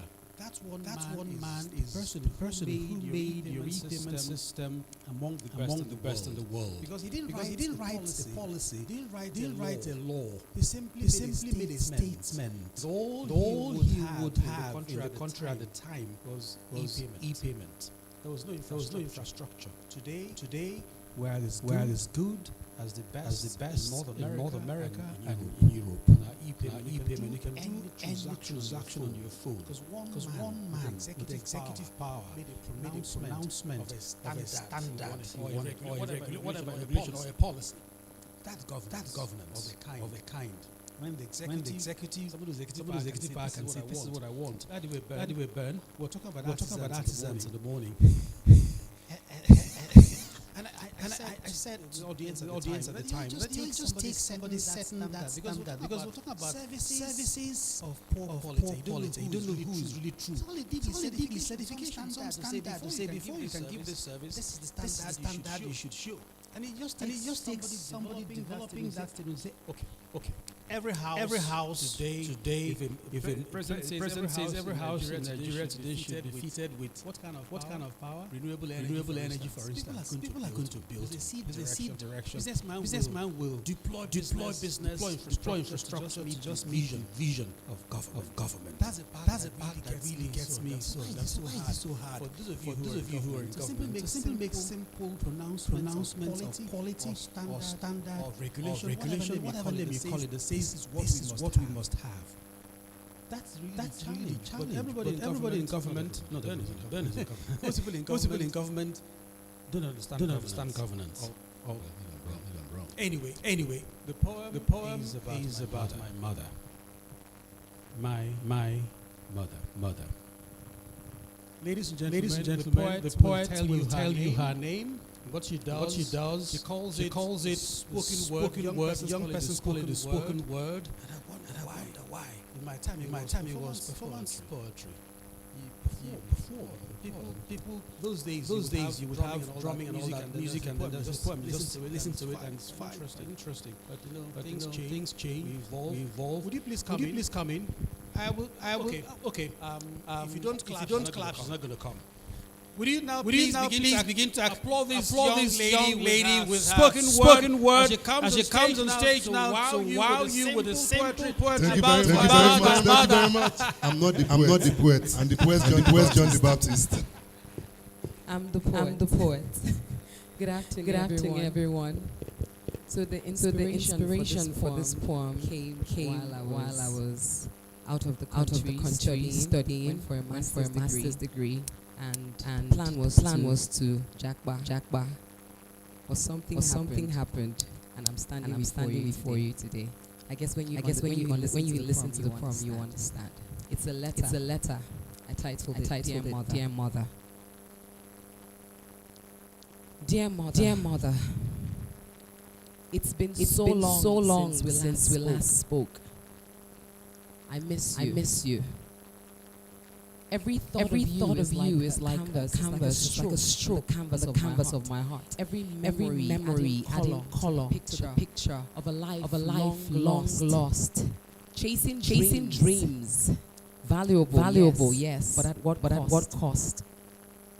Oh, I must say that I have done well for myself in this land, but my heart longs for something more.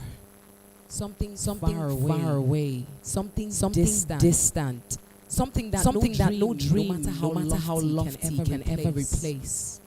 A place called home.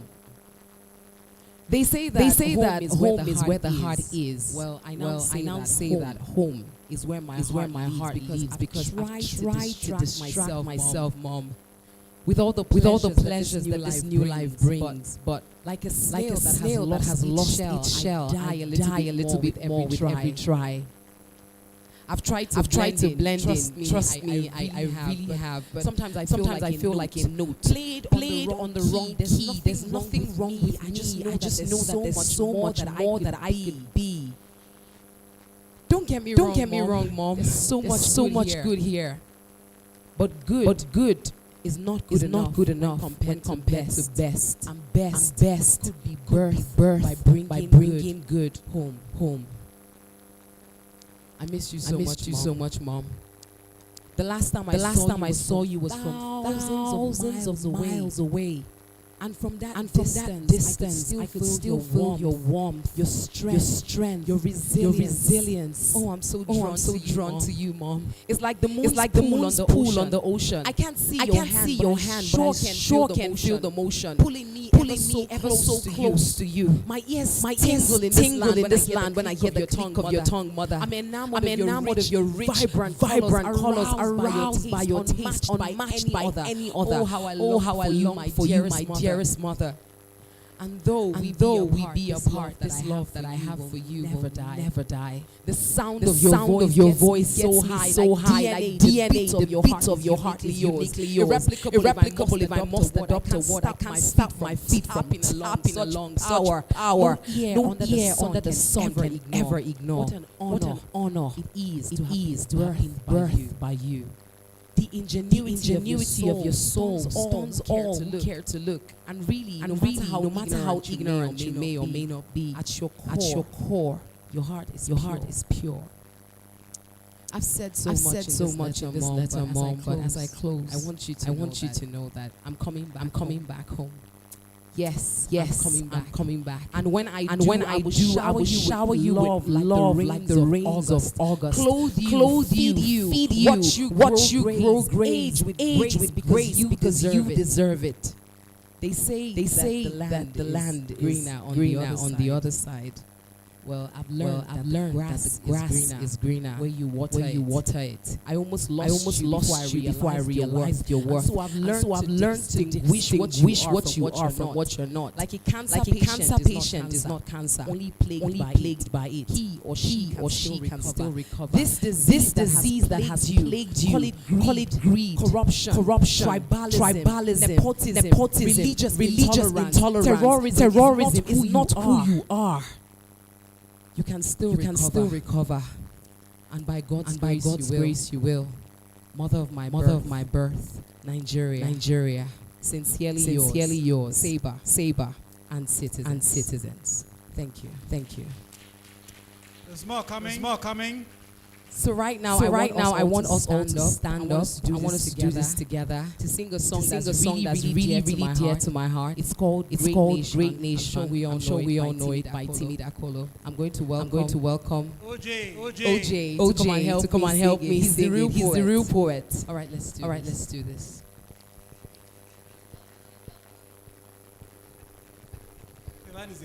Here we stand as a people with song. With one voice, we're a nation, undivided and poised. We will take our stand and build this. Then we fade to defend what is ours. Here we are as a people with one heart, with one cause. We're determined to rebuild and restore.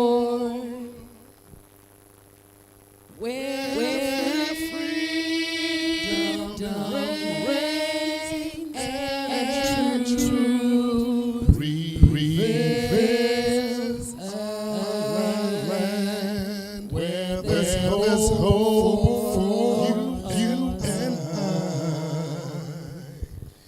A land where there's hope for us.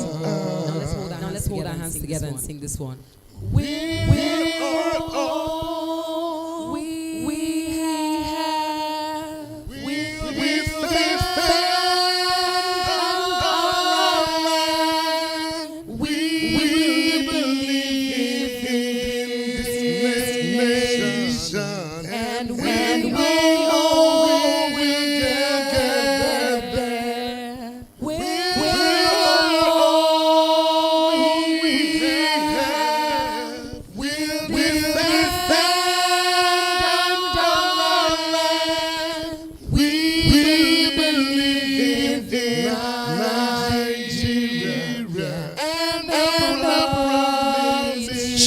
she holds, and then one day we will shine like the sun.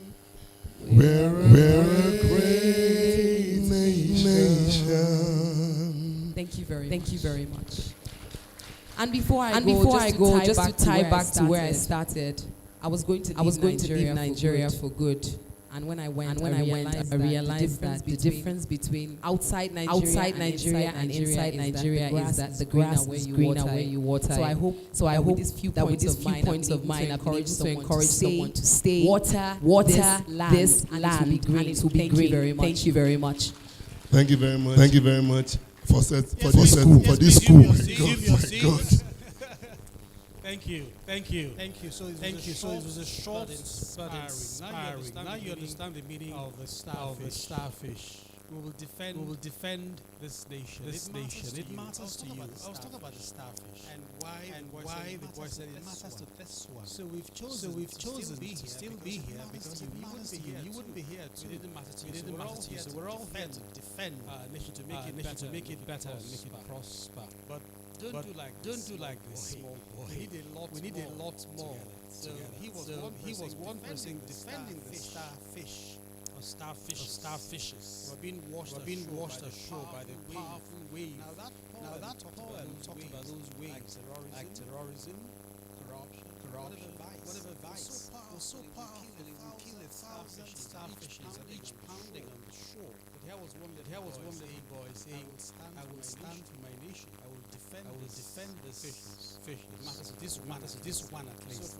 So for every person in this hall, 1,000 Nigerians perish the ideas. For everyone here, so we ask, how does it matter? But you know, it didn't matter to you. It didn't matter to Lanre, for instance. We wouldn't have flown from the UK to talk about power as a service. You wouldn't be raising millions of dollars, going close to $15 million and trying to help schools. Because power is a big problem in learning. We're talking about the convergence. How power can support learning. And we're talking about EdTech, education technology. Really, how else? This morning, the students here saw them say the main thing they think about is how to use education to grow our next leaders. Who said yes? They're right. Anything you want people become put in the curriculum.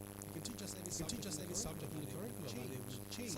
Sustainable change comes when it's embedded in culturation. Culturation is any process that will bring people to a system that is designed. So we're going to be talking about privacy by design also in the moment after a talk and then the panel will follow. But here we give a chance again to the water heater solution. Are they in the hall? Okay. So he'll have 5 to 10 minutes present demo of that solution. There's a way to get the mosquitoes also to talk to you all. Not everybody's been to their stand, but you will have a chance to speak to everyone now in this hall. Your name, what the solution is, and if you have the slides, we can put them up for you. Thank you. 10 minutes maximum, 5 minutes preferably. Good afternoon, everybody. My name is Okoye, the marketing manager for Senior Shelters Nigeria Limited. I want to stand on the existing protocol. Why are we here? Many discussions people have talked about renewable energy. The reason why we are here is because we are in the center of this renewable energy. Solar, water heater. I want to believe that everybody here, at least 90% of us here, bathe hot water. At least you need hot water. One time or another. Either for your bath, to take your bath, or to cook. That's why we are here. We are the producer of one of the best solar water heater you can ever have in Africa. And I make both because it is indigenous. This solar water heater is made in Nigeria. Yes. And the good news is the city of Abuja. That is where it's been produced. And the name of that water heater is Solwa. Solwa is an acronym for solar water heater. Yes. Solar water heater is a device that heats water using the energy from the sun. Now, purely energy from the sun, no electricity attached to it. You derive hot water boiled to 90 degrees Celsius. Yes. Now, this is the solar water heater. And the next slide. Yes. This is the solar water heater. I want to know how many of us have seen something similar to this on the roof of houses in Abuja. Yes. In case you see, that one may not have Solwa. May have a different name. But this one is unique in the sense that this is a hybrid variant. It works and it's compatible with even inverter. Yes. The reason why I say it's compatible with inverter is because in the event that there is no sunshine for a longer period of time, and the energy stored in your inverter or your battery can also power the smart controller that comes with this. I will quickly tell us the major components of this water heater. We have go to slide. Major component. We have this is the densely insulated tank. That serves as the reservoir for the water. Water from your tank flows into this. It is densely insulated to preserve the temperature of the water in your heater. The second one is the evacuated collector tubes. This is the main component that boils the water. Then the last one, the smart controller. These are the three major components. Solar water heater. What is the work of this smart controller? It enables you to monitor the temperature of the water. Solar water heater. See that figure there, 92 is the temperature of the water in the solar water heater. Those three bars is the level of water in the tank. Then that number is of course the time. You can monitor your water real time. Solar water heater. Then you have the button where you can control it. Now, why do you need solar water heater? The same reason why you needed your normal solar in your house. The reason why you also need solar water heater. If you are a developer, or you have harvest estate, you have schools, you have hospitals, you need hot water. Nobody in this house will tell me it doesn't need hot water. We all need hot water. One period of time or the other. We all need water. Now, why spend money to heat up water? When solar sun can heat it up for you real time. Now, finally, it comes in three different sizes. I'm just rushing. Let's slide. Let me see. Now, the installation can be done on the roof of your house or on a tank stand like this. On a tank stand. If you are too skeptical, I don't want my roof to be damaged. I had Larry saying something about the installers spoil the roof of your building. No.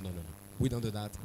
Our technicians trained, well trained. They take into cognizance your house, building your roof. Another interesting part of solar water heater is that it comes with 3 years warranty. Yes. It comes with 3 years warranty, technical assistance. And the lifespan of this solar water heater is 20 to 25 years. Yes. 20 to 25 years. And it comes in three different sizes. Let's see the sizes. Yes. It comes in 150 liters for 3-bedroom flats. It also comes. The second one, yes, comes in 250 liters. This is for 5-bedroom duplex. Then the next one, it comes in 300 liters for 6 or 7 terraces. Then it has the interesting size. That big size. The next slide. We have this. This is about 3,500 liters of hot water heated by the sun. So if you have a hotel, you know hotels money, spend money, big money to run hotel. One of the major department consumes their unit is water heater. If you're living in a 5-bedroom flat, all the bedrooms all have water heater. This conventional water heater. Yes, what you're just doing is you're just contributing monthly sacrifice to AEDC. Apologies to this company. You're just contributing money to enrich them.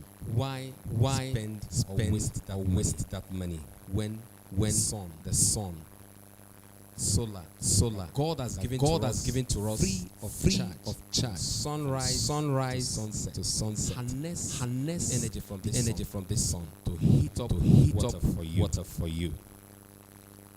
Like I said, solar water heater is made in Nigeria.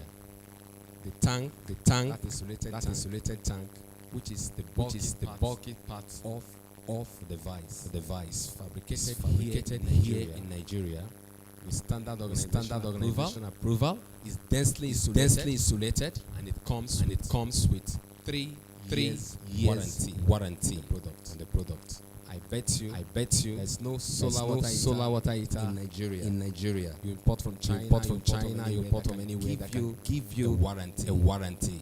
If there's anyone, tell me. Thank you very much. I don't know if there's any question. Thank you very much. He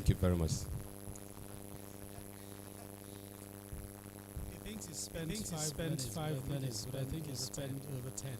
But anyway, thank you for applauding him. Do we have Sheung Adelawon here? Sheung. Okay, you're scheduled to speak. Isn't that correct? And I am running out of time because I had to create a break which wasn't there for you to exhibition stands and have lunch and also stretch. And behind you is the man from Data Protection Commission also. He's in the program. Many of you who are here would honor you. But I'm asking for your understanding to allow me portion timing to accommodate everyone because day is far one already. So instead of 20, can you do 10? All right. So your next, you'll be talking about practical approach to data governance, right? For education in Nigeria. I know you've already prepared your slides. It's difficult to want to shrink, but it's also possible to flip through and get to the recommendation. Okay, so his deck isn't even up yet, so you have to listen hard. He will say very interesting things, but will end with strong recommendation. Rizlan, you won't leave. So just wait. Everybody's here now. Even if you're not complete, we'll take everyone who's in the hall before we close for the day. Please. All right. So thank you. Listen to him. 10 minutes. 10 minutes. Time started a minute ago. So it's 9 left. Good afternoon, everyone. My name is Hugh. I'm a data management certified data management expert. I work and live in the UK. And data governance is what I'll be speaking about. I want to just make it as brief as possible because of the time that we have 10 minutes and or less. I decided not to just go on the slides because I would want to be meticulous. But rather than the slide, I would just do a summary of my notes and then that'll be fine. So I would write on protocols like everyone else has to say hello and it's an honor for me to stand and present these to dignitaries and ladies and gentlemen. A practical approach to data governance for education.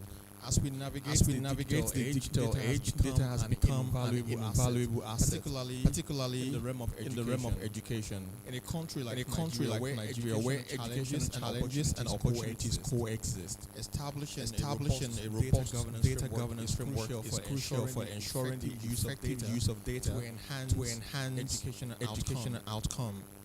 For those who might not be familiar with the concept of data governance, what is data governance itself?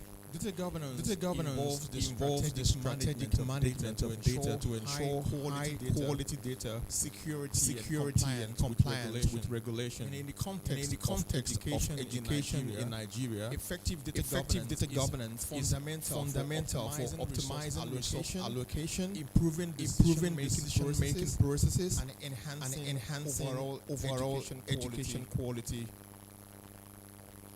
There are few key aspects of governance that we would like to see in our education system in Nigeria.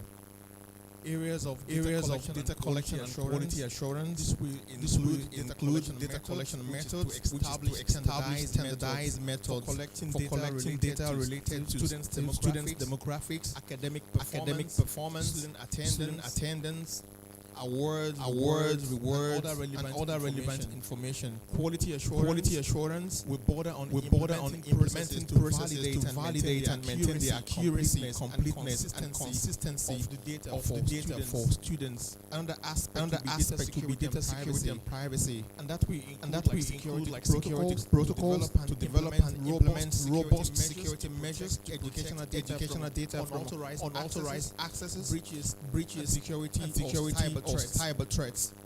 Another aspect in security and privacy compliance to ensure that the compliance with data protection regulations, policies to safeguard the privacy of students, educators, and other stakeholders is in place. Another area of governance which we would like to see in Nigerian education system would be stakeholders collaboration. This will include interoperability, which facilitates seamless data sharing, collaboration between educational institutions, government agencies, private, and other stakeholders.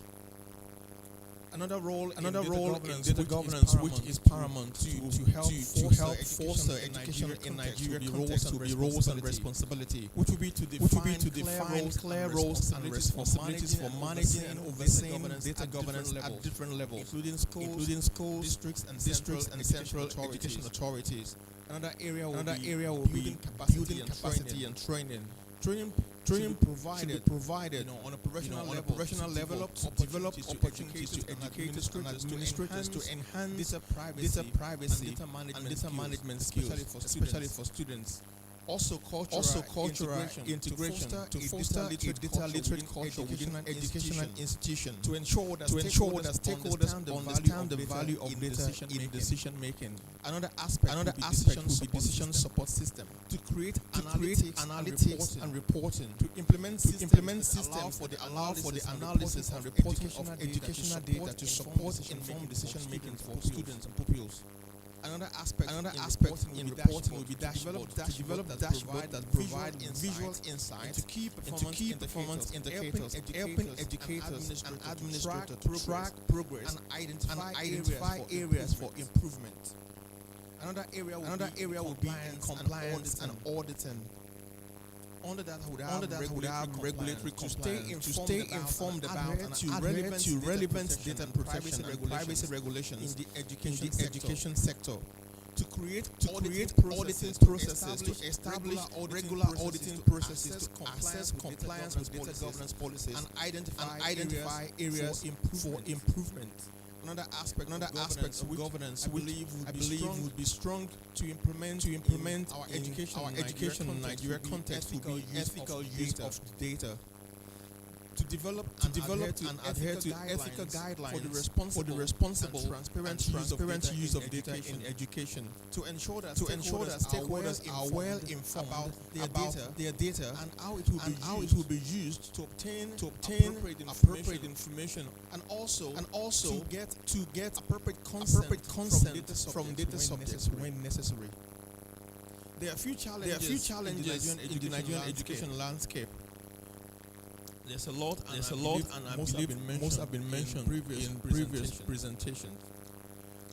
To include infrastructure deficiency, lack of adequate facility, inadequate technology, crowded classrooms, high ratios, strain on resources, the quality of education itself, and the curriculum development, teacher quality, disparities, due to cultural imbalance across the nation, constraints, inadequate budget allocation, and so on. School safety, examination malpractices, and so on and so forth. I just mentioned key areas of governance that we need to implement. One will be data collection and quality assurance. To implement a standardized data collection method to ensure consistency. To regularly assess and improve data quality through validation processes. Two, data security and privacy. To establish robust security protocols to protect sensitive educational data. To comply with data protection regulations and to prioritize students' privacy.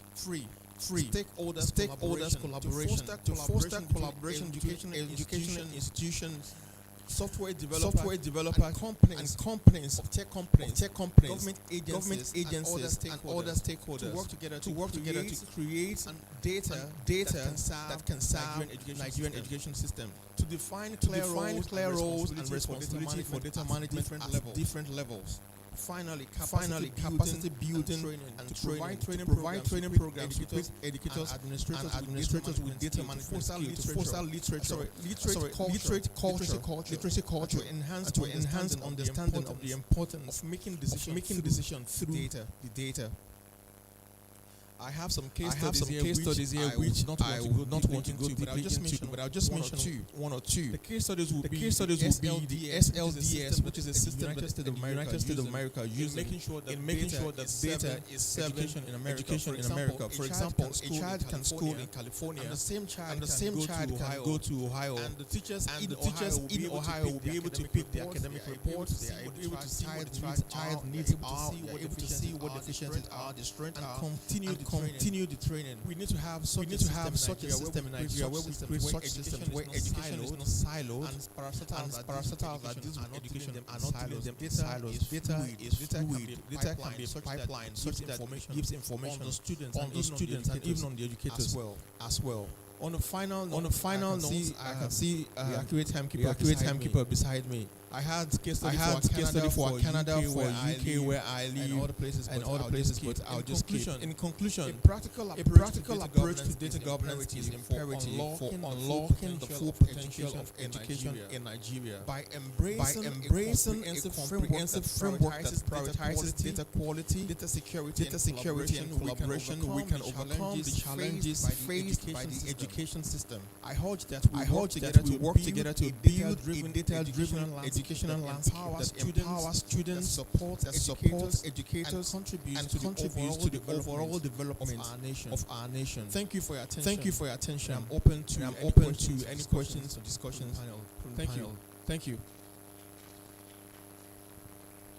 Okay, so thank you for applauding him. We'll move straight on because we started an hour late in the morning, and we weren't able to regain all that time even though we break. So let's move to Titi Ojo, right? Please come forward. Come onto the podium.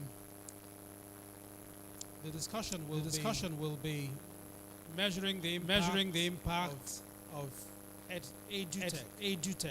EdTech is easier for me to say than EdTech, right? EdTech. I guess both can go. And your speakers, panelists will be Ayo Olua. Is Ayo with us? Titi Adewusi. Is Titi here? And anybody who isn't here, the facilitator will do the presentation herself. Okay, so please applaud Titi Adewusi as she comes. Kelechi Ezo had to leave. She apologized. She was here in the morning. From Zynox. Dare Adebayo. Is Dare with us? Dare is at the back. Please hasten up so we will gain some seconds. Ezekiel. Bami Boy, is he with us?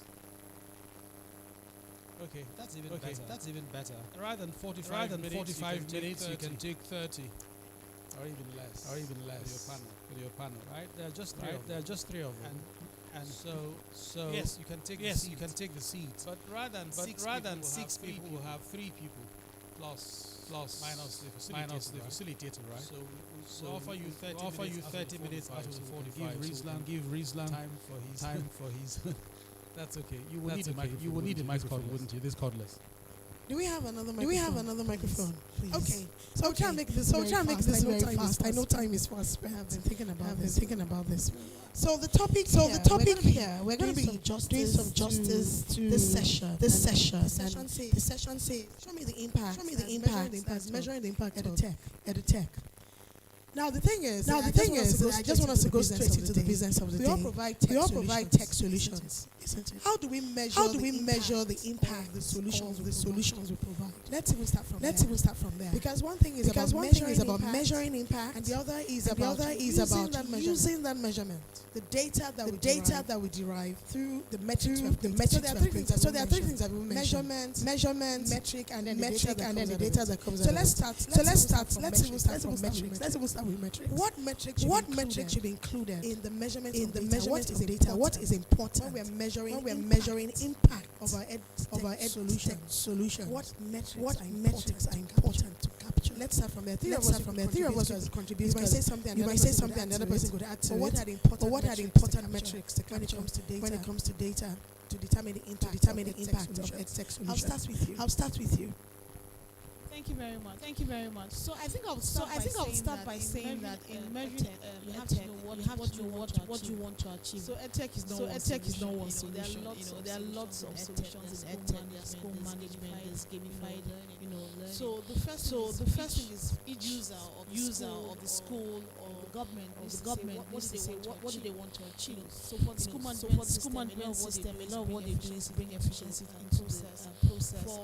For EdTech solutions that are content related. They are really about learning out. So I think that's the first thing you have to say. You have to first of all know what you want. We that do gamified learning. A lot of the measurements around engagement in terms of student engagement. So the measures can vary. But what most people do and what we do as well is you have pre-assessment. Before you start using the solution, you have take a baseline. This is where the student is, or this is what you want to achieve. And then further down the line, you also do another assessment. So the assessment allows you to know if the learning outcome. Because most of what we're trying to achieve is the learning outcome. Because that's just one. I will stop saying that. I will give you. Thank you. Sure. Thank you so much for the opportunity. So, as Titi has rightly said, you need to first determine the measuring against. But from our side, a few lessons. I would say there are about three major metrics that I think are very important. The first is the student learning outcome. And what learning outcome? So these are basically measurable skills, knowledge or understanding that a student should exhibit of a learning experience. So provide more context. So for example, a primary two student learning mathematics, to more specific arithmetic, at the end should be able to engage simple addition and subtraction. That is the outcome. A lesson should be first metric to measure. The second would be student engagement and participation. This is very important. Not just enough for students to enroll in classes. Very important. They engage and they participate.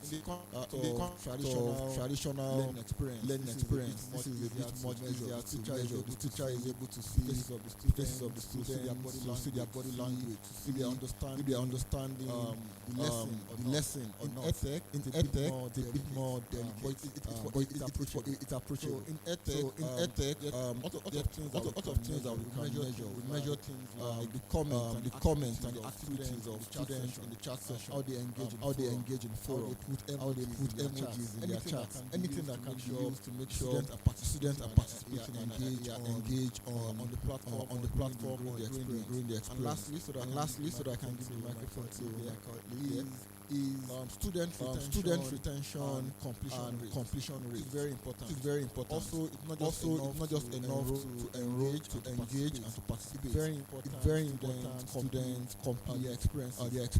Again, in traditional learning settings, this is very students always go to classes. When EdTech is very easy to drop off. You cannot join the app. You cannot open the product. Once that happens, you drop off from the learning. And this has impact. Most of the recurring challenges that we see students have today is because at some point dropped off from a prerequisite. You're struggling to issue having the subject or a concept in mathematics. Not because it's difficult. Because at some point, at a particular rate, keep a particular topic that they shouldn't have.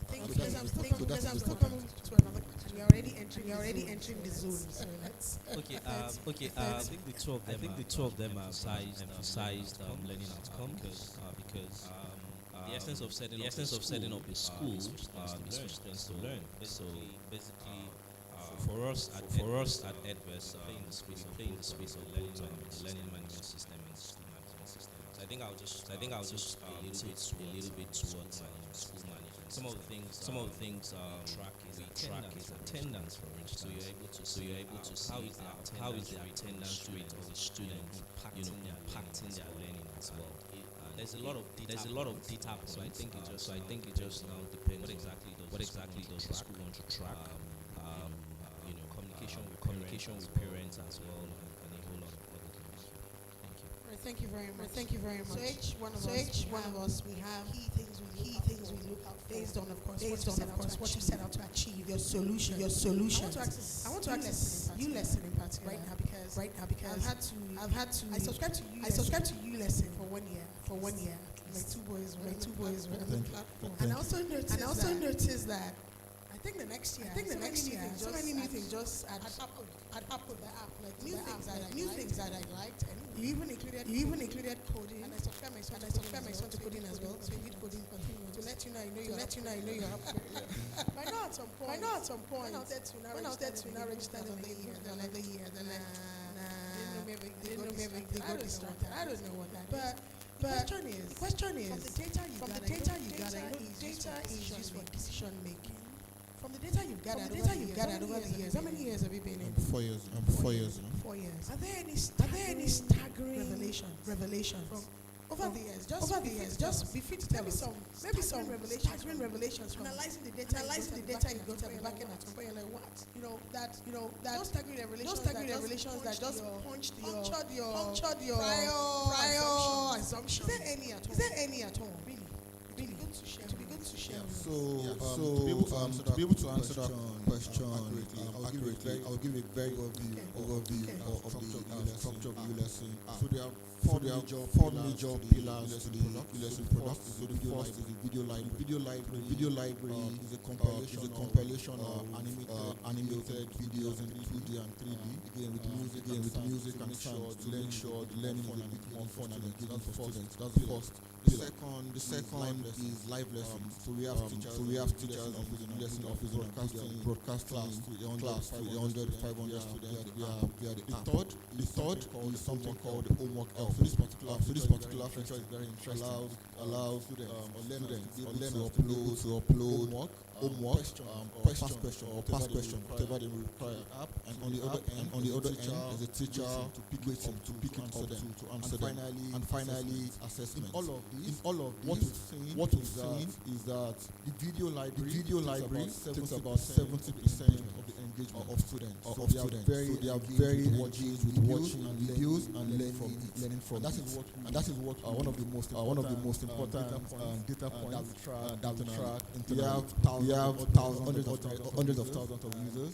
Mostly about 70% of that spend more time watching videos. On average, the lesson user will spend about 53 to 62 on the app, which is averagely more than what is on social media platforms. I think that's the most interesting. That's interesting. So for engagement videos. There's also work for the school management system as well. I think you do the school management system.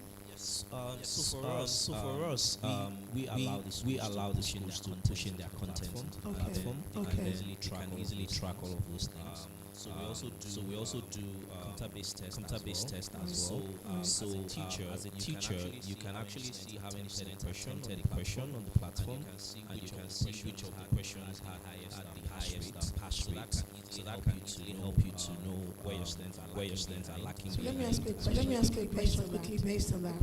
The question is, what's your biggest success story? Share one with us. We're talking about impact right now. So it's one thing to roll out products. It's one thing for you to achieve what you're achieving. But more importantly, your beneficiary, the ones that give you feedback, say, wow, if not for this solution, you solve this major problem. So can you share one with us? Because we're looking at impact. I think it depends on the user category. So for the school owner, it will be access to the information, what's happening in that school without necessarily talking to staff, the staff responsible for that, payment, or in terms of learning content and whatever. Also for the parents, I think it's also access for the parents. The fact that they can easily access the academic and behavioral students from wherever it is that they are. I remember running the parent who said that during the pandemic, the school of the child was able to continue learning, even though the school were locked down at that particular point in time. And for teachers, it just makes their work easier. So what they will have achieved in hours, they're able to achieve in minutes. So depending on the various categories of users of the platform. Okay. We have one of our panelists online. That is Ezekiel Bambuge. He's behind me.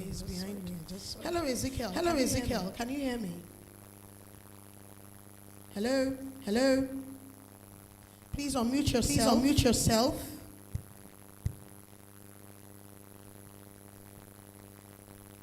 Hello. Unmute yourself. Can you hear me? Yes, I can hear you. Okay. You're welcome to the panel. Okay. Welcome to the panel. And we're discussing. Welcome to the panel. And we're.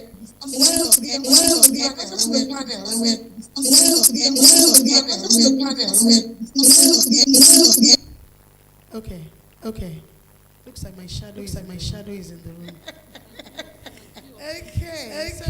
So Ezekiel, I would like you to speak on this topic. The panelists have shared some thoughts on measuring the impact in EdTech space. Would you share that with us? Hello, Ezekiel. I think you have. I think you have. I think you have. I think you have. I think you have. I think you have. I think you have. I think you have. I think you have. I think you have. I think you have.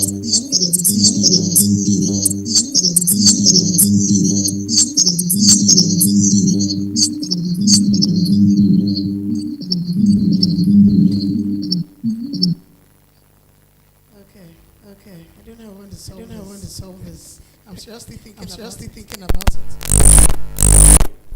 Okay, Ezekiel, can you give it another try? Let's see. Ezekiel, can you give this another try? Okay, so let me face Titi. Titi is my namesake. See, I'm a good student. She told me her name must have a namesake in this building. Okay, so Titi, let's just move on. We've talked about impact. And we mentioned the engagement. We mentioned students have engaged mostly based on their apps. And one does well. Usually you try to also scale it up. He has also mentioned some of the success stories. For you, do you have unique stories from where the impact that you've measured made you jump one day and say, wow, I know this is working. So we do gamified learning. And when we initially started, our idea for gamified learning was for children. So what's gamified learning? Very interesting. Gamified learning is playing games, but learning so it can be games and it can be quizzes. So when we started, our idea was for children because they're the ones that really love games. So what was interesting was when corporate approached us. So they just finished the uni and they needed to get everybody on the same page in terms of their history and in terms of their values. And so they came and said, can we make that into a game? Okay. Never say no. And so that's what we did. We then tried. And what they did was that they broke the staffs and put them into houses. It was like an inter-house competition. And the idea was as each person answered questions about history, about their values, their vision, and their mission, their core values, you earn points for your house. And there's nothing like competition to make people learn. It was like people were like, this is our house. This is not doing well. What would have an answer? And you could answer as many times as possible.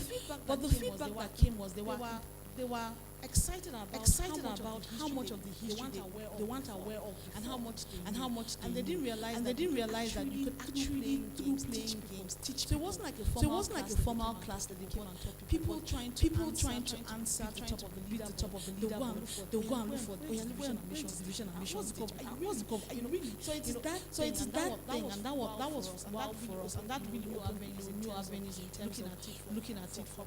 And if you take it back to children of play, there's some games that we thought the highest on that game was 500. Then children will come and do 2,500. And there's some games that we've done, and you find that children did 2,500 attempts to try and top of the leader. So that level of engagement. Honestly, I've not done anything like 200 attempts. But it's that thing of wanting to. They're wondering who is this person that got to the top. Someone beats you at the top and then you try again and you keep trying. There's a parent that told me that her child wakes up early in the morning just to try and get to the top. And that's the kind of engagement. You want education to be that people really want to. We even went to do it for an event. And someone said that when she was playing the game, she wanted to get to the top. And then later she was like, I'm learning about class management techniques. That later became the secondary thing focus for me. So I think for us, just getting those feedback in terms of how people can use games to learn anything. It's really amazing. I'm interested in playing games. That's a good one. Games. Wow. I'm really interested in playing games, right? And we'll talk about it. So is Ezekiel back online? Because we should be able to ask him a question before we leave. Okay, so let's we have to. Don't worry, it's not. Don't worry, it's not. This thing is on. Just hold that. So the last question. And I want everyone of it to just give a minute's thought on it. We're trying to promote. EdTech in Nigeria as much as possible. In Nigeria, we have both the private sector. We have the public sector. I have a feeling that some government institutions too are rising up to this gradually. How can we, from the data that we get, measurement the impacts we've seen, how can we translate that to either policy? How can we from the data that we gather, how can we send that at a higher level be taken?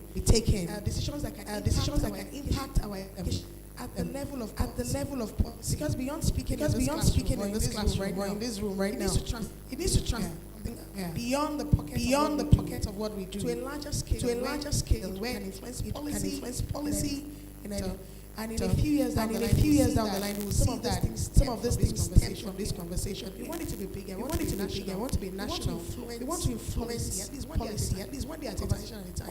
But data is critical in that process. We need to see how we can convince our government. We need to adopt this. Because it has worked in this. So, do you have any effort in that space? Have you been called into any room? Maybe educational talks. Let's bring in people that things and let them also give more advice on how to hasn't been anything like that. And if not, what advice can you also give the government when it comes to bringing technology education as a country? Yes is the last question. And they all speak for a minute. That'll be it. Thank you for that question.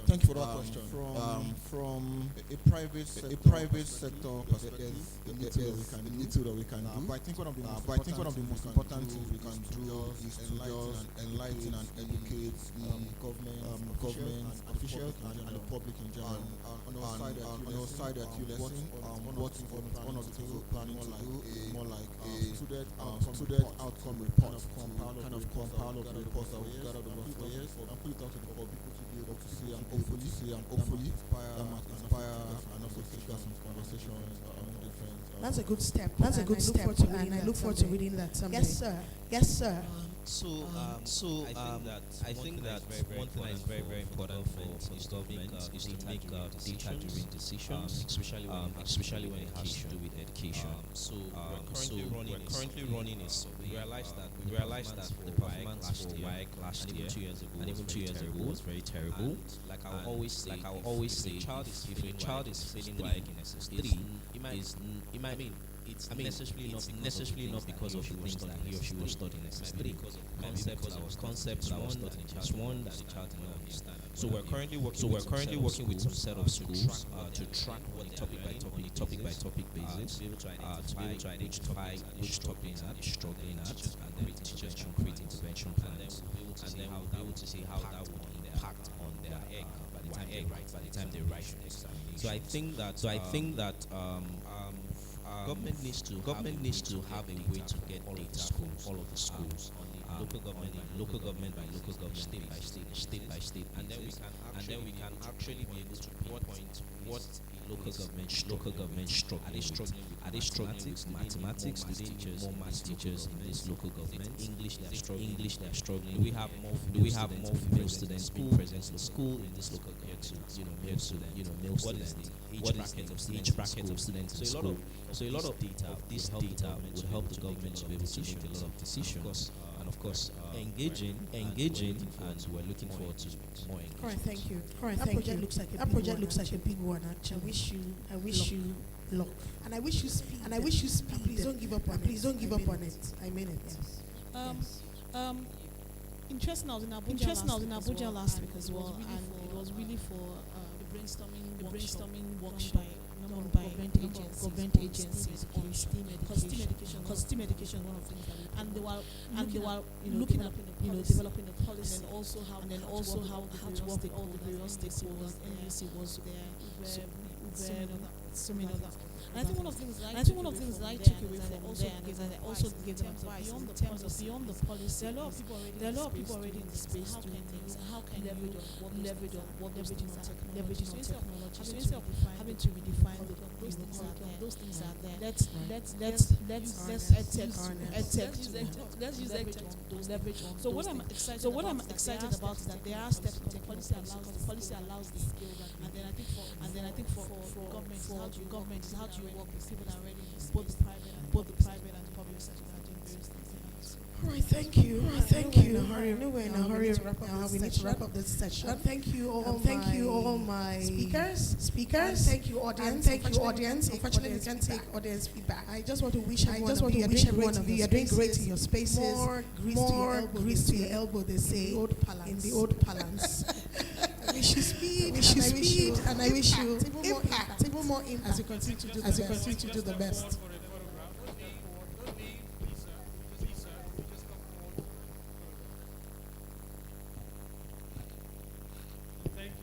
Thank you, TT. Excellent session. Thank you for your time. Also, would Mr. Adoki also join them?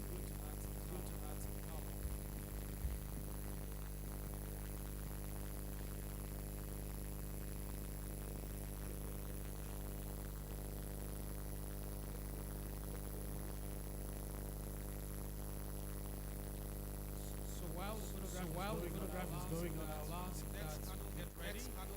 Will also be short in this shorter than this one, and it will be on Teams online. Safeguard online. It will be facilitated by Marks. There's Marks in here.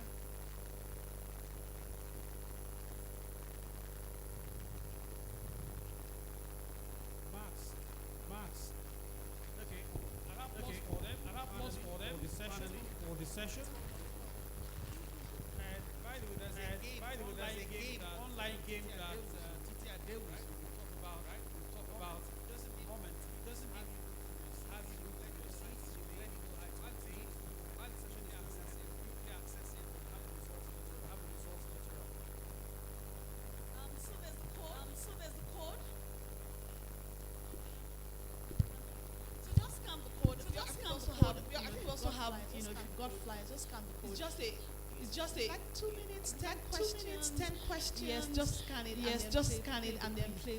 Like I said, you can actually learn by playing a quiz. And we have wonderful prizes as well for those that make it to the leaderboard. So play more about so scan questions, 10 questions, 2 minutes. Quick. And then we'll be back to announce winners that made it to the top of the leaderboard. Thank you. And they will have possibly two runners up, and there are right. And there are very good gifts that you will get if you win. But this can go on right now. So Max has already said Max Igombe is going to facilitate this session, and they'll be talking about students' protection online. We would have a short lead presentation by Dr. Rizlan. Rizlan Kanya is Deputy Vice Chancellor of University of Bayes University, short. Bayes University. He is in charge of IT research and innovation. He will speak for 5 minutes. 5 minutes. Rizlan will speak for 5 minutes. He will be talking from his paper. If I give him the microphone without a paper, he will spend an hour. So, well, before he starts, I would like the panelists to come join Mass, right, to get to know them. Dr. Awaride, is he with us? Godwin? Please come forward if you hear your name. I like first names, incidentally, more than surnames. Godwin? Mrs. Olushola? Oh, okay, great. And then Muiwa. Muiwa with us. Is he with us? Raise your hand. Oh, okay. Thank you, sir. The Dio. Will complete. Dio here. Okay, so that's your panel. Let's hear Professor Rizlan. So thank you very much, my good friend.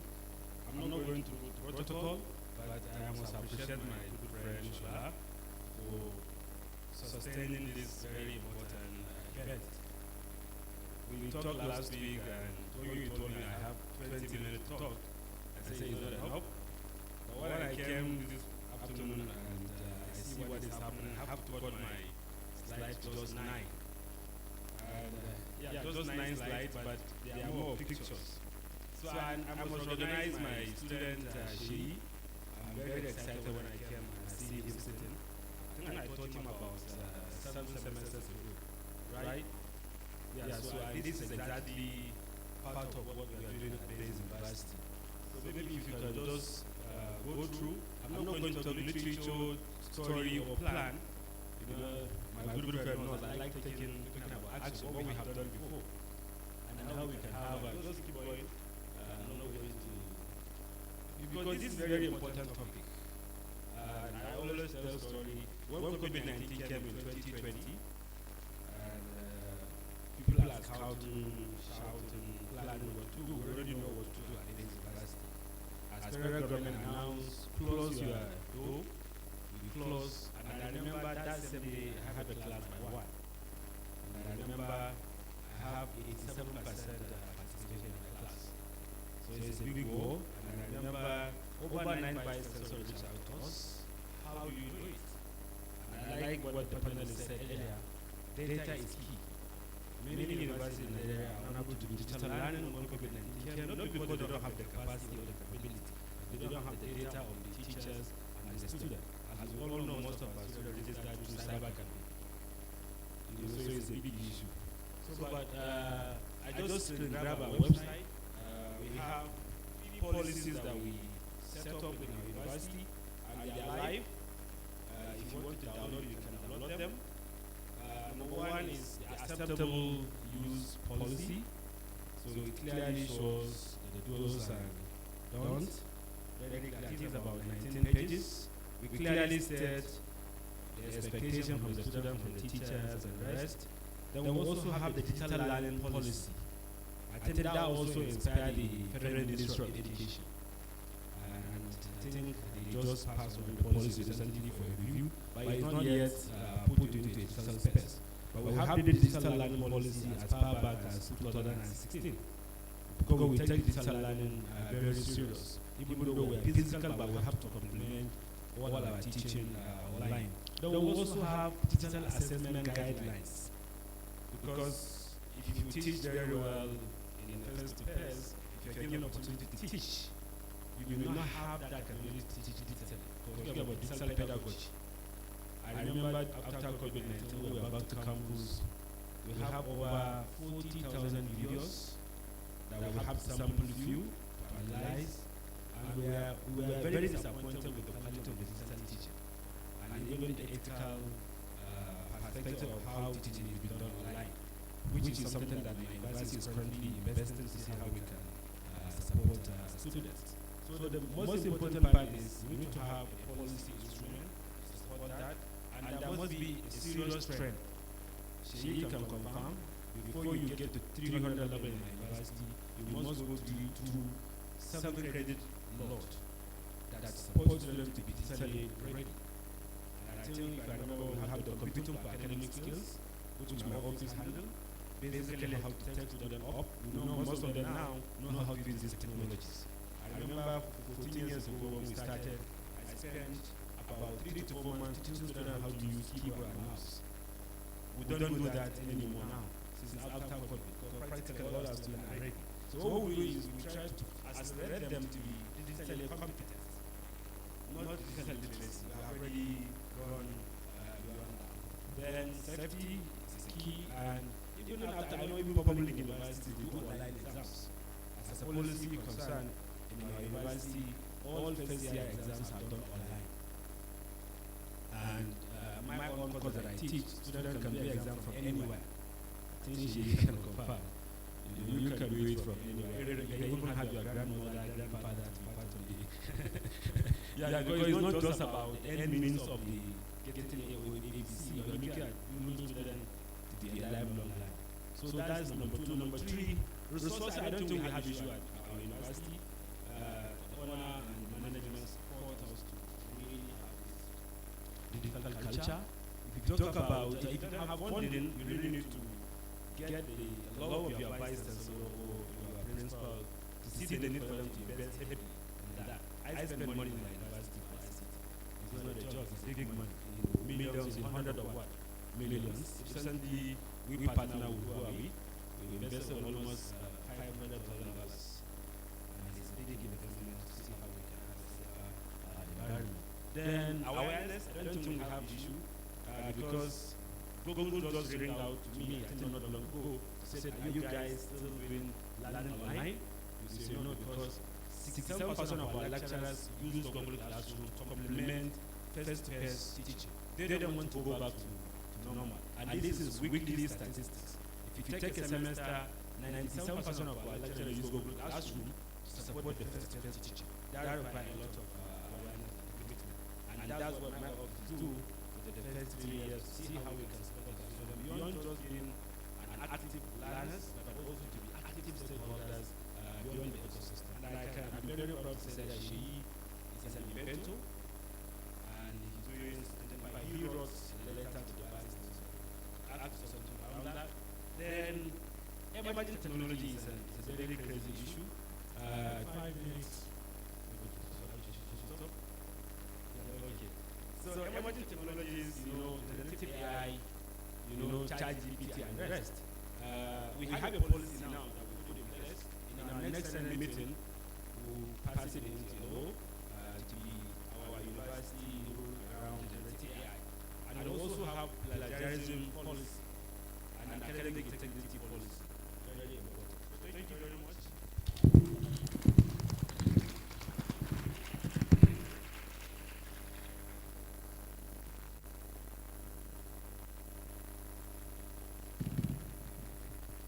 Thank you very much. I think a round of applause for you. This university is always been a very forward-looking university. I've had the opportunity of acting as the moot court judge in the faculty of law for a long time. So it was one of the first places I saw proper stars displays in the hall and all of that. So ladies and gentlemen, of course, our time is fast spent, so we are jumping right in. So what we have for you this afternoon, essentially is a panel of heroes. So the guardians of the digital galaxy. You can see them arrayed before you. So we are going to talk about safeguarding students online. Welcome, this is Mr. Aki. Welcome. That's Mr. Dayo Akindolani, right from founder Anderson and Associates Limited UK. Welcome, sir. So I'll just call out the name of the panelists to give them a round of applause. Just wait for me to also know who exactly is, because I need my panelists before started. So Dr. Worinde, Director of Digital Services, Bowen University. Welcome, sir. Godwin Ogede, Sales Manager, Not. Welcome. Mrs. Olu Shola Bankole, Director, Bankis Private School, Abuja. Welcome. Muyiwa Bangbangose, CEO, Educational Advancement Center. Welcome, sir. And finally, Dayo Akindolani, founder, Mark Anderson and Associates Limited, UK. Yeah. So those are the guardians of the galaxy. And what we are looking at this afternoon, essentially, just like he stated, is really important, because if we are going to commit our children to learning online, then we need to be careful, because it's a wild world out there. I'll just quickly give you an idea of the challenge you face online, because when it comes to regulating things online, there are people who just believe that online world is outside of government control, and government should have no hand at all in this. One of the first laws that was passed to regulate online environment in the US is called the Communications Decency Act.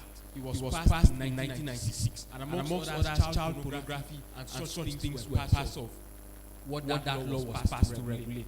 And here's what a man called John Peribalo, he calls himself a cyber libertarian and a political activist. This was his declaration when that law was passed. And I'll just quickly read that just to set the tone, to let you know what you are up against when it comes to the online environment, and how some of these negative or bad actors really feel they're entitled to whatever they want to do online, and nobody should regulate them, including going after children. So this is what he said. He says governments of the industrial world, you weary giants of flesh and steel, I come from cyberspace, the new home of mind. On behalf of the future, I ask you of the past to leave us alone. You are not welcome amongst us. You have no sovereignty where we gather. Government derive their just powers from the consent of the governed. You have neither solicited nor received ours. We did not invite you. You do not know us, nor do you know our world. Cyberspace does not lie within your borders. So you can see how some of these feel about the cyber world. They just assume that when it's in cyber world, everything goes, nobody should tell them what to do. So is that the environment we want to, EdTech and all, let our children into without having any form of some level of control to ensure that our students are safe online. So, like I said, we assemble the stellar panel and time is short. So just keep it short and direct. But essentially, they're giving us a lot of tips around implementing effective systems in organization to prevent the misuse of EdTech technology, establishing safer online spaces, and identifying those most at risk, because that's a very critical issue. Some children particularly at risk, and these predators know how to sense blood. They know exactly who to corner. They know the weak link. When they see a group of students, they know exactly who to begin to target and all of that. Then how can we achieve the online safety of students in practice, and what obstacles need to be overcome? So I'll just quickly start by throwing direct questions to our panelists. We'll start of course with the lady in the house. And of course, if you've looked at if you've watched the movie Guardians of the Galaxy, you know that the media are really powerful. So she's our ace. And she's going to ace it, so everything else is just going to be easy for all the others. So Miss Olusola, your mic is right. I guess so. Yeah. So I want to ask you, you are the director of Banki's private school. What specific systems and policies, has your school implemented to safeguard students online and prevent the use of technology? What challenges also have you faced that necessitated putting these measures in place? Just give us a few of them. All right, very quickly. 2 minutes? 3 minutes? Very quickly, maybe not up to that. Very quickly, we have been using Google Workspace. What was it before? I've forgotten. Before COVID came, for the high school students only. But when COVID came, because we are used to that, there was something we were also using for the primary children. In fact, my friend here, I've worked with almost everybody except him. We needed to get the children online. And I realized that I read a lot in the tech space. I want to understand what's the current trend, what's going on, security, safety of the children is critical. Because we could lose many of them if we are not careful. Then I realized that most schools were rushing to go to Zoom. I made up my mind, I'm not going to do Zoom. And then I realized that UK particularly banned Zoom for educational purpose. And then of course I've been in meetings where all sorts of things were happening and all of that. So I was like, okay, so what do we do? And then we tried to find out more. In fact, sent messages to Google, and they made it clear that the Meet is possible to use and all that. And so we were using that for that purpose. But we have policies as a school, and of course it keeps evolving. The other day, one of my students in the high school, I got a mail. Deliberately, I am the admin, the global admin for all sorts of platforms in my school. I do not give that room to another person to handle, because I want to be able to have that data, what's going on. And that student went to a dating site. Good enough. Those security measures were there. I got a mail, of course, first of all, because they knew also when we were registering, we registered, the class, that we're in school. And so they also sense that, it's possible that a child of a school age should be maximum, say 17, 18. And so they shut his account down. And then he needed to do assignment. Initially, was dancing around. He needed to see me. So, those are some of the measures. We also have social media policy. As a school, we discourage the use of mobile phones. In my experience, working in my school with other schools in FCT, at least a few schools that I've worked with on this, I realized that students, a lot of the activities, negative activities, unethical activities online by students is done through mobile phone or tablets that they can put under their duvet. 11, 12, 2 a.m. in the night, when everybody's sleeping at home, pornography, sexting, and all those things. Because a lot of parents are also getting conscious. Some of them will even tell you, I don't want my children to be exposed to using devices. But now that it's becoming compulsory. So we put all those in our policy. Social media usage, there are good enough for us, the GDPR or something from UK actually guides some of those policies. That really helps us. There have been issues, like I said about the boy. His account was locked because there is security we have put on that back end. Recently, last Saturday, we actually had a PTF meeting. And one thing that I'm trying to push now is for the children to have Chromebooks. Because that will give us a higher layer of security together with the devices, with the other platforms that we're using.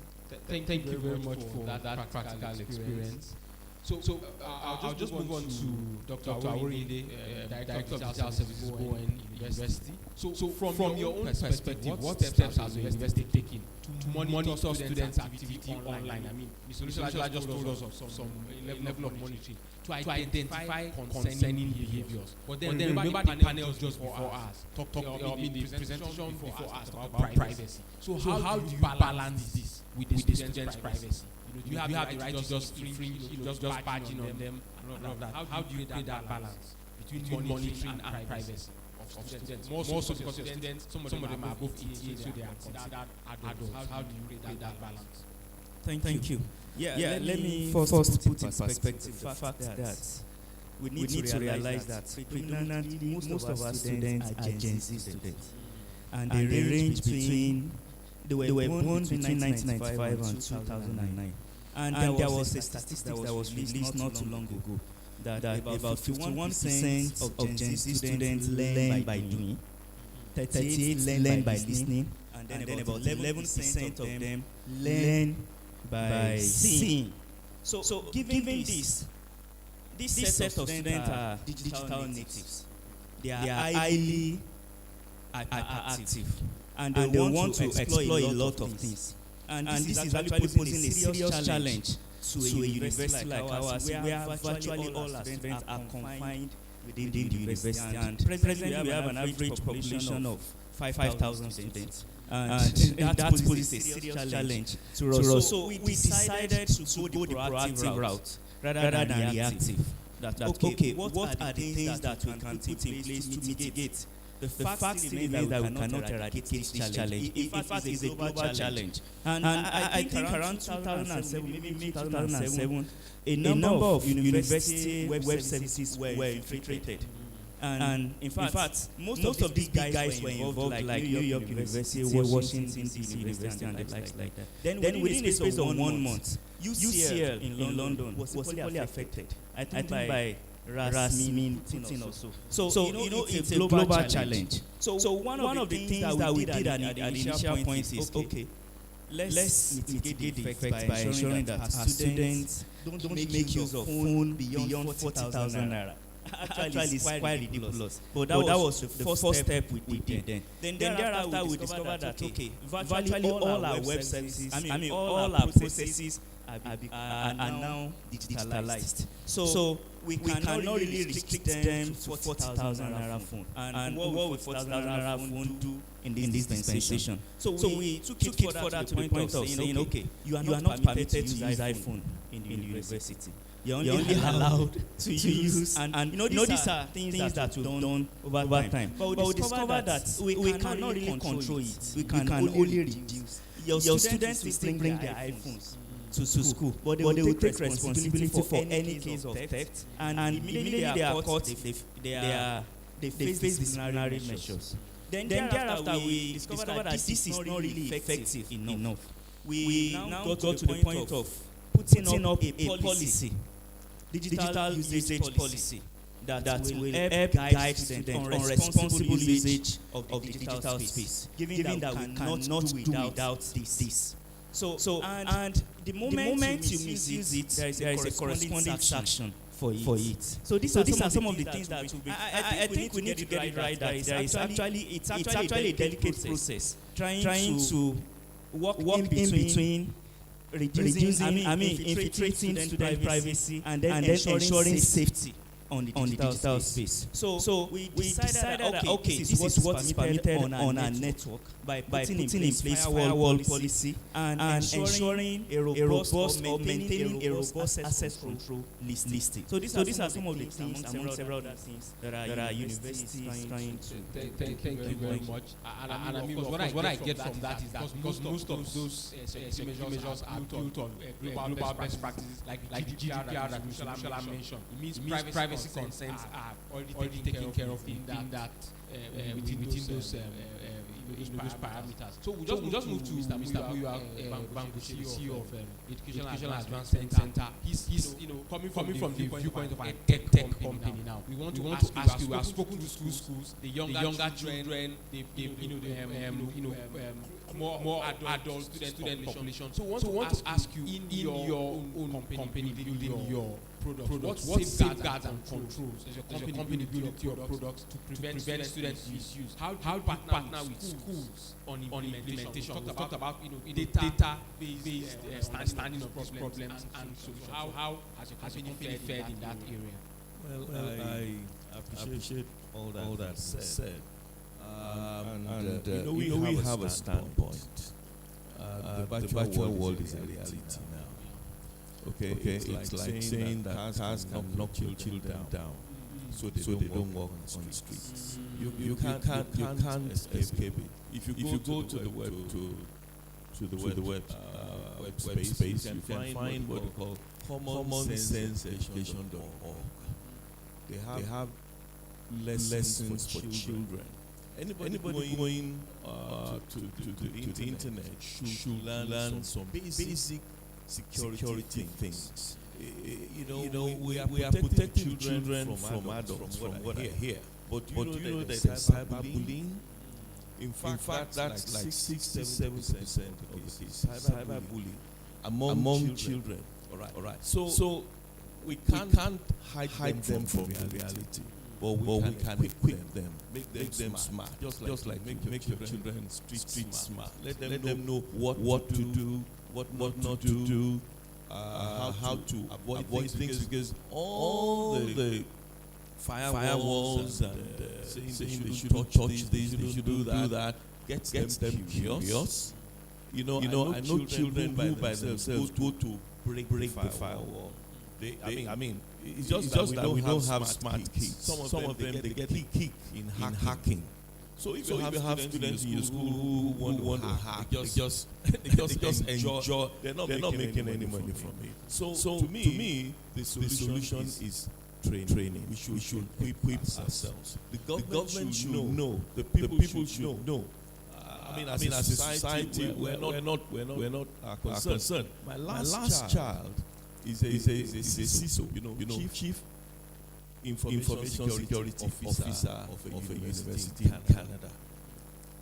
All the universities have it. We have CSOs. They have CISOs. And her role. I mean, let me tell you, she's not cheap. She's not cheap. She's paid highly. The university is talking about budget. That kind of budget is what they pay these guys. They protect everything.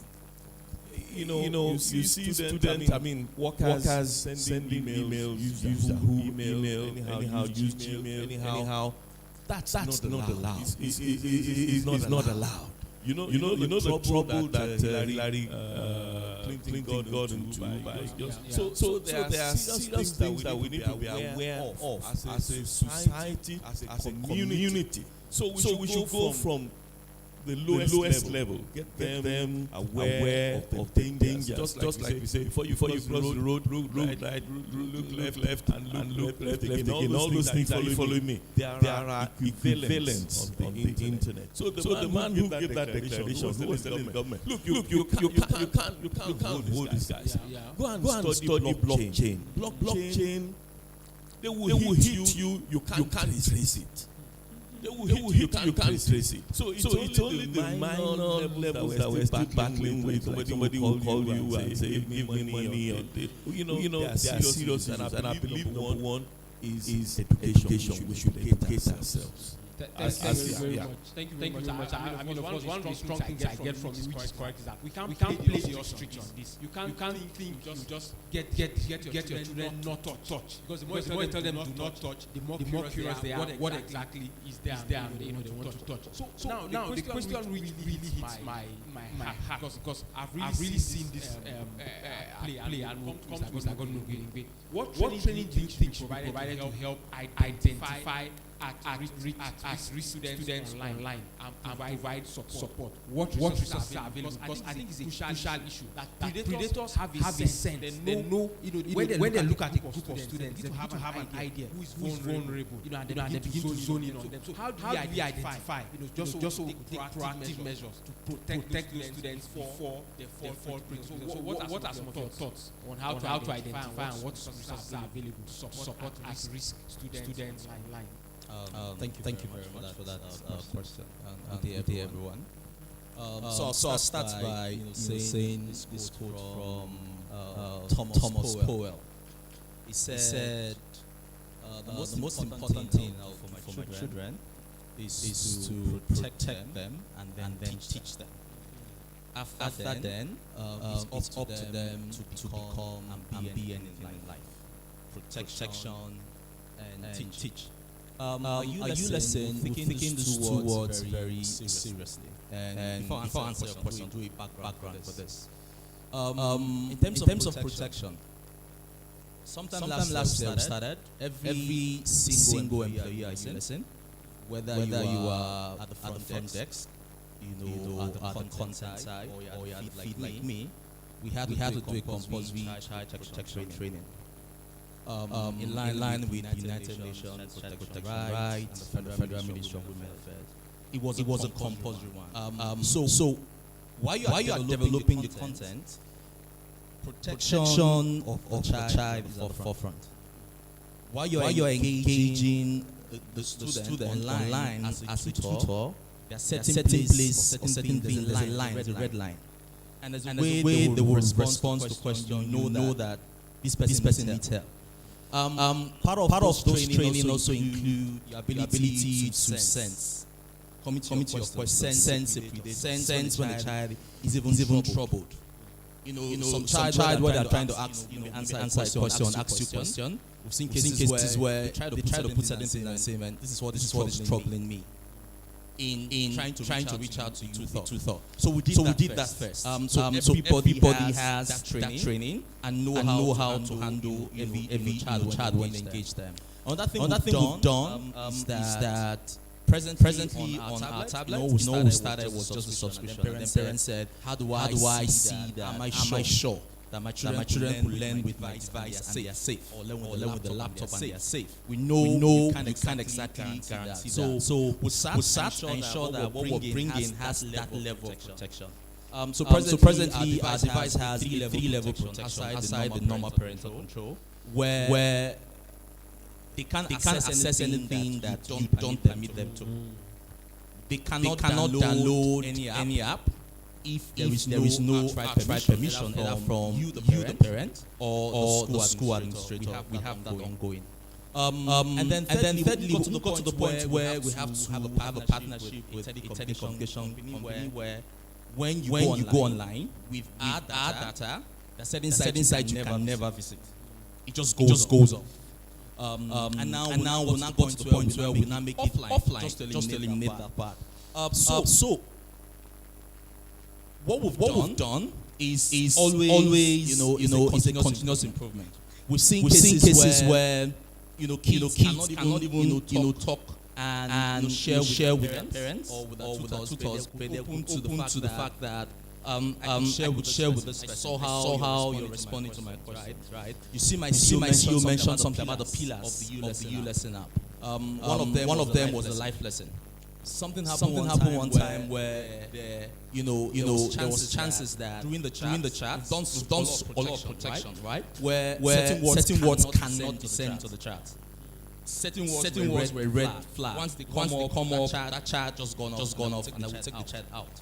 So we notice that there will be chances of maybe some window for things like that to happen. What we did immediately was to shut down that particular feature, at that stage until this fixed. Despite the fact that this is an important traction, that's how seriously we take child protection. So to answer your question, what tools are available? The first tool tell everybody here is we are the tool. Parent. There's so much the EdTech company can do, trying to protect, trying to do that, like you just mentioned, it's training. We need to engage our children first. Because when you try to do so much of protection, these kids want to see what is there you are hiding. We need to engage them. These kids are not as young as we thought. We need to engage them on what is right now and what is wrong. Why am I saying this? I've seen a scenario on the where just to conclude, where a child got access to a parent phone, and the first thing that pop up was what the parent had been watching. And those things, they're terrible. So this father would say, don't go to this side, and then the father goes there and is going to the side. And you know how children learn? They learn by just watching what you're doing. So just to answer your question, the biggest tool presently for us now is us. We need to live that kind of life that our kids can see daddy will never do first before we can talking about other protection. Thank you. Thank you very much. Essentially, the message we've heard from you is there's no superhero out there. You are not looking for any guardian of the galaxy. You are the superhero to really help your kids and ensure you save them from things. So I'll move on to Mr. Dio, the founder of McAnderson and Associates Limited from the UK. So now, what practice would you recommend for schools to establish a culture of responsible digital citizenship? I think it's rated through all the presentations that they need to engage and train people so that they have it in themselves. They are not just policing them. So how would schools establish a culture of responsible digital citizenship? Codes of conduct extend personal social media accounts. I think this is important, particularly when we look at the young adults. They are above 18 years old. They have become adults by the law. Should there be codes of conduct? Also that touches on their social media accounts. What are your thoughts about, particularly coming from the UK? I know there's been a lot in those areas.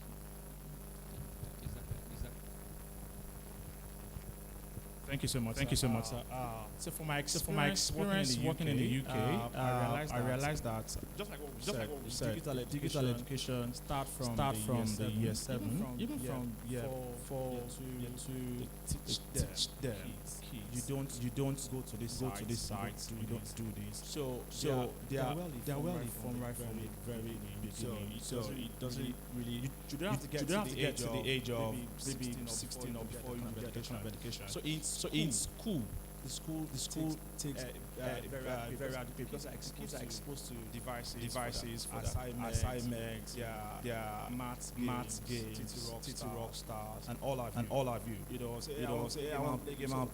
These things are really being taught in school, and that safeguards the kids. And kids ask questions. I like support what you said about parents being involved in all of these things. The tools are there to manage. I remember we were trying to set up some school before the COVID, and we work with Microsoft schools and say, and one of the first things we're looking at, we dare accept this with the parents be happy having the kids go around this. So the one key thing that I think we do not really do well is that digital education. Constantly telling them at some certain age, this is what we should tell the kids, and at something this was. And for the social media part also, we're so surprised that even your principal probably have a way of following you or your TikTok. I've had police getting involved because posted inappropriate content. And one of the things I found out UK has probably established is that your friends can talk about what you do anonymously without you knowing. And I remember I started that somebody posted on our personal TikTok page. And this principal has a call out to bring it down. I know, and all of these are being sync with what the police are involved. They teach them the law. This is what you do. You don't do this. You don't do that. And you don't send new to each other. Say because it's my friend, because it's my dad. If you do that, you're going to risk having to talk to the police and all that. It's a collaborative effort who works with the law enforcement and everybody ensures that we accept this. And as a matter of fact, if you're a staff in the school, you know all of these things, and you don't report it. It's a problem for you. It's an issue because it's a safeguarding issue. So you be queried as you know about this, why need to talk about that? So schools are putting all stuff, monitoring in a way because they expect that you do the right thing. People talk and say, I saw my friend posted. Some students have gotten into trouble because of all of this. Because I posted something on my status, and they tell you don't put this on your status, don't put this on this. If they get to know you, probably get into trouble. Those things are really being monitored by your friends. That you think, oh, that's my friend. Your friends will tell probably snitch on you. Be so surprised that my friend said it and things like that. And these are things that are being done. Digital education is very, very important. Let's keep educating guys right from very early age before they grow up, which is very better because they get exposed to this. You can't stop them from having iPad. Some schools that really give iPad to everybody because the assignments and all the tasks are being done on those tablets. So we can't take it away. Start to put those measures, and the parents should be involved. A parent had to call me one day. A parent has to come on. They say, please, my son is this. The son had issues at home and child support. She was scared. Child support guys came to her house. I'm like, hey, what are you doing? But because the parents had to leave the kids with the device every now and then. So my kids like to play games. It's good that kids like to play games, likes to watch YouTube, but you need to monitor what your kids watch so that your kids won't put into trouble one day. And this is what we need to implement to make sure that our kids are safe online and they don't fall into guys that grooming, online people watch them over time and they pass on them. Thank you very much for that. So we're wrapping up this session in 5 minutes, and how we do that essentially is that we are giving speaker 1 minute. We don't have 5 minutes. Okay, so but we have time parting shots 30 seconds. Yeah, so please we'll give just 30 seconds. Just tell us particularly your last thoughts and what we are excited about the future this space. So we'll start with Mr. Muiwa, and we'll just run from that way backwards. So just in 30 seconds, give us your parting shots and what excites you most that you see in the future in this space. Well, I think my parting shot is to the MC. He's run away. But honestly, we all have to get wise about basic things. Even adults are vulnerable. We're concerned about kids. Why would somebody ask for your date of birth? Why would somebody ask for your password? I see a lot of adults in Nigeria are gullible. They are so they fall for every gimmick. So everybody has to be wise.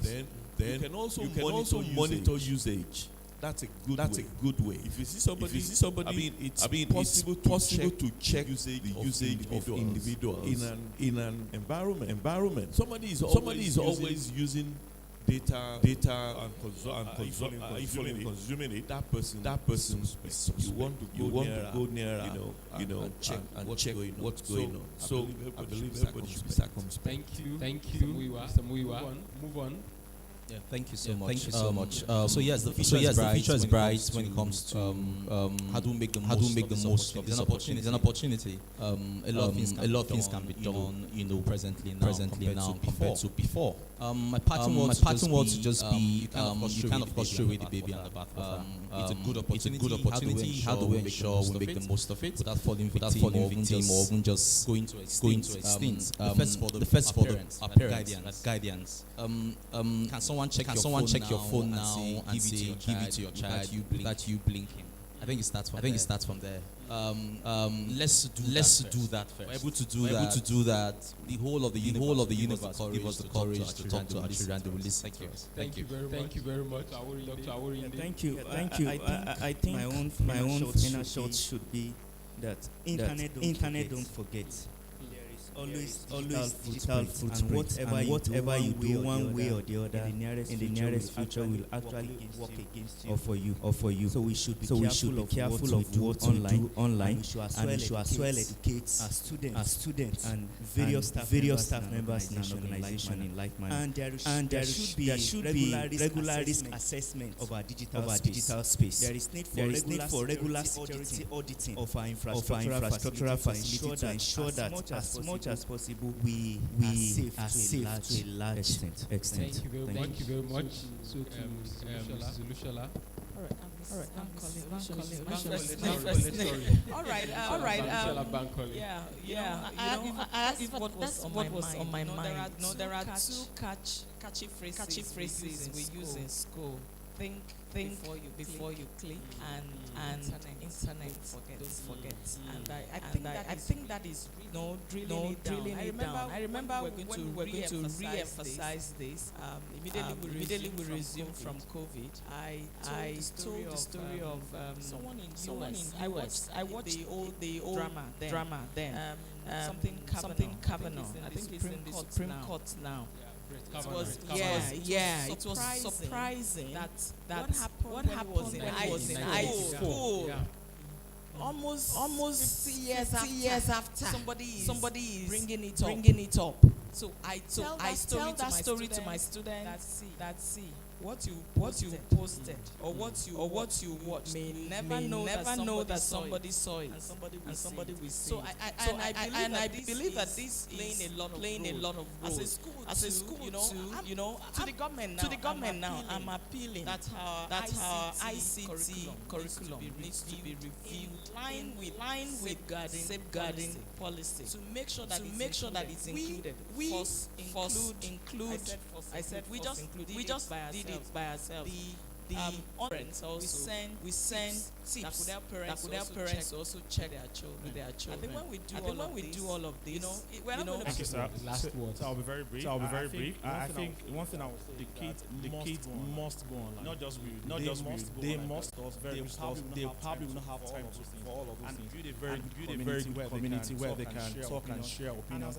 And as a parent, be their friend. What are you playing today? What are you playing today? Let's play game together. By so doing, you understand all of these things, and you get all of these negative things. In case you guys are trying to bully them, prey on them. Thank you very much. So round of applause to the Guardians of the Galaxy, which is yours. My panel has made everyone a hero and a guardian of the galaxy. Thank you very much for your rapt attention. And we thank the MC grudgingly. We say thank you.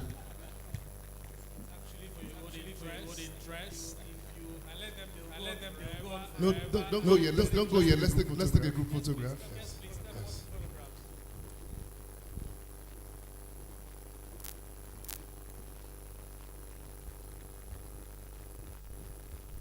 All right.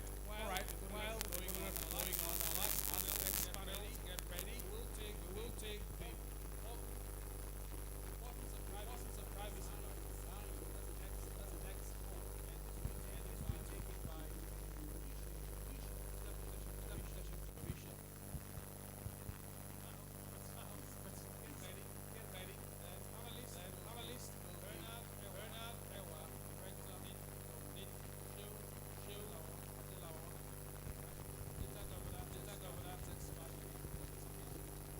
He's here. He's here. Sheung, are you here?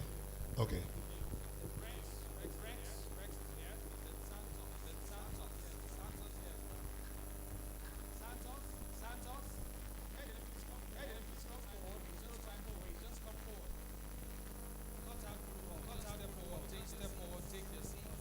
Presido, CEO, Management Edge.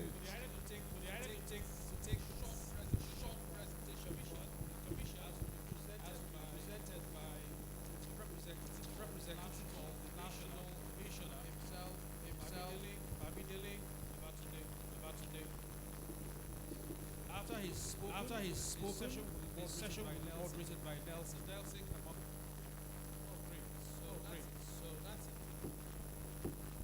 he will speak, and then you take over. Again, it's 45 minutes max. As the other two panels will take.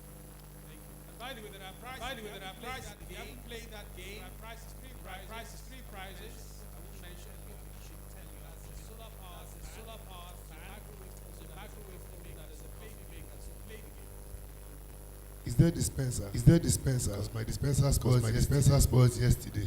So if there's dispenser, let me start playing the game. From now till it ends. Renewable dispenser.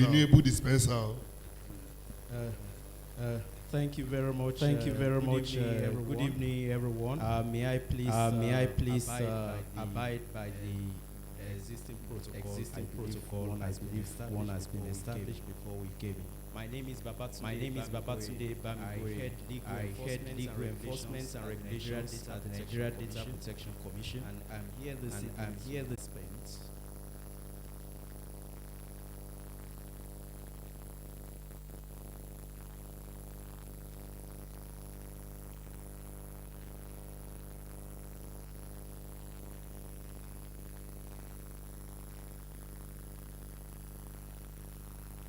Please, while we are waiting for them to get the appropriate, this is the appropriate. Thank you.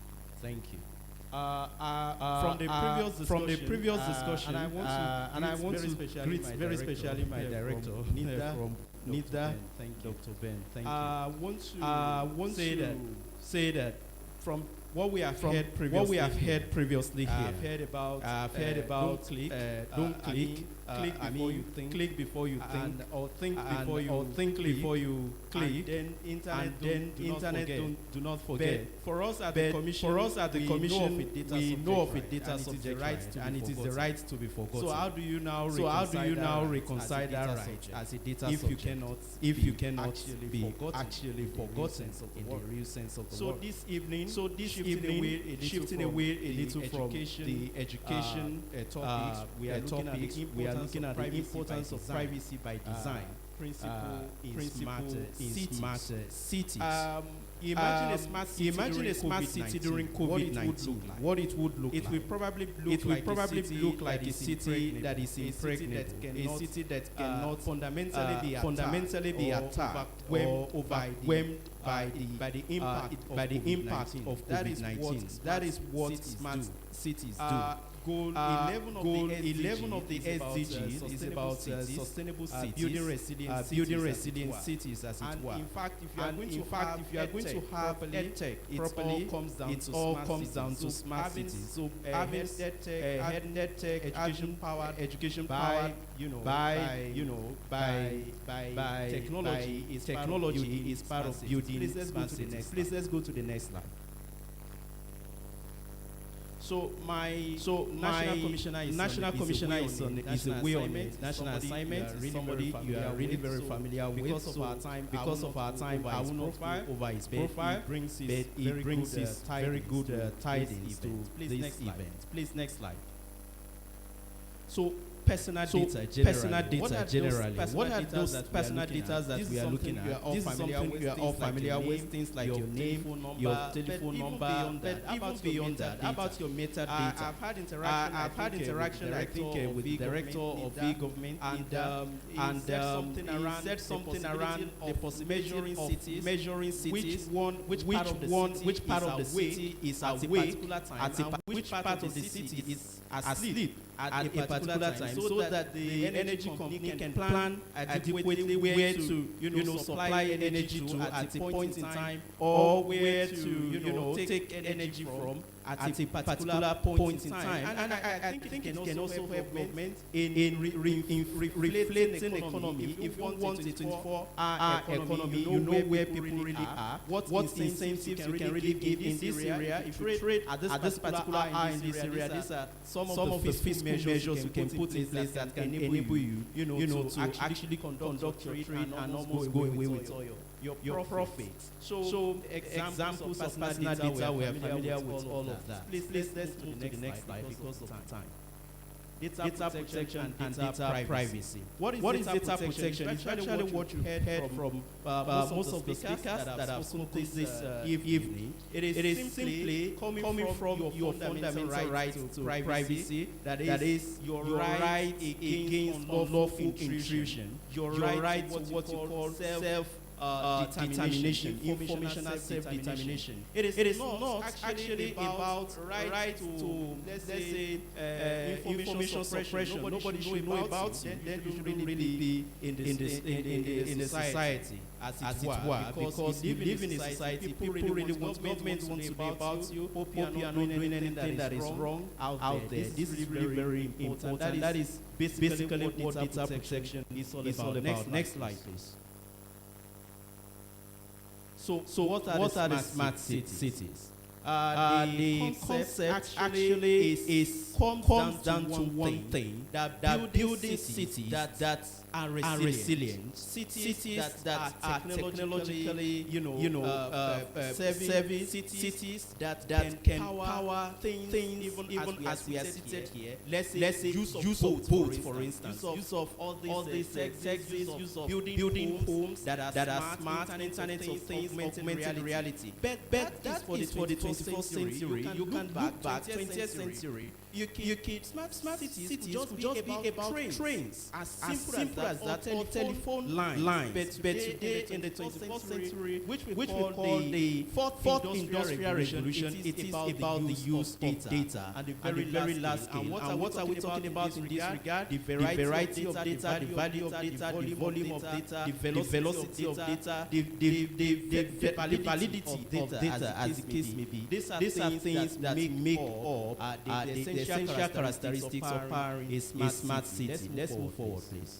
So smart cities in Nigeria, we have about 3,000 kilometers square of network built from Lagos to have a smart city, and the hope is that all this can lead to a situation whereby maybe through a 5G network, this can enable people to communicate easily. For instance, the issue of schools, it is a lot easier for students to stay in their homes and be able to engage in universities. But without such opportunity, the idea of a smart city becomes a moot point. Next slide, please. Now, these are really very tiny. But I believe if you can say it, I will use a case study. Recently Google embarked on what they call drive-by. And what is that drive-by? They use their vehicle to move around cities, to move around streets. As the vehicle was moving, it was mopping up data. It wasn't really their intention. It was actually to map the city. But at the end of the day, that is what we call data ethics. Passwords, personal information began to suck in. For instance, if you have a sensor in this room, with this sensor, they can know how many people are. In fact, they can know who is here. Meanwhile, the work of this sensor is about temperature. But this sensor can be used in such a way that it can listen to who is here. The phone and all those we can communicate with the sensor. That is how powerful smart cities or smart systems can really work. We have that bridge, and recently Google admitted that this actually is a privacy breach. Why? Because they were collecting data that they didn't really imagine would happen within their system. Next slide, please. Importance of privacy by design. So with this, take a look at that Google.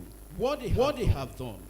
They never knew that it could lead to privacy breach, which they are paying for very heavily. What then is important for us to do as people in the ecosystem is to develop systems that are designed to respect people's privacy from day one. It doesn't even have that capability. You have a phone that can listen to you. Why is it there? We were investigating a bank that was collecting data on sexual orientation. What is the relevance of sexual orientation to banking? Meanwhile, we asked them. They said they themselves didn't really know. So why are you collecting it? It means the system they were deploying for this purpose is not tailored to be privacy by design.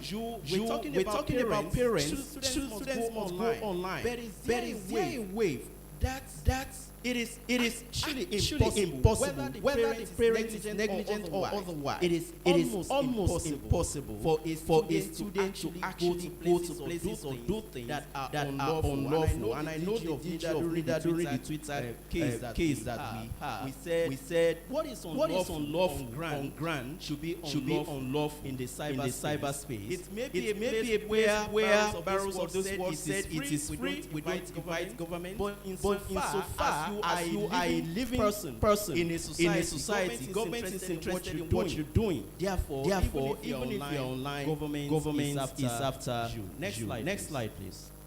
I'm almost done. So what are the things you must keep in mind? Very simply, the principles. And I think maybe with this I will close. Basically, what are these principles you must keep in mind in designing? You must first of all look at the lawful basis for processing this data. Is it transparent and is it fair? Before you can answer this question, you have to take into consideration the ethics of data. There was a situation we just came from an event where people were taking thumbprint. It was an humanitarian situation. But that thumbprint was used to identify people that they will kill. That was not the intention of the NGO that was collecting this. Take again the story of the Jews. The IBM developed a system that can harvest, that can collect data, process data on a very large scale. And approach Hitler was a good guy at that time. But eventually the IBM system was used to recognize over 6 million Jews. And those were killed. So this is what you have to put in mind when you talk about lawfulness, fairness, and transparency of data. Purpose limitation. How do you design a system that it doesn't go beyond the purpose for which it is designed to do? You have to think about this very seriously. Then data minimization. Do not collect too much. The more you collect, the more the risk that you have put in place. Another one is integrity and confidentiality. It's triad. The confidentiality, integrity, and availability of data. If we, for instance, everything here as a smart city is powered by let's say artificial intelligence, and then we are hit by a cyber attack. That means, for instance, what to bring out a temperature that should come maybe 19 degrees Celsius and all of those can just turn to 100, and before you know it, a lot of things can go wrong. So the integrity of data, the security of data, the confidentiality of data, this is really very important. Storage limitation. How long do you keep this data? We have registered over here, and then it is up to EdTech now to determine how long are they going to keep our data immediately after this. Because the longer you keep that data, the longer the risk and the longer the responsibility that you have to store all of this. Accuracy is also very important as a data controller or a data subject. How do you manage accuracy? Somebody has come into this city at this point in time. This is his address. He wants to move into another place, or he's changing his name. How do you ensure that the data that you have collected of this person is accurate? At the end of the day, I will leave you with just one thing. It's about disaster recovery. There is no way that you are going to build a system without disaster recovery. And we at the commission, we take this as a form of technical and organizational measure that you must put in place to ensure that at all times you can ensure integrity, confidentiality, and availability. We will have to talk so much all of this. But I know that time is fast spent. So on this note, we want to thank the organizers once again, and we wish you happy deliberations. Thank you. Thank you very much, Vincent. Thank you. I must thank you, Vincent, for that very fantastic introduction to the topic. Sorry. Okay, yes. You spoke on behalf of. Yes, I spoke on behalf of Dr. Vincent Olatunji. Thanks a lot for that introduction to the subject matter. So we're going to proceed to the panel session where we have an esteemed collection of gentlemen. I'll start by my extreme right to welcome Bernard. You're welcome, self-leader. To welcome Mr. Rex of Management Edge. And then my dear friend, Mr. Sheun, the data expert from UK. Good to have you with us. My name is Nelson of the Development Company, and I'll be leading the next 30 minutes. I will start with a story. I woke up this morning to a dead battery. Then I have to ask Google for the phone numbers of family members. I have to get another device to search my bank account because I don't have those bank accounts often. I have to figure out if I still know the address of this place. My point. I discovered that I was relatively very much reliant on my gadgets, and that brings us to this question today: privacy by design. Those gadgets have my data, and means that someone else behind the gadget, behind the software, also have my data. Privacy by design basically talks about the systems in design of engineering tools itself to ensure that by design they have components that give privacy to the end user eventually. And neither you are the chairman more or less of this whole protocol in Nigeria as the Institute of Technology Development in Nigeria. So the question is this: one was Nigeria a signatory or part of the international folks that assented to that initial privacy by design principle? If yes, how well have we inculcated those principles in our technology platforms in Nigeria?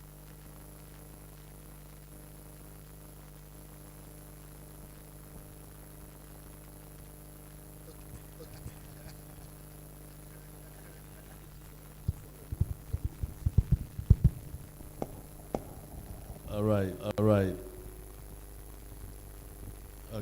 Okay.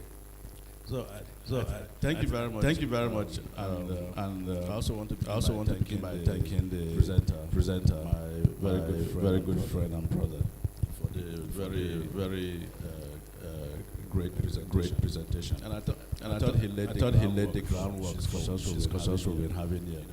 On the specific question you asked, whether Nigeria is signatory to it. Nigeria has demonstrated enormous track record of evolving as a privacy conscious nation through the what we've known has happened in the last 3 or 4 years from the data protection regulation, data protection act, then we have data protection commission. So all that these institutions and regulations are doing embodies the principle of privacy by design and others generally within the framework what we also refer to as privacy enhancing technologies. Right. So this methodology approaches as well as regulations and standards all encompass reflect in the approach that Nigeria as a country represented by the institution all know adopt. Ensure that one there is data privacy is spread the way data is processed and shared right among data subjects. And two that recognize the fact that this can be at two broad levels, at the input level and the output level. Right. So at the input level, much of what I've heard previous discussions, particularly from the people who are in the school education space. Data between two or more parties is processed in such a way that is strictly for using the context that does not go beyond that. But at the output level, where the ability for data reuse, right? How is that computation done in such a way that it remains safe and may not be able to through reverse engineering for something that was not originally within the context. Thank you. So in essence, Nigeria is absolutely. Thanks a lot, sir. Mr. Seun, and I'm going to give a background. In 2018, Marriott International, one of the biggest hotel chains, was hacked. In 2019, Facebook, we are all on Facebook, was hacked. In 2021, LinkedIn was hacked. The same year, Microsoft Exchange server was hacked. 2022, Twitter experienced a massive data breach. So even the biggest names in tech have had some level of breaches. So you are the data governance expert. Are we safe? Is our data really private? Is good. Relatively we are not. But what do you think? Yeah, thank you for the question. Obviously, this companies they have the moral duty, ethical duty, legislative duties, regulatory auditing and all that to keep data safe. However, the guys in the dark world are constantly trying to get the data. Data is money. They sell this data online. They sell people's name, people's car, everything online. So is our data safe? Technically, it should be safe. But can you guarantee its safety? That is where the design comes in. Data in transit, data at rest, data in processing. What is designed for privacy in all those phases of data movement? So it's possible for an hacker to hack into LinkedIn and realize that the data that they're open to find is encrypted. Then it's useless to them. Do you understand? So those are part of the designs that companies, either small or big, can put into their data management helps to ensure that even in areas like backup, data should be backed up because you know that and all that. What set of processing you're talking about? Hackers hacking into firms. That is not processes. That is just going to your storage to try and hack get your data. But the design will come not just from there. It will come through all the life cycles of data. There is privacy in that. So is our data private question? I would say if it is done with design in mind, yes, it is private.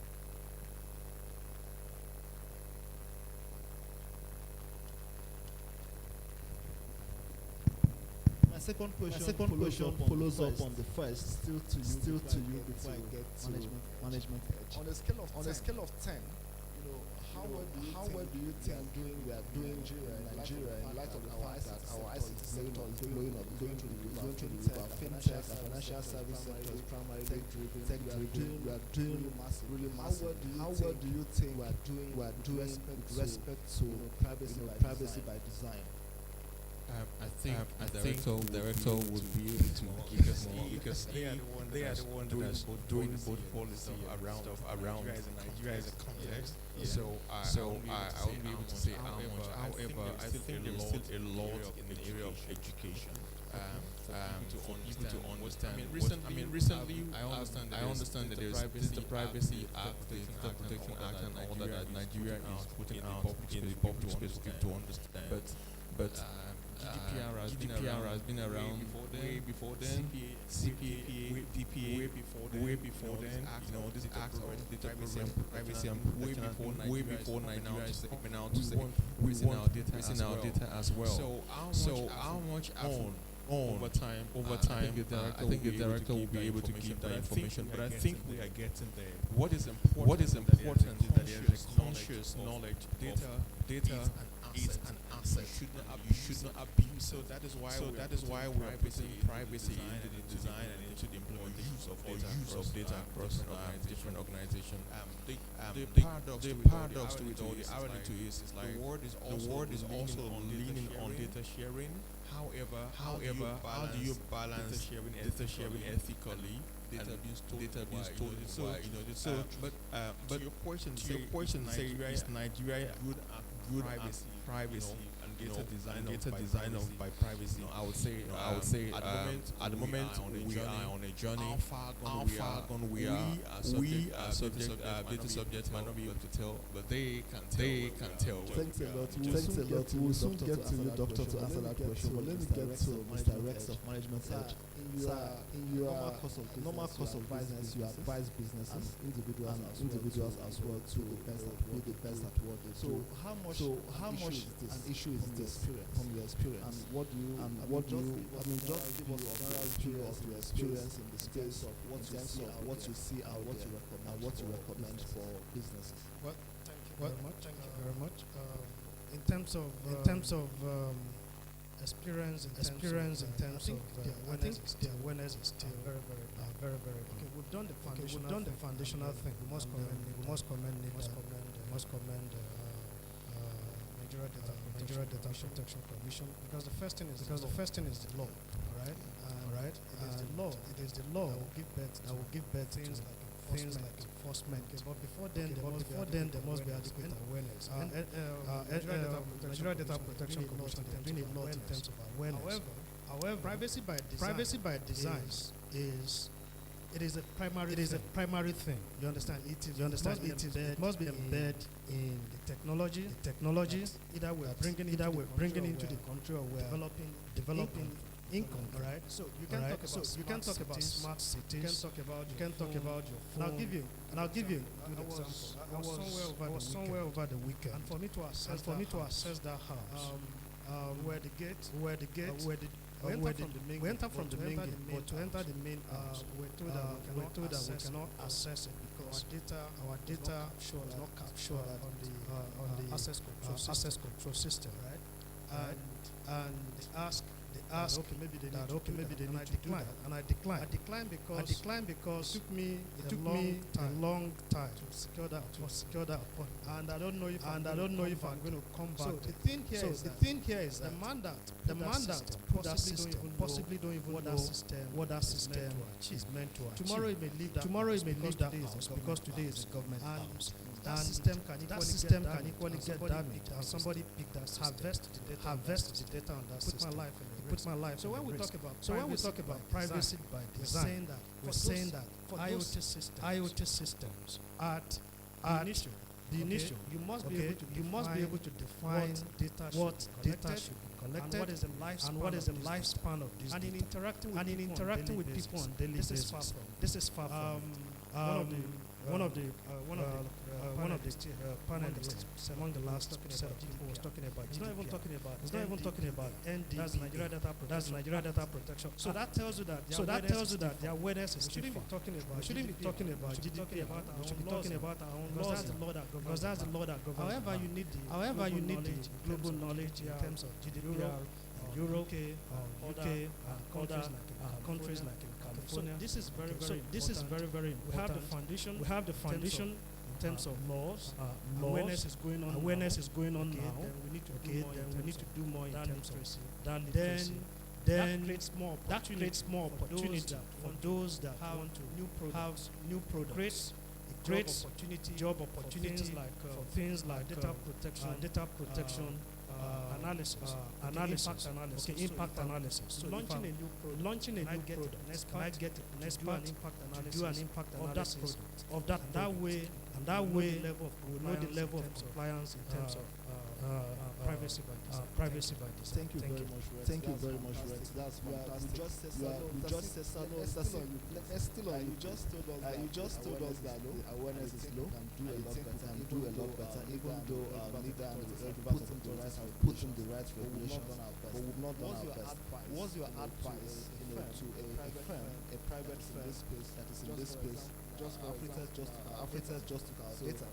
So what is the general advice? The general advice is first you need to seek for knowledge. Seeking for knowledge means that as a data controller, or a data processor. And what does the law say about my violation of people's data subject? Right. If you know this, then you would like to do the right thing. Today, one of the laws that micro law working well in the country is procurement, and is working because people in the private sector knows that failure to comply means that you're not going to have business done with government. Simply you'll be penalized. So if adequate awareness among the citizens, then there will be the champion of this advocacy and awareness creation. So why commending NDPA in terms of what they've done? And I also know that NDPA license data protection compliance companies or organizations. These are private organizations that are equally helping in that process. However, these organizations need to do more and don't leave the work of government alone. Because government alone they can't achieve. Together we can achieve a lot. Thank you. Thank you so much, Rex. Now I'll get back to Doctor. The core components of privacy by design include stuff like proactive, not reactive. By design, privacy as the default setting includes privacy embedded into design, full functionality, end-to-end security, visibility and transparency, and finally respect for user privacy. And someone said I should throw this question to you. So I'm going to make it two questions. One is, how well do you think burgeoning ICT industry, doing telecom, fintech, and banking, and then do you think we'll have sufficient resources, human and system resources to actually deliver this? Thank you. Sorry, are you doing 3 rounds of interventions? After that question, after this, I will take my last. So this is the last. After this, I'll take Okay, I'll answer and then take my closing. All right, 2 in 1. Thank you. Right. So this is the thing. I'll take you back to a discussion I had at the Internet Governance Forum last month on the data governance and trust. And my contribution at that forum was that all countries must recognize. We are increasingly recognizing data as a strategic asset, but we must create a balance between privacy and profit. Right, and that's the only winning equation. Because whether it's the bad guys like hackers or the big tech companies that are relying on data, everybody is driven by profit. But for us in government, we have a fiduciary responsibility to protect our people. Right. And so our policies must be such that they are seeking to maintain that balance in a way also that does not reduce the capacity of business to effectively engage data, because we all know the benefits of that. Right. On the other hand, we also need to look at how they are doing that responsibly. Right. The next point I'd like to make is that again, it's still riding on the idea of market-facing policies. We also look at is driving. Where is the data coming from? What is driving? What's driving its use? How can we make sure that we create environments where people can, businesses can utilize that data, can process it, and there are, as we do that, there will increase the environment for protection, for privacy. So increasingly, digital is discovering new data sources. Right. Increasingly, the computational power is creating new risk because of the drive for profit. Right. So what was not able to be done with data before is being done now. What does exist as data is now existing. We are seeing new data sources that doesn't exist. But Doctor, do you think we have the right resources and systems to I represent government. I'm talking to you. You know that the resources are there. Right, the resources are there. But the only best way is to continue to engage with non-state actors, engage with professionals outside, engage with businesses. Find out where the interest is. Because we all have interests. They are different. We have convergence. That's where that capability makes sense. Thank you. Thank you very much, Doctor. Rex will take your last word and then we'll hear from our friend from the UK. Thank you, Rex. For me, there's need for us to go training and retraining, education, awareness is very important at this stage. That law, like six months ago, and a lot of people are yet to know more about Nigeria Data Protection Act. So we need to do a lot of awareness creation. There should be education on what it means, what privacy design means, and protection of data subject. We have a lot of government position. Sorry, I have to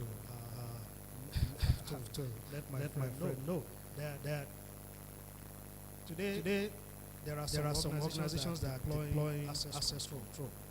Some go as far as telling you that you need to capture your image to get this information. Because I am deaf business, I have no option than to lie. But the other thing is that what happened to that data? Okay. If you are to access any organization today, the possibility will tell you to write your name, write your organization, write your passwords. In the manual will. But the question is, what happens to those data? Is anybody why are they even collecting it? Are we doing it because one organization is doing it? These are critical questions that we need to start looking at. And I've many organizations that have had the opportunity, or organizational leaders that have had opportunity to interact. I've raised this issue. Okay. To say why do you collect data? At times some of these attendance logbook I just dropped somewhere. And now because we need to equally contract out, because we need to equally claim prove that we are equally moving tide or trying to prove that we are technology. Procurement people want access control, but nobody is checking that. So there must be a collaboration between NIDAP, Nigeria Data Protection Commission, Standard Organization of Nigeria, to check these tools or these equipment coming in, to be able to assess to be able to checkmate extraction of citizens' data even beyond the shores of this country. Do you think that citizens have to have a medium to inform leader where they think there's a privacy concern? Of course. Not NIDA now is that is from Nigeria Data Protection Commission, because they are empowered by law to get that feedback. So I think that Nigeria Data Protection Commission established that access for you to see something and say something. And it is now for us to know how and what is channel of lodging this complaint. Thank you very much. Let's hear from Shell. Last word. Thank you. I think I'm learning just here. And my final note will be that when we're talking about data or privacy by design, I think it's quite possible to get. However, there's still a lot of work to be done. I would think that I'm not sure if that is the place, but I would be leaning on the government to have known well-published policies, standards, SOP guidelines, and best practices on data protection. That's underpin new processes, new technologies, new systems, new establishments in the country, such that is periodically audited and people sign awareness. There's something called ROI.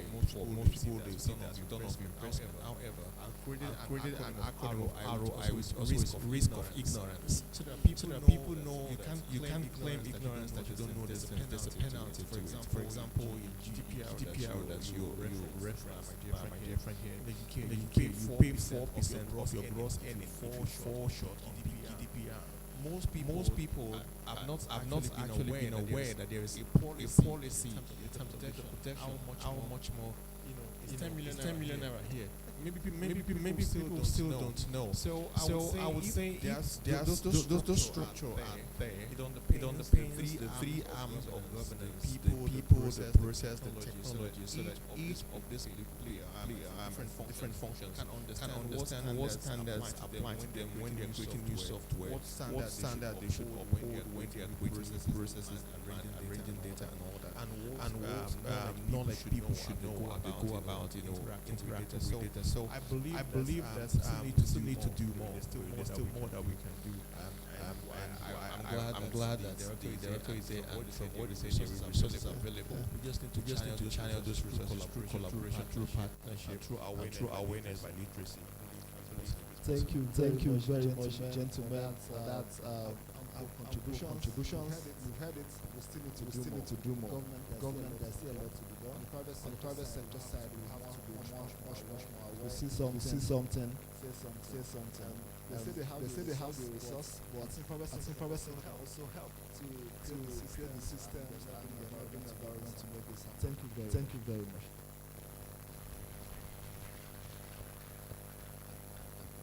I understand. There's a picture now, right?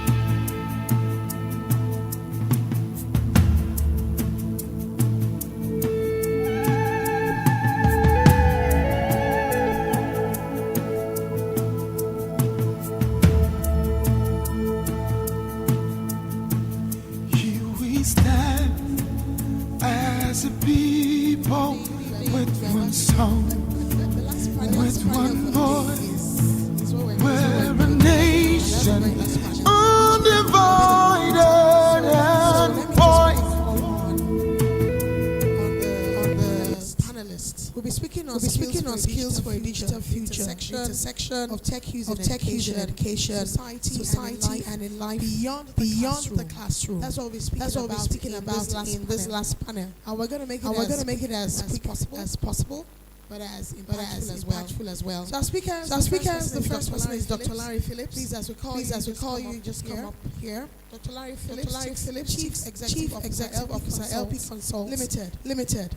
Then we have Chinwe Ujubuono. Are you here? Project manager, foundational learning advocate, Human Capital Africa. If you are here, please come forward. Then we have Abdul Bature, founder, schooler. If you are here, please can you take your seat? Larry Ogokunle, CEO RevoCube. Can you just come on stage? And the fifth speaker if you're around is Michael King. Michael King, CEO, Wacko Coding. Is Michael around? Okay. So we also three. That's good. It makes life easier each time. Okay, so there's the last panel. We know people are a bit tired. So we try and just make this. We'll make it impactful. We've heard you today, isn't it? This man has energy. Dr. Larry Phillips, it's good to see you. Very good to see you. So we're talking about EdTech. We're looking at life beyond the classroom in particular. So let me. I'm trying to open my question bank. But while I'm struggling with that, let me just ask Dr. Larry my first question. So we've talked a lot about solutions. About solutions that are on display today, exhibited, and also presented here. But as someone that plays in the space, as a parent, as a stakeholder, what do you think? What would you like to see in EdTech? That prepares our students beyond just the learning of today, but equipping them with skills for the future. And I'm not talking about just educational skills here, really. Holistically now, looking at the solutions we provide currently. What do you think we need to start considering that will take the student far into the future? That 10 years later, we're saying, wow, it's because they undertook this particular program while in school that they're equipped for this opportunity. So I would like you to bear your mind on this. What would you like to see? Perhaps you can also talk about what currently exists and what improvement there can be that could take our children, our students, both primary, secondary, or tertiary, way beyond life after the classroom. Yes. Thank you very much, Titian. We must commend the efforts of organizations like Afritex for putting summits like this together. So I just want to take you back memory lane before COVID, and for many people in the room, I want you to imagine the kind of schools that you went to, your primary schools. In the last 30 years, the type of cars that we've driven has changed. The kind of clothes we wear definitely has changed. Even the interaction between parents and their children have changed. However, in this part of the world, pretty much the way our schools looked 30 years ago are seemingly the way they still look till now. The only saving grace we had was COVID. I call COVID saving grace. Because if COVID had not come, we wouldn't be talking about EdTech the way we're talking about it today. So, I see technology slightly differently from the way a lot of people look at it. People look at tech as a sector. I look at it as an enabler. Okay, so what we call tech is not a human being, it's not a sector, in my opinion. And several times when I interact with tech people, I tell them, tech don't take nothing until tech makes you money. You can't tell me you're a tech bro or you're a tech sis if you're not making money. It doesn't do anything to you. So for me, there are other things that I'd like to see. A couple of months ago, there was this interaction between people in the creative industry and tech, and I think that's part of the things that sparked up a new understanding to what tech actually is. So I think there are too many, there's the silo mentality going on. So the tech bro feels he's a tech bro and he has to develop his app. He's not interacting with the guys in creative. He's not interacting with the guys in music. He's not even interacting with the guys in education. And until we're able to have more conversations across this sector, I think we'll still very much be at the teething stage, which is where we are. I don't know, I just had a brainwave. And I started thinking, the solutions we're building, I know that they do quite a number of work in schools. I don't know, and you too, is it? And most of what we've created have been more of learning, academic subjects. Do you think we need to also start considering other skill sets, other skills, bringing it into this space? Considering that we have kids that are also very good in the creative space, do you think we're focusing more on the akada, and not looking at the other aspects of learning? Really, let's talk about it. Are we providing for that other aspect, truly? Or it's just akada? And for some of us that know akada now, we know akada, Yoruba people are akada. Now, some kids are not, I say this, that some children probably will not pursue academics the way we look at it traditionally. It's not all kids that will be an A student. Some will pick up some other creative skills along the way. And that's where their bread will come from. And a lot of creative children are even making more money than some that have been saving themselves on chemistry and physics. For your information, I can give you some examples. So here is the thing. Do you think we're one-sided also about the solutions now? School. How do we infuse other areas of learning, especially the skill area too, the creative area, where many children actually will do also very well? What's your take on this? Any one of you can answer this question. Okay, so I'll marry what he said with your question. Yes. He said, and that's a big problem in EdTech, don't build what doesn't make money. So, as creative as it is, as it sounds, like, okay, let's build a platform that will, because the idea is to make sure that schools start teaching curiosity, not dumping knowledge on students. Let them be curious enough to explore that knowledge and find a way around it. But imagine what you said now might require some sort of AI, some data modeling and the likes, and you spend all of the time as a tech bro like me doing research and build a product, and you take it to a school owner, and they ask you, is this preparing results? Say no. Is it showing me school fees? You said no. Is it showing them why past questions? Said no. Then you have no business. So it's a big problem. Even the so-called EdTech we are automating their processes, providing content for them, and a lot of them still see it as nice to have than a pain that they need to solve. Thank God for COVID. That now made them understand that, okay, these things were not just nice to have, they were not just frivolities, they are big pain. So until we start seeing that encouragement from schools, for them, a lot of schools do extracurricular activities and the likes. Why some just don't care? They just give you the maths, physics, and chemistry, and you graduate. Some even go to the extent of teaching you music, developing your sports capability, doing all of those things. So it still boils down to the schools and the school owners saying that, okay, there's more to life. That when they start really showing that interest, don't worry, we are ready to build anything. Thank you very much. Can I say a thing or two? Okay, so I have a different belief that it is the job of the founders, the innovators, to innovate. And I think one of the biggest stories about innovation would start with Henry Ford, right? And he said, if we had listened to people and say, what do you want? They tell you they want a faster car. So you want to build something that is actually painful. Don't look at what is happening. Don't listen to them. And I'm not listening to school owners. I built a gamified mobile app that rewards students for learning, but then I made it content agnostic. It doesn't come with content because I believe every school is unique, and then they have what they want to teach. So the secret sauce of my app is that it turns it into a fun and exciting way for the kids to learn. That was during the lockdowns, right? It was fun. Teachers were creating the content, they love it. But then post COVID, these teachers say they won't create the content because they're not paid enough. They can't create offline and online contents. Then what was the problem I saw? I saw the problem that it was a painful process for teachers to create lessons. So it takes them on an average 1 hour 30 minutes to create lessons, and at least 18 periods a week. That's 27 hours if that teacher will create quality notes or lessons by themselves. And that's why I put an AI to help teachers, build lessons faster. They can do those things in 2 minutes. And I'm able to demo it to all the teachers and to all the players I've been able to show. And I felt that's the real solution. So I will stay there. And I want to partner with RoboCube to power his class cube.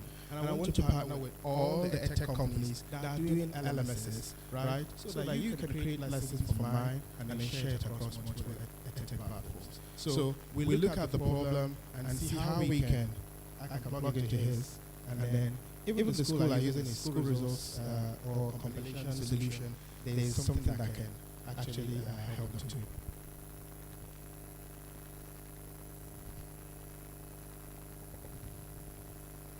I actually want to go back to you, the two of you that appeal to religions. So, I know that you said something about schools. You bring in the solution, and like, my guy, I beg. Does he do this? Doesn't. Go, shift, let me pass. Does he do this? No. Go and sit down. How can we begin to also make schools, see the sense in some of these things? I don't know whether you have platforms where you do maybe stakeholder engagement. I wouldn't know what to call it. But schools also, school owners, they are big on profit. Don't come and bring something that will cost me money. I beg. I'm still struggling with school fees payment. My father has a school. He talks about I don't want to pay school fees. Sometimes I used to teach him. I'm charity to his school. So I know that schools also have their own pain points. And sometimes we bring these things and they're like, no, I'm not ready for it. But is there a way that we can also bring them up to speed and also make it interesting for them? And also bring it to them at a cost that is affordable, almost even for free, so that they can work it out within a semester of some sort, or a session. Or maybe you can find some kind of funding that can help you roll that out for some schools, at least on term, and let them begin to see the benefits. So I'm just thinking, how can we also work with that mindset? It's a bit of a mindset thing.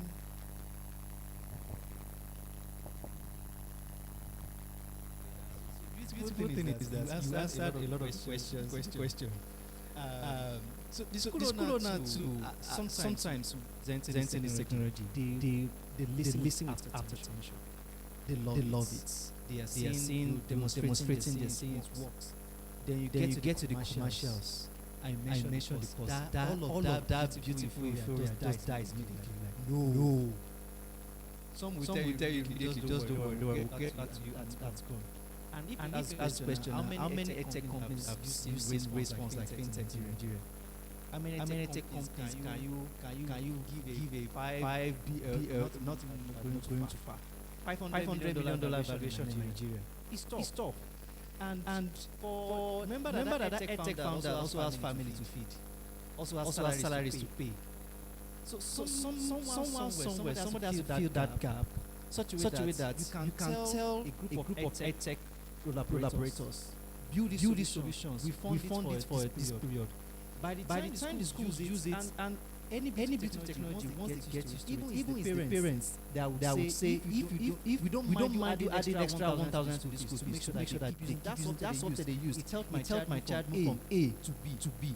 So until we get to that level, I won't fault the schools and I won't fault the innovators too, because both of them have their points and they really make a living. So that's my suggestion. Thank you.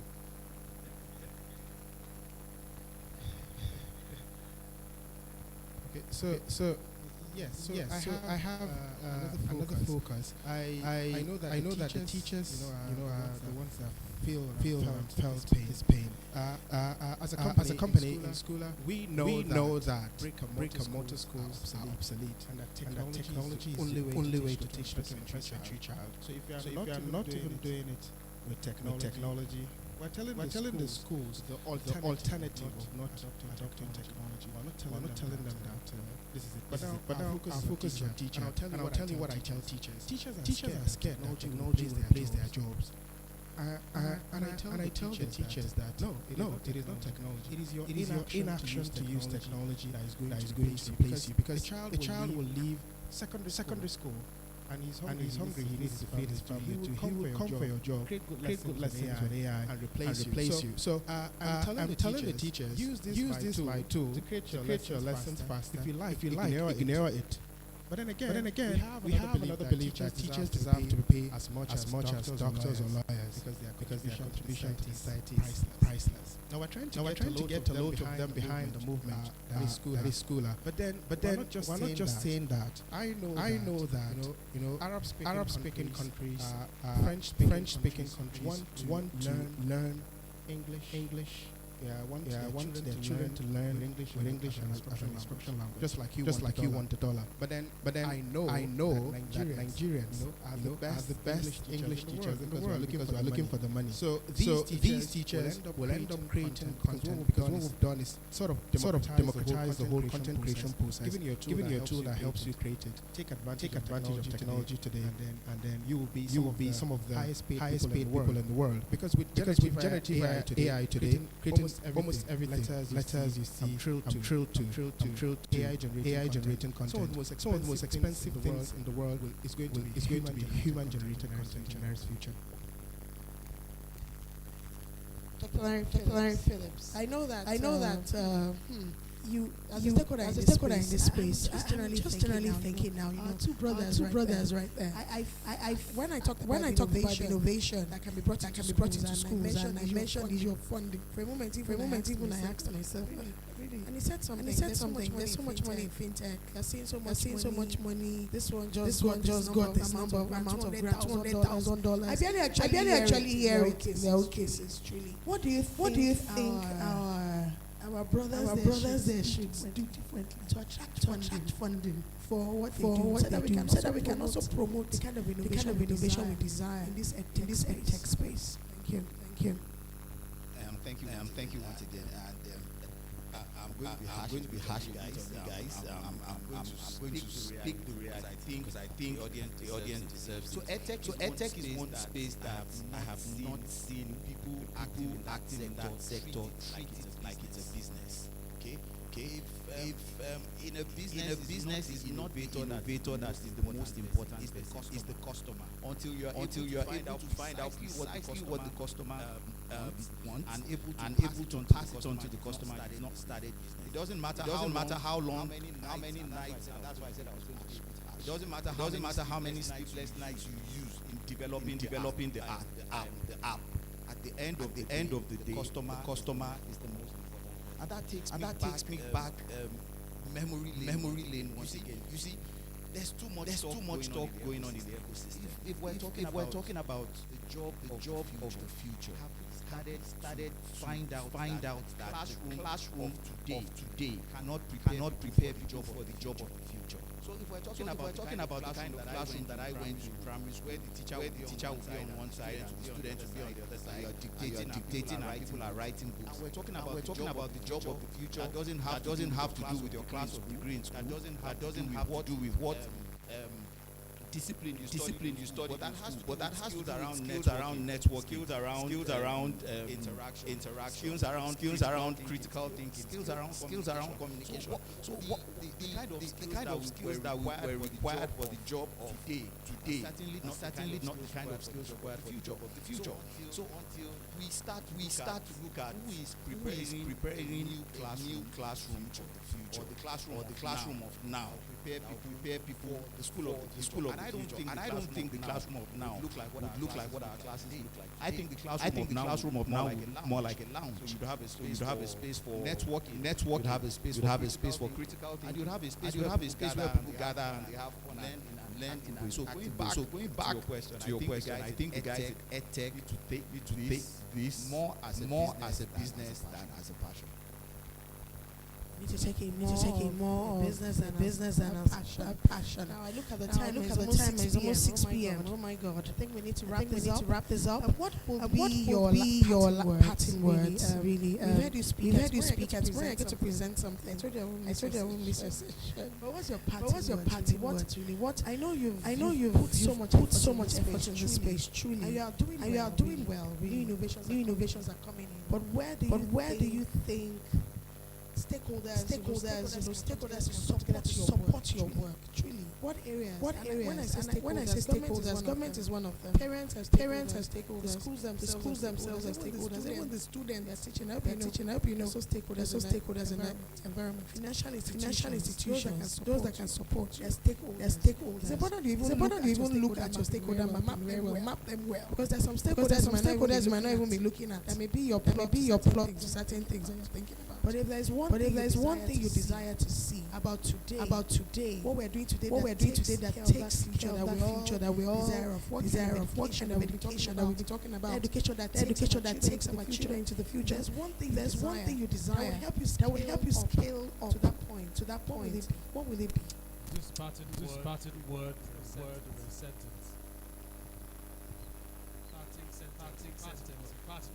Parting sentence.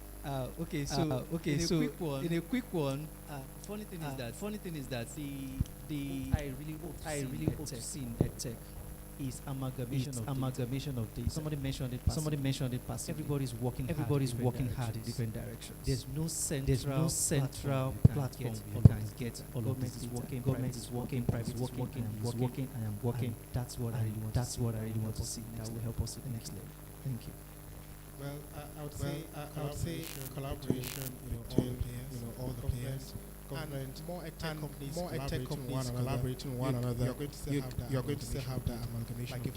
Like if I partner with Robocube, I think we're going to get somewhere. Yeah. So for me, I see it differently. For me, what I'd like in EdTech is let us pause. Let's have a pause. Let everybody come together again. Everybody up to speed, and then we take it up from there.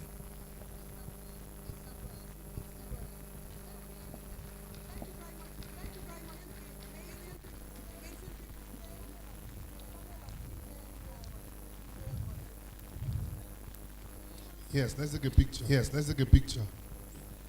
As I always say, me, I will not satisfy with technology until I can download food on my phone. Renewable food. Dr. Lanry spoke about renewable classrooms. I had the privilege of schooling abroad, and I know how the classrooms are compared to the ones in Nigeria, where the teacher will ask a question, and then on your seat you have something that you just pull up and answer, and they will not look at the screen. Okay, who answered right or who answered left?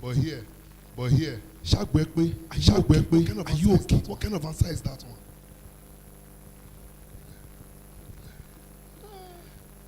Okay, where's the awards? Come and give the awards. Me, I'm really sad that there's no dispenser.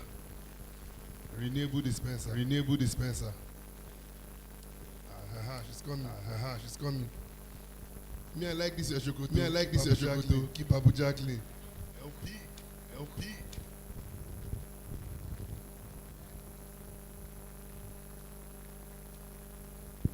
Here. Titi. So can we have the results?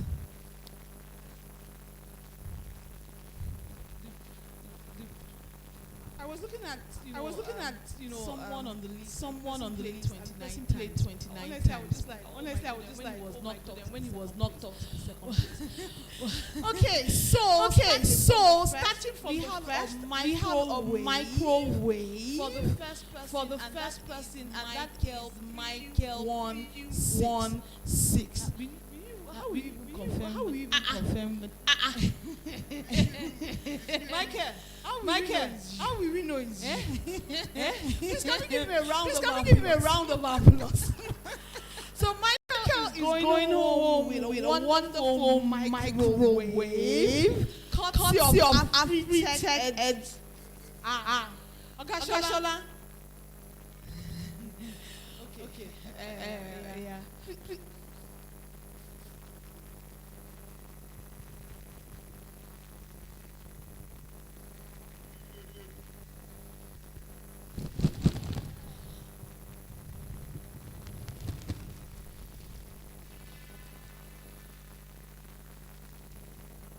Congratulations, Michael. The second position goes to TY, and TY is going. Where's TY? Some people didn't.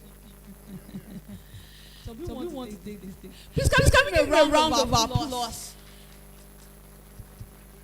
Honestly, it's doggedness. But please, because he kept TY kept it. Honestly, We need to give another round of applause. He had almost like 29 attempts. So that was really good.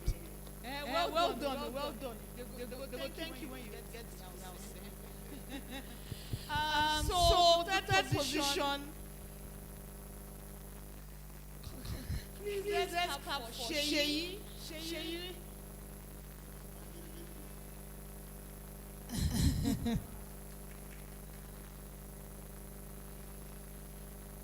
We had closed this one. No, some people are still trying to play. You do sorry. Please, let's give it up for Sheyi. Some people are still trying. We closed though. Emma. Thank you very much. Let's clap for Sheyi. Okay. Please, let's also just thank Mr. Shola for all the wonderful gifts. I think.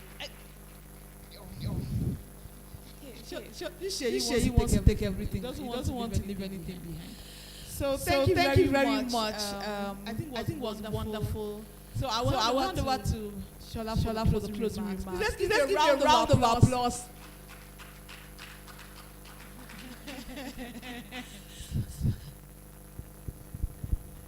I'm not happy with the ladies. After you say what a man can do, woman can do better. Three prizes, none. All right. Better at the end of a thing than the beginning, they always say. Before I hand over for the closing remarks, I just want you to help me put your hands together for my co-pilot, Mr. Kemabonta, the legend Kemabonta. And my name is OJ. You'll be your friends for today. Till we meet again. God bless you. Can we give yourself a very solid round of applause? Mine is just a very simple thing. Just to say thank you for coming. On behalf of Afritex and EdTech, Smart Cities is a combined event this year. I would like to extend our heartfelt gratitude to everyone who has contributed to the success of today's meeting. First and foremost, we'd like to express our sincere appreciation to esteemed guest speakers. Can we give them a round of applause? I wish they are all still here. But I remember that young man, I don't know his name, and of course Titi Ojo, for all that you have done today. I'd like to extend our gratitude to you and all the speakers. And then of course, your inspiring words have truly enriched knowledge and understanding of EdTech and smart cities. We also are grateful to our indomitable and hard-working Shola. Can you give a round of applause? Shola, stand up to be appreciated. He's done a very good job. I mean, with his team tirelessly every day. Sometimes I wonder why he's doing all this. Because the return is not as much as most people will expect. But he's doing it for passion. He's doing it for a purpose, and he's doing it for the future. Shola, thank you for all your efforts. May God bless you.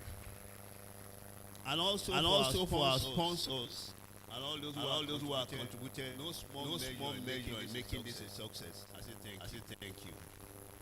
And all of you who have come far and near to grace this occasion, I say thank you indeed. And finally, to those workers that we don't see here, they are not visible. But invisible and working behind the scene. I say thank you indeed. I came in while they were talking about the solar panels and all that. Renewable energy. And something came to my mind. And it was a statement made by Bill Gates. The statement stated there are two figures very important for today. Two figures. And I hope you go home with these two figures. The first figure is 51 on the right side. And the second figure is zero.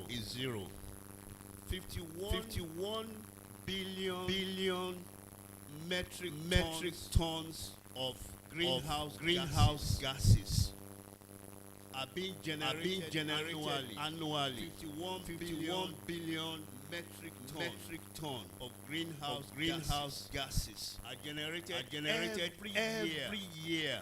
And that is what is causing the climate change. And we need to get to what? Zero.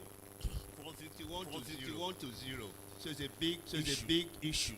And that is why you see all these climate change campaigns, the COP meeting coming up next week. Because at this rate of greenhouse gas being generated in the next 100 years, we will not have this earth anymore. So we need to bear in mind that climate change is real, and then we do something about it. Once again, I would like to thank everyone who has contributed in those moments, and I thank you indeed. But before we go, we are going to give an award to one of our sponsors.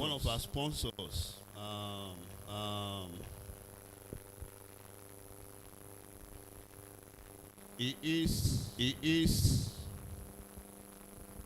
done marvelously well for us.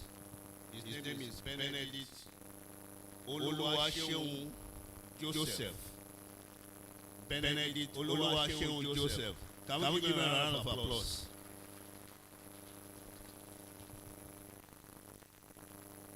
You are representing him. Okay.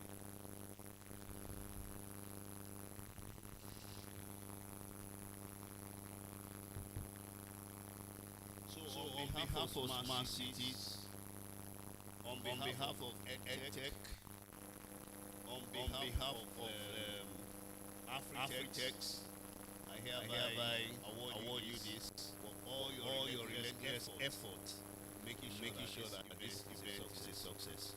Thank you very much. Can we give a round of applause, please? So thank you for coming. We look forward to EdTech 2024. Thank you very much.